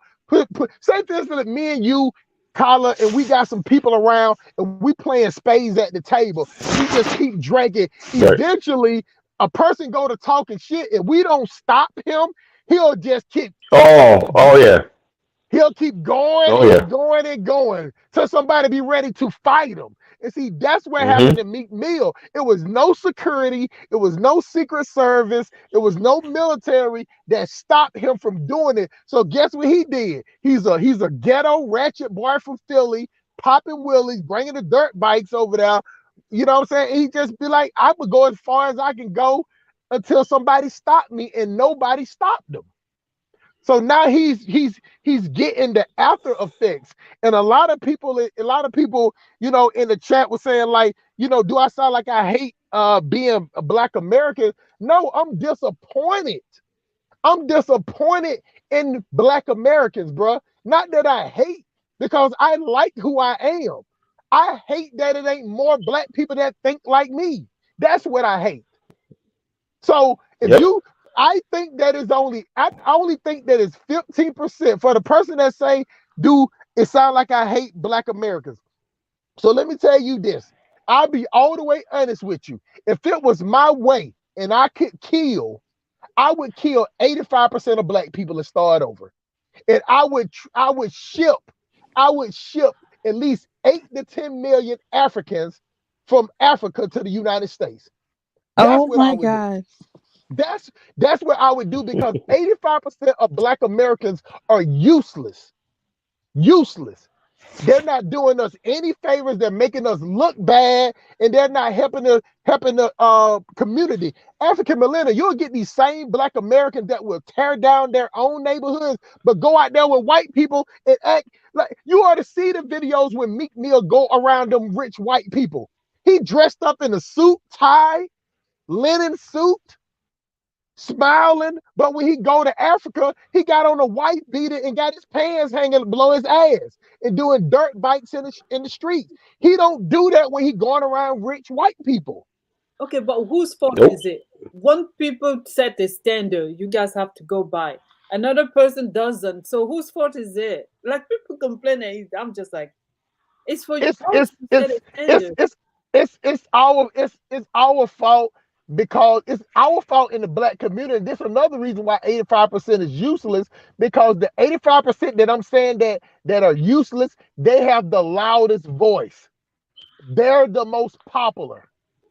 They are the biggest on social media. That's why you have platforms. That's why you have platforms that men dressing up as women, they're getting millions of views. Oh my God, it's so bad in Africa. It looks like But like that's the think only about way it. for them. Think about it. They're practicing the same toxic traits that Yes, Black Americans yes, have. And think yes. about the women. I see the women on TikTok and Instagram. They in villages trying to do the same dance and shaking their hip, shaking their ass with their struggle flip-flops on. They copying the same degenerate behavior. The only thing I'm sorry about that. I'm sorry. So they practicing the same degenerate ways, but the only difference as far as right now is when those girls get off TikTok, they go back to washing dishes, washing clothes by hands, fetching water. You know, they go back to their normal ways. But in America, these Hey, women, hustle smart. oh, last thing, Colin, Go, the bro. last thing, the women in America that's acting ratchet and ghetto, they act ratchet and ghetto off the internet. They acting like that all day long. You cannot tell the difference between a prostitute in America and a high value professional woman when she goes out in public. They dress the same, they talk the same, they act the same, and on top of that, they both asking for money. One person is asking for money for sex right then, but Black America, they asking for women to say, catch any Black American woman online. She's talking about pay me, give me money, give me money, give me money. A prostitute be like, well, $40 for 15 minutes. What's the difference? The professional Black woman is telling you to pay her bills and you can beat that box. What's the difference between her and a prostitute? She's telling you that, look, I like you. I want you. But if you can't pay a certain amount of bills, you can't beat this box. She is no different from a prostitute. That's why I call them glorified 304. They just glorified. They got cars, they got houses, they got business, but they act the same way. Give me money or I'll be by myself. Go ahead, Colin. Okay, this is what I want to say this. I won't say 85%. I would say 85% are being controlled by a core of like 20% of professional fuckboys and Snoop Dogs and everybody like that. And 85% of Black America fall blind. If you get rid of those like 20% of Black America will fall in line, you know? And also I want to say this, Black America is a victim of its own success. You know, where do you see the most crime in Black America? In the most prosperous cities. Los Angeles, Chicago, New York, everything. When Black people didn't have no money in the South and everything, and Black people had to live hand to mouth, we were the most orderly people going to church, but we had to pray for every meal. So when we got a little bit of money, we went crazy. You know, we went crazy. So we got to the point where we had money and we got jobs and everything like that. And I called me my song, you can't tell me nothing, right? Remember that song? Can't tell me nothing, right? Once Black folks get money and that, we get arrogant. You know, we get you can't tell us anything. You know, you can't tell me I got more money than you. You know, I got more money. I got more money in my pocket than you are. You can't tell me shit. So Meek Mills, what can you tell Meek Mills? First thing they'll tell you is, Colin, he got money. He's a rich. That's the first thing they tell you. You know, so me, to my African brothers and sisters, right? You guys, many of you don't have the money yet, but be careful what you ask for. You know, because if you start seeing Africans when they start getting money and stuff like that, are they gonna go down the same path? Is African culture ready for that? You know, what's keeping Africa in line is the fact that it's a struggle. You know, Yeah. but once you get to the African American level and you start having money and you don't have to worry about day-to-day survival and stuff like that, you go Listen, crazy. they do. Africans do this. They do the same thing. They like to show off so much. Look at Nigerian. All they do is show off. Oh yeah. They show off so much. It's all about the latest cars without road. It's all about designer. I mean, listen to go back to Africa. I mean, like when I say people say I hate Africa, but I'm just saying the truth, what I lived through. But maybe they want to hear it from somebody else. It's all about like the latest designer clothes, bag, whatever. They care. They don't give a nothing to the other people. They're not even thinking about. We don't think about building. What I have noticed is that we are not a builder, and we are not community oriented. Like as long as they have their beautiful houses and all their neighbors are poor, like they're content with their beautiful cars. Like they don't care. That's just where we are. Like seriously. Whatever you guys complain about when it comes to It's African sad. Americans, the same thing in Africa. You guys just don't know because you haven't been there for long to really see and understand what goes around. Yeah, It's the same thing. we know it's the same. We know it goes on, but what we're saying is that the difference between American and Africa is that like every Africa doesn't see what you just said because of the way how the system's set up. You know what I'm saying? How internet is set up, how cell phone service, cell phone, all that. It goes everybody in Africa don't have a $500 smartphone. You get what I'm saying? They have No, they phones, don't. But they will buy so it if they got the money. but I'm with you. But what I'm saying is that in America, you have bums. We talking about bums that living on the street have cell phones. You get what I'm saying? Like this is how. So what it's saying is that even though it's only 42 million of us, if somebody is ratchet and ghetto, every Black American he can connect to every Black person, and that's why you have more people Yep. in America that wants to be an entertainer, a athlete, or a rapper or a singer. You get what I'm saying? In Africa, you have more. Even the people that I meet, they're more trying to get a type of business, a type of black people in America don't want to be. If they can't be an entertainer or an athlete, they'll go work for somebody. You get what I'm saying? And see, that's the trick part in America too, is that they'll pay you a good living wage so you can live a middle class life. That's the difference between a first world country and a third world country.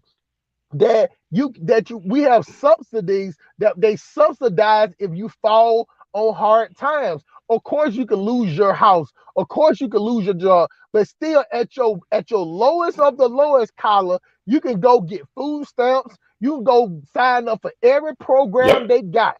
You get what I'm saying? You will not be asked out on the side of the road unless you want to. They got programs that will help you get jobs. You can go to some programs. And what part where you live at, ma'am? Where does she live at? Mamizi, I think she lives in Canada, right? Mamizi, you're in Canada, right? So in America, if a woman cannot take care of her kid, they got programs where they got jobs where they'll help her work. They'll help her find a job. They got churches. They got programs that will help her find all she got to do is go to the church. Now, don't get me wrong. The church is going to use her to take pictures, to put on the flyer, just like how they used to do the starving Africans, that whole thing, taking pictures of it and to get donations. Because even though white people don't want to help, white people have no problem sitting at their home throwing $1 at this situation, $5 at this situation. You get what I'm saying? That's why those type of programs make so much money. You get what I'm saying? Black people, we don't really invest with each other like that. You know what I'm saying? One of the quickest ways for top 3 ways for a Black mother to come up is her son or daughter dying by the police, or her son being a drug dealer, rapper, or athlete. You get what I'm saying? That's the three ways. Some of the ways And then if she don't make it like that, she can still go down there and get what they call they got what you call TANF. That's a check she would get per child. So if she got 4 kids, she can get $800 to $1,200. And on top of that, they'll go find her apartment that where she don't have to pay but $10, $20. Then they'll give her food stamps. Then they'll give her a transportation card. And do you know Child support. child support? This is the thing that's gonna mess you up now, caller. I just found this out from my cousin. Now they're giving these women. They got a program where if they sign up, they'll Uber or lift these women back and forth to work for 3 months. Yeah.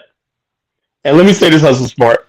And people don't realize this, right? When, like I said, Black American victims of success. Remember when Clinton hijacked the Welfare Reform Act and everything like that, and he had all these women, black women, that was getting welfare. But after people understand something, they say, "Well, black women was educated." No, black women are not educated. They're the most enrolled in college because when you get enrolled in college, that's like having a job, and that basically gives you access to benefits and everything. Benefits and everything. So you got a lot of black women who got their little degrees and stuff like that. Not hating on them or nothing like that, but they got that because of welfare reform. Welfare reform said you got to either have a job, and then if they say, okay, these jobs like that, so okay, we'll help you put you through school. And so like a lot of black women get free education, at the housing, food stamps, rent subsidies, and stuff like that on Section 8 vouchers and stuff like that. So therefore, in this atmosphere, the idea of Black America in the '60s was helping the black family. The black family is becoming obsolete in America. Well, I do see a lot of African immigrants. They still hold on to their families, and that's what gives them the edge over Black America. Because families is a way, like my business I have right now is a family-owned business because our family is always close knit, And so therefore, if you can't build families, you can't build businesses, you can't build associations, you can't build social clubs. All that basically is a social contract, and when you pull yourself up by yourself, you cannot. A person can't be an individual. And I'm seeing a lot of people going to the African continent with that individual mentality, and they're failing. You got a lot of single mothers going to Africa, you got a lot of single women going to Africa, and they're going over there failing because they haven't really had the family structure behind them, so they don't believe in the family structure. Because America subsidizes women not to be in a family. And so you cannot do that in the African continent. So it all comes back to, yeah, you guys, if you really want to build, you really got to start by building a man, woman, and child family and extended family and stuff like that. Those are time and tested methods that work. Before there was government, before there was social programs, there was a family. And people don't want to talk like that because people say, Carl, you sound like a misogynist, you sound like a patriarch, I'm just telling you like it is. So if you don't believe in that, okay, then white zaddy, the government, and child support, or you getting on social media bashing people and everything like that. If that's the future here, then yeah, you're like Hustle Clark said, we just doomed. But you don't want to go back to the marrying black men and having kids and doing stuff like that. We're finished as a race here in America. The truth. But But anyway, I gotta hop off, brothers. Yeah. Oh, okay, man. Hey, what's the All right. thing that you said that you have in the thing? What's it's an app or something, or what I need to go to? The program you said you have in the night on Saturdays. He jumped off. He jumped off quick. This is the thing, y'all. I want you to be perfectly honest with you. And I'm reading the chat, so if y'all got any questions why, say just me running my mouth right now, I'll let y'all know. But the reason why women will have a baby, JC, he said, I mean, why have a kid if you not financially secure? Is dumb. It's because that it's some men out there that have no problem giving a woman a baby, and it's women out there that have no problem having a baby by a man that she don't want to live with. A lot of American women like toys. They like to be in control. What I'm saying? A lot of Black American women are like dictators. So if they can get the child without demand, so they can have full autonomy, You know what I'm saying? They have no type of interruption of how that child is raised and where that child go to. You like that's power to them. And they accept that. Black women in America accept power any way they can get it. That's why in the Black community, it's a matriarch. That's what I tell y'all. That's the difference between the Black community, the Africans, and the women over there. It's a patriarch system over there. So long as y'all still have a patriarch and that y'all don't let that feminism, grow out of control, as long as y'all don't let that LGBTQ plus HGLMNOK, give me a hot dog and some fries. Long as y'all don't let that go over there, then it will be controlled. That means that the women can act like that at home, but they're not acting that way in the streets. Or like my African homeboy say, in the streets. You get what I'm saying? So, but in America, I'm sorry. So this is what accepted, and that's why you have a lot of Black American men that are going. That's why the passport bros are popular, and that's why you got people that's going to Africa. That's why whenever y'all hear me talk, I'm always like, man, I'm gonna go over to Africa and get me 2 house girls, and y'all think it's a joke, but I am dead ass serious. You get what I'm saying? Like this is like the mentality of now this is what I said, and a lot of Black American women got mad at me because I said that 85 to 90% of Black American women are for recreational uses only. That means that you get her, you you find her, you fuck her, and you forget her. You get what I'm saying? Because she means you no well, no good. And the first opportunity she get, she's gonna pounce on you like a goddamn tiger in the Serengeti. You know what I'm saying? Straight out of Serengeti. That's the difference between when I deal with African women. I'll tell y'all this before I pass back to the African millennial, whoever on the platform. My best female that I ever had from Africa, she was from Mali. Her name was Miriam, and she had a sister named Josephine, and her sister looked just like a porno star called Maria Love. You know what I'm saying? And she used to always ask me, do I like her sister? And I was like, no, your sister just, I look at her because she looked like a porn star. But she was my best female I ever had from Africa. It was a Mali chick and a chick that was from Niger. She spoke Dutch. I remember that. But still the mentality, you know what I'm saying? Not the point that they would bow down, not the point that they would cater.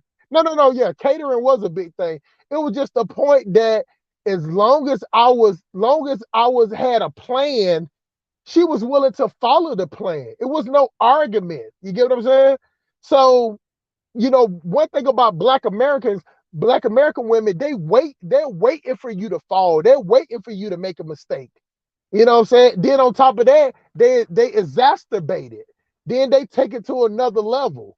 That's the thing with Black men and Black American women that we always talk about the gender war is everybody trying to get licks off each other. And everybody trying to get licked. Everybody trying to get points off of talking shit about who can crack the best jokes.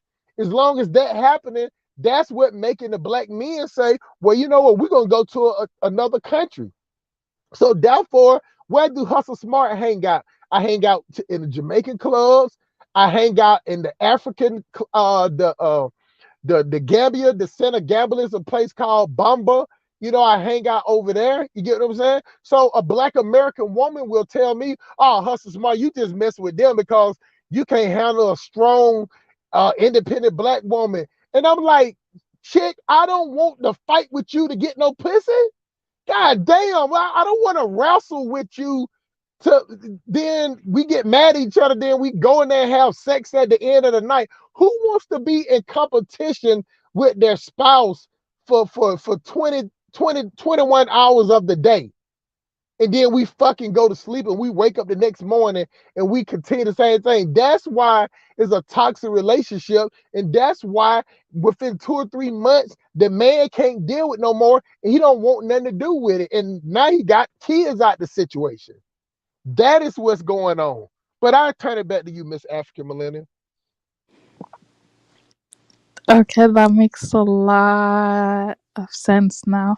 When you're talking about the fighting for 21 hours and then going to bed and then waking up and doing it all over again. And then you said that's why the reason why the relationships last like 3-4 months, because I always wondered that. I was like, how do people just have more than one partner like every 6 months? Like how do you do that? Like how do people just, they're always with someone else? I always found that to be very odd. Hold on, not only that, let me interject that. Not only that, if you think about it, that means that everybody is having raw dog sex. If you got 2 or 3 partners a year, you are having, let me tell you something, most American women will let you go raw dog anyway. If you got enough money, you know, it doesn't matter because she's trying to trick you anyway so she can get your money. That's all she wants. She want the Birkin bag. She want the trips to Mexico. She want the trip to Tulum. She want to go here. She want to do exactly what she see them nasty ass, ugly ass, fraud looking city girls looking like in Meg the Stallion, big wide shoulders, 12-foot kick, look like she kicked bricks instead of soccer balls. You know what I'm saying? They trying to imitate these females that they look up to. But I got an 18-year-old daughter. And I tell my daughter all the time, I like, which city girl you want to be like? You want to be like the little short black frog one that got all these alterations to her body, that just got out of jail, that messing with an ugly troll looking rapper dude? Or you want to be with the other one that got multiple baby daddies and messing with an old dude that got 30 chicks that got you looking bad? Like, which one do you want to be like? Which one do you think that when she go down there and lay down at night, which one of these wig weed wearing wild hyenas up the twerk, man? with the Dracula wicked witch from East Gunna, nails on her hand, like she's snatching words out the air, saying period every 5 minutes. You know what I'm saying? Talk about his giving. You know what I'm saying? Like Black American women sound like retarded kids. You know what I'm saying? And it's nobody that can tell them any different. So I tell people all the time, Black women has no reason to respect Black men because Black men don't hold them accountable. Black men think that they're going to be exactly how it is in Africa, but it's not, because they only respect white men and their white businesses. Black men, as much shit as Black men talk African millennial, they're not hiring Black women. It's still a white man that's hiring them. See, in Africa, it might be a different thing. It might be, a lot of African people have businesses, so they're working. You get what I'm saying? They can get a job from if an African woman said, hey, I want to work for an African man, she can go find, I'm not saying how he gonna treat her or whatever. I'm just saying she can go find that African man that has a job where she can work at. You know what I'm saying? But in America, it's not the same. 90% of Black American women work for white people. And most Black men are lazy. Or they working bullshit jobs. So Black women see where the power construct coming from. So in the Black community, it's a matriarch. And so that now y'all can understand as Black men in Africa, African men, is that y'all don't have to, even though y'all are not as popular as Black American men, y'all still have a better situation because it's a patriarch in Africa. It's a matriarch in a Black community. And that's why we're having a gender war, because the Black men are saying, well, it shouldn't be like that. And Black women say, well, what are you doing? How are you competing? You're conquered. You're lazy. All y'all doing is killing each other. Y'all Black men ain't working together. Y'all finding a way to kill each other and having multiple kids by multiple women. So Black American, the society have turned into a hypersexual, pay me for sex, $50, or buy two things. You give a chick $50, pay her cell phone bill, buy her some Peruvian wavy natural Remy, 36-inch Yaki, multiple color. You can fuck her for the month. But at the end of the day, you got to keep that type of thing in rotation for her to keep dealing with you. That's why I call Black women glorified prostitutes. That's all they are. It's no love in the Black community right now. It is Black men versus Black women. So that's why when you see Black men come up, y'all ever on one of these posts, y'all hear these boys talking about city boys up and when the city girls up. It got grown people talking like kids and grown people acting like kids to the point that you don't know the difference between a prostitute and a Black woman, a professional Black woman, because they both dress the same. They both got on the same perfume and they both got on the same goddamn stripper high heels. I'm sorry. They got on the same stripper high heels. The work attire for the prostitute is the same club and bar and restaurant attire for the Black woman. The same way Black men walk around with their ass showing, with their pants hanging down, Black women are the opposite. They want to show all they ass and all they thongs and all they draws and all they booty cheeks. Because they want you to pay a nomical fee to beat that box.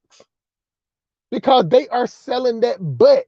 They either selling that butt to you directly or indirectly. But either way it go, you have to come with dividends of currency to smell that box from the back. And I yield the mic.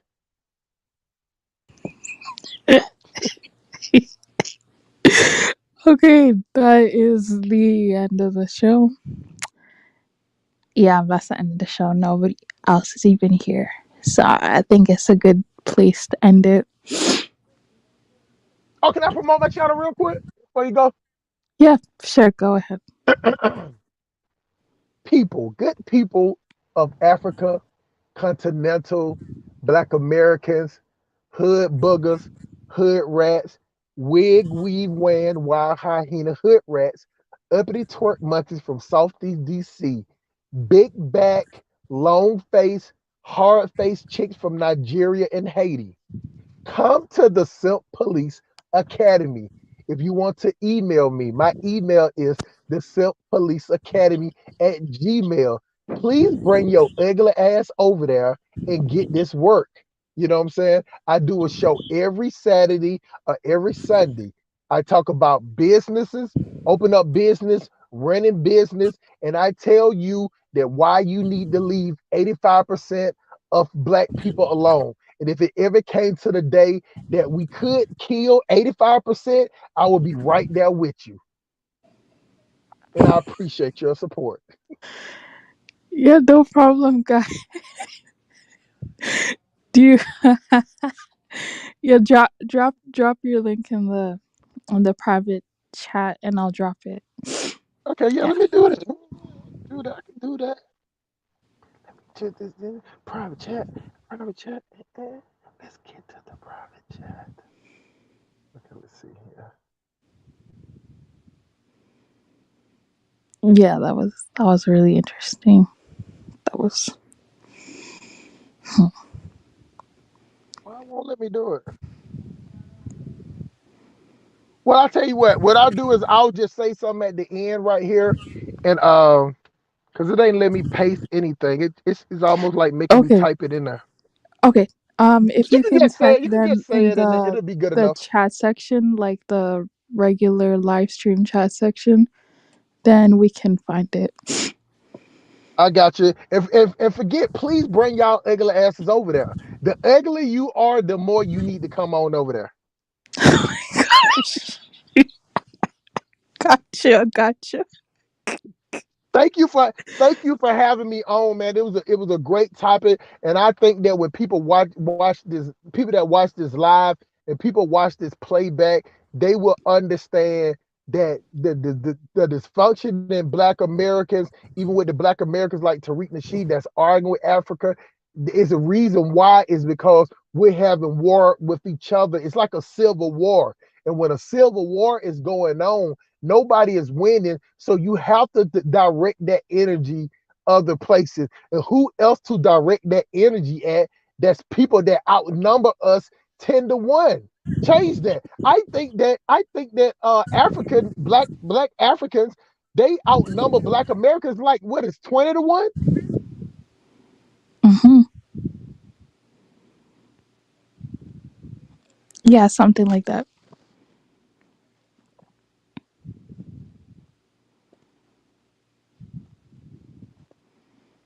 Hello.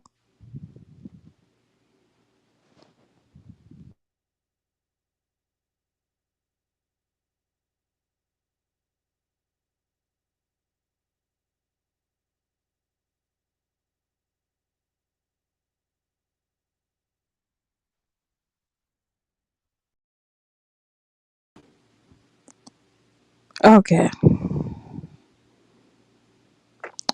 Let me drop the link for his channel. Give me one moment.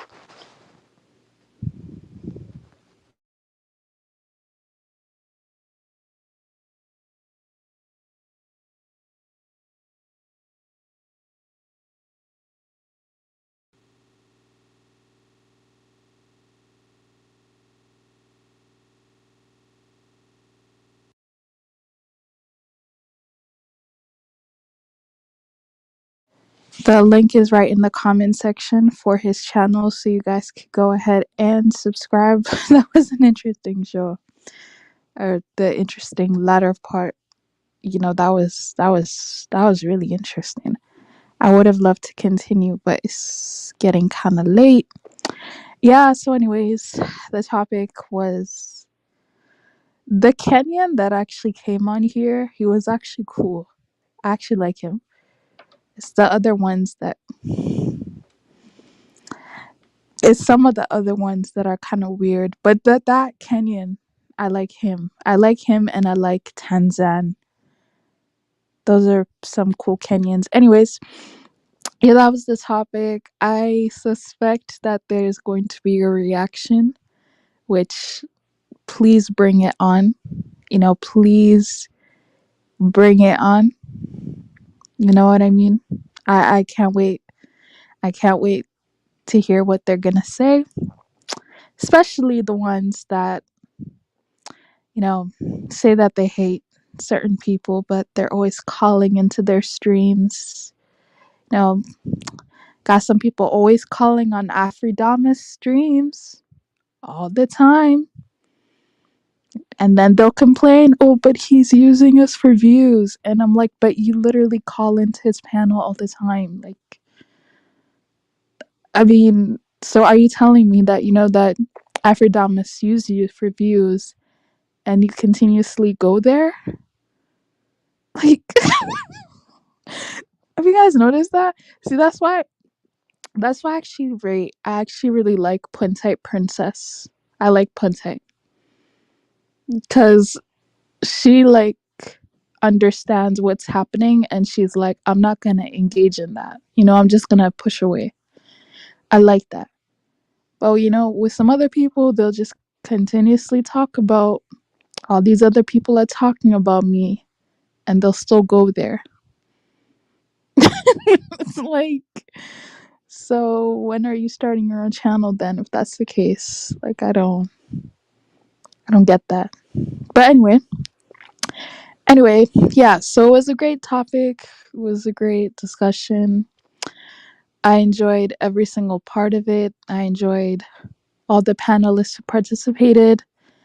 I enjoyed the panelists who don't call in often. So that would be Collagenesis, Simpolice Academy, UFC soccer fan, or UFC super fan.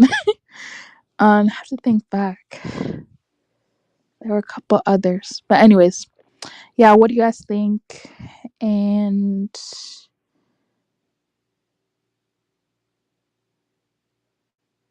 about Nakamizi. Yeah, I like Nakamizi. Nakamizi's cool. I used to be scared of Nakamizi, to be honest. Now I'm more like he's Nakamizi, and he has to be here to defend Black Americans. Somebody has to do it.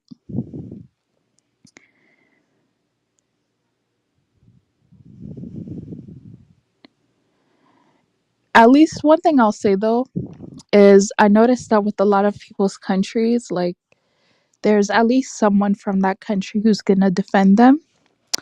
So with Nigerians, it can be Mike, it can be Kid Ola, it can be Brian. When it comes to Somalis, it's usually Mo. Ajuran doesn't really call in to defend, but if he has to roast, he will. Who else? Who's the other Somali who does it? I think, isn't it just Mo? Well, Puntai has her own channel, so I'll say that she does it too. Lima. Lima, of course. Lima does that too. If we're talking about Ethiopians, no one really goes after Ethiopians, to be honest. No one really attacks Ethiopians, so I don't think they need that. I'd say, at least in this part of the Afrosphere, don't really talk about Jamaicans that much. But if we did, I think they would come in here to defend themselves too. African Americans, they have their own panels, to be quite honest. So it's not necessary for them to come over here and talk about whatever they're talking about because they do that in their own spaces already. And I think the other Africans are pretty much scot-free, right? The other African countries, no one really goes after them, to be honest.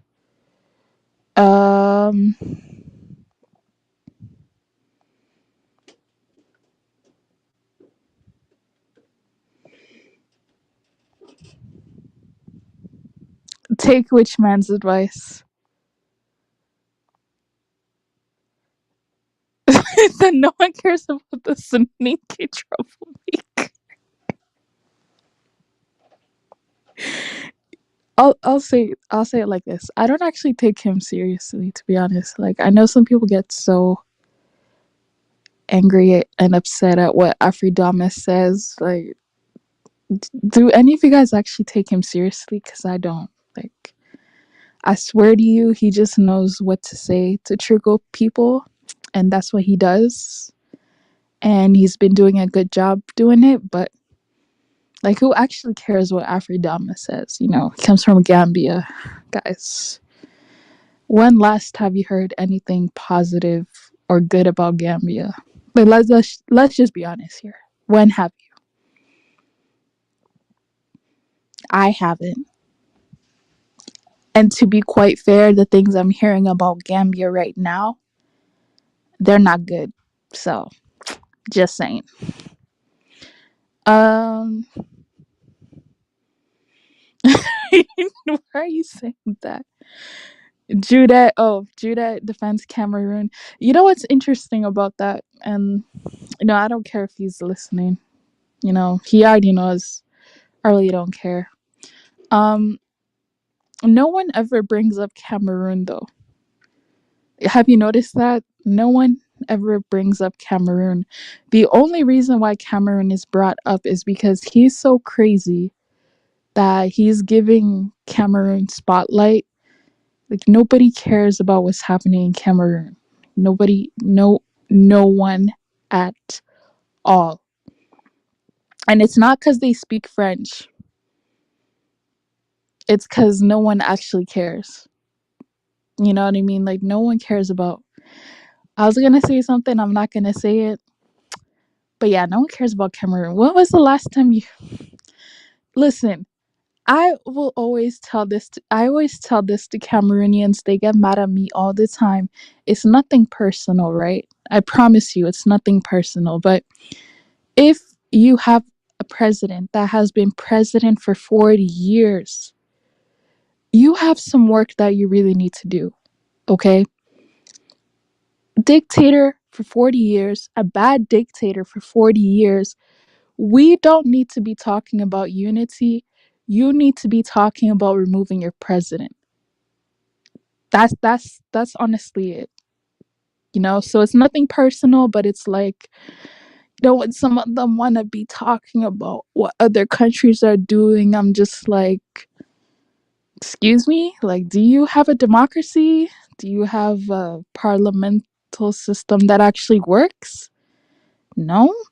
Okay, then why you talking? No, why you talking?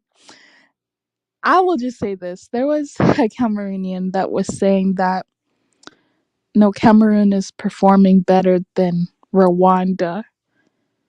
And I was like, okay, you can chill. You know what I mean? You can relax. You know, we don't need to do that.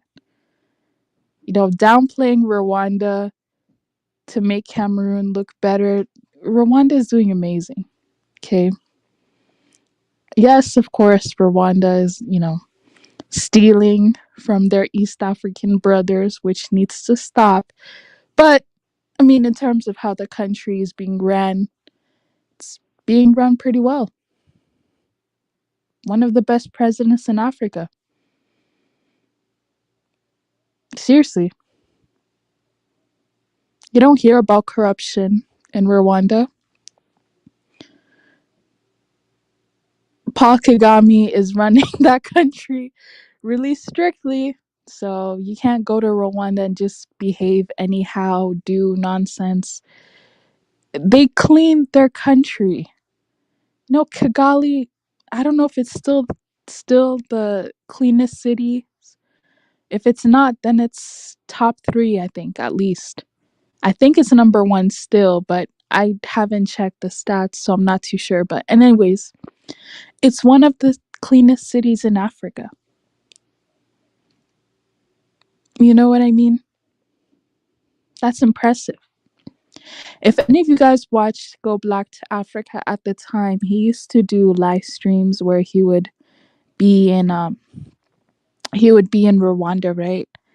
And every Saturday, people would have to wake up and do like this community cleaning.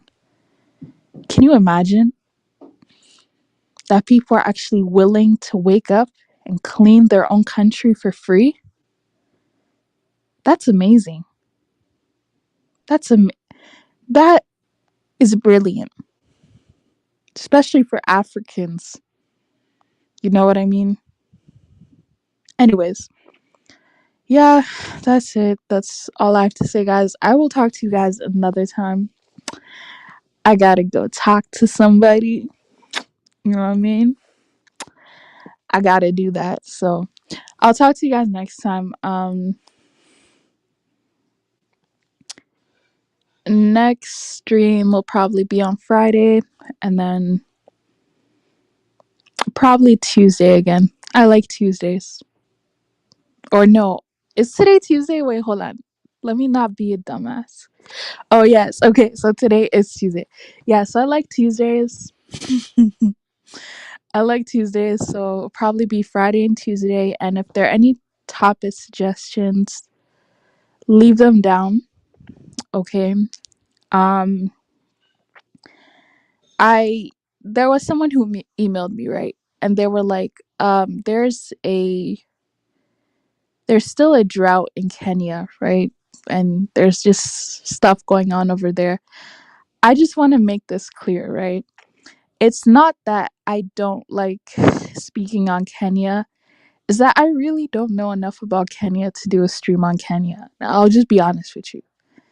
You know what I mean? The one time I did a stream on Kenya, it was so boring. It was so boring. Kenyans did not want to click in. Kaiser was in the chat section. He did not click the. It's like I can't speak on something that no one cares about. Or that I don't know enough about. It's just like, that's dead. Why would I do that? Do you know what I mean? That's why it's easier to speak on AA. Okay. That's why it's easier for me to speak on West Africa as a West African. That's why it's easier for me to do those topics, especially topics about the diaspora. It's very easy for me to do that. But, I mean, someone was like, oh, we need to learn about other African countries we don't know about. I agree, but no offense, I don't really feel the need to do a stream on Zambia. Like, no offense, I just don't. Yeah. If I was to ever do a stream on Zambia, it would be Zambia and another country, like, at the same time. It wouldn't just be on Zambia. Yeah. So anyways, hunter gatherers. Okay, yeah. So I'm gonna end that, and I'll see you guys soon. Bye.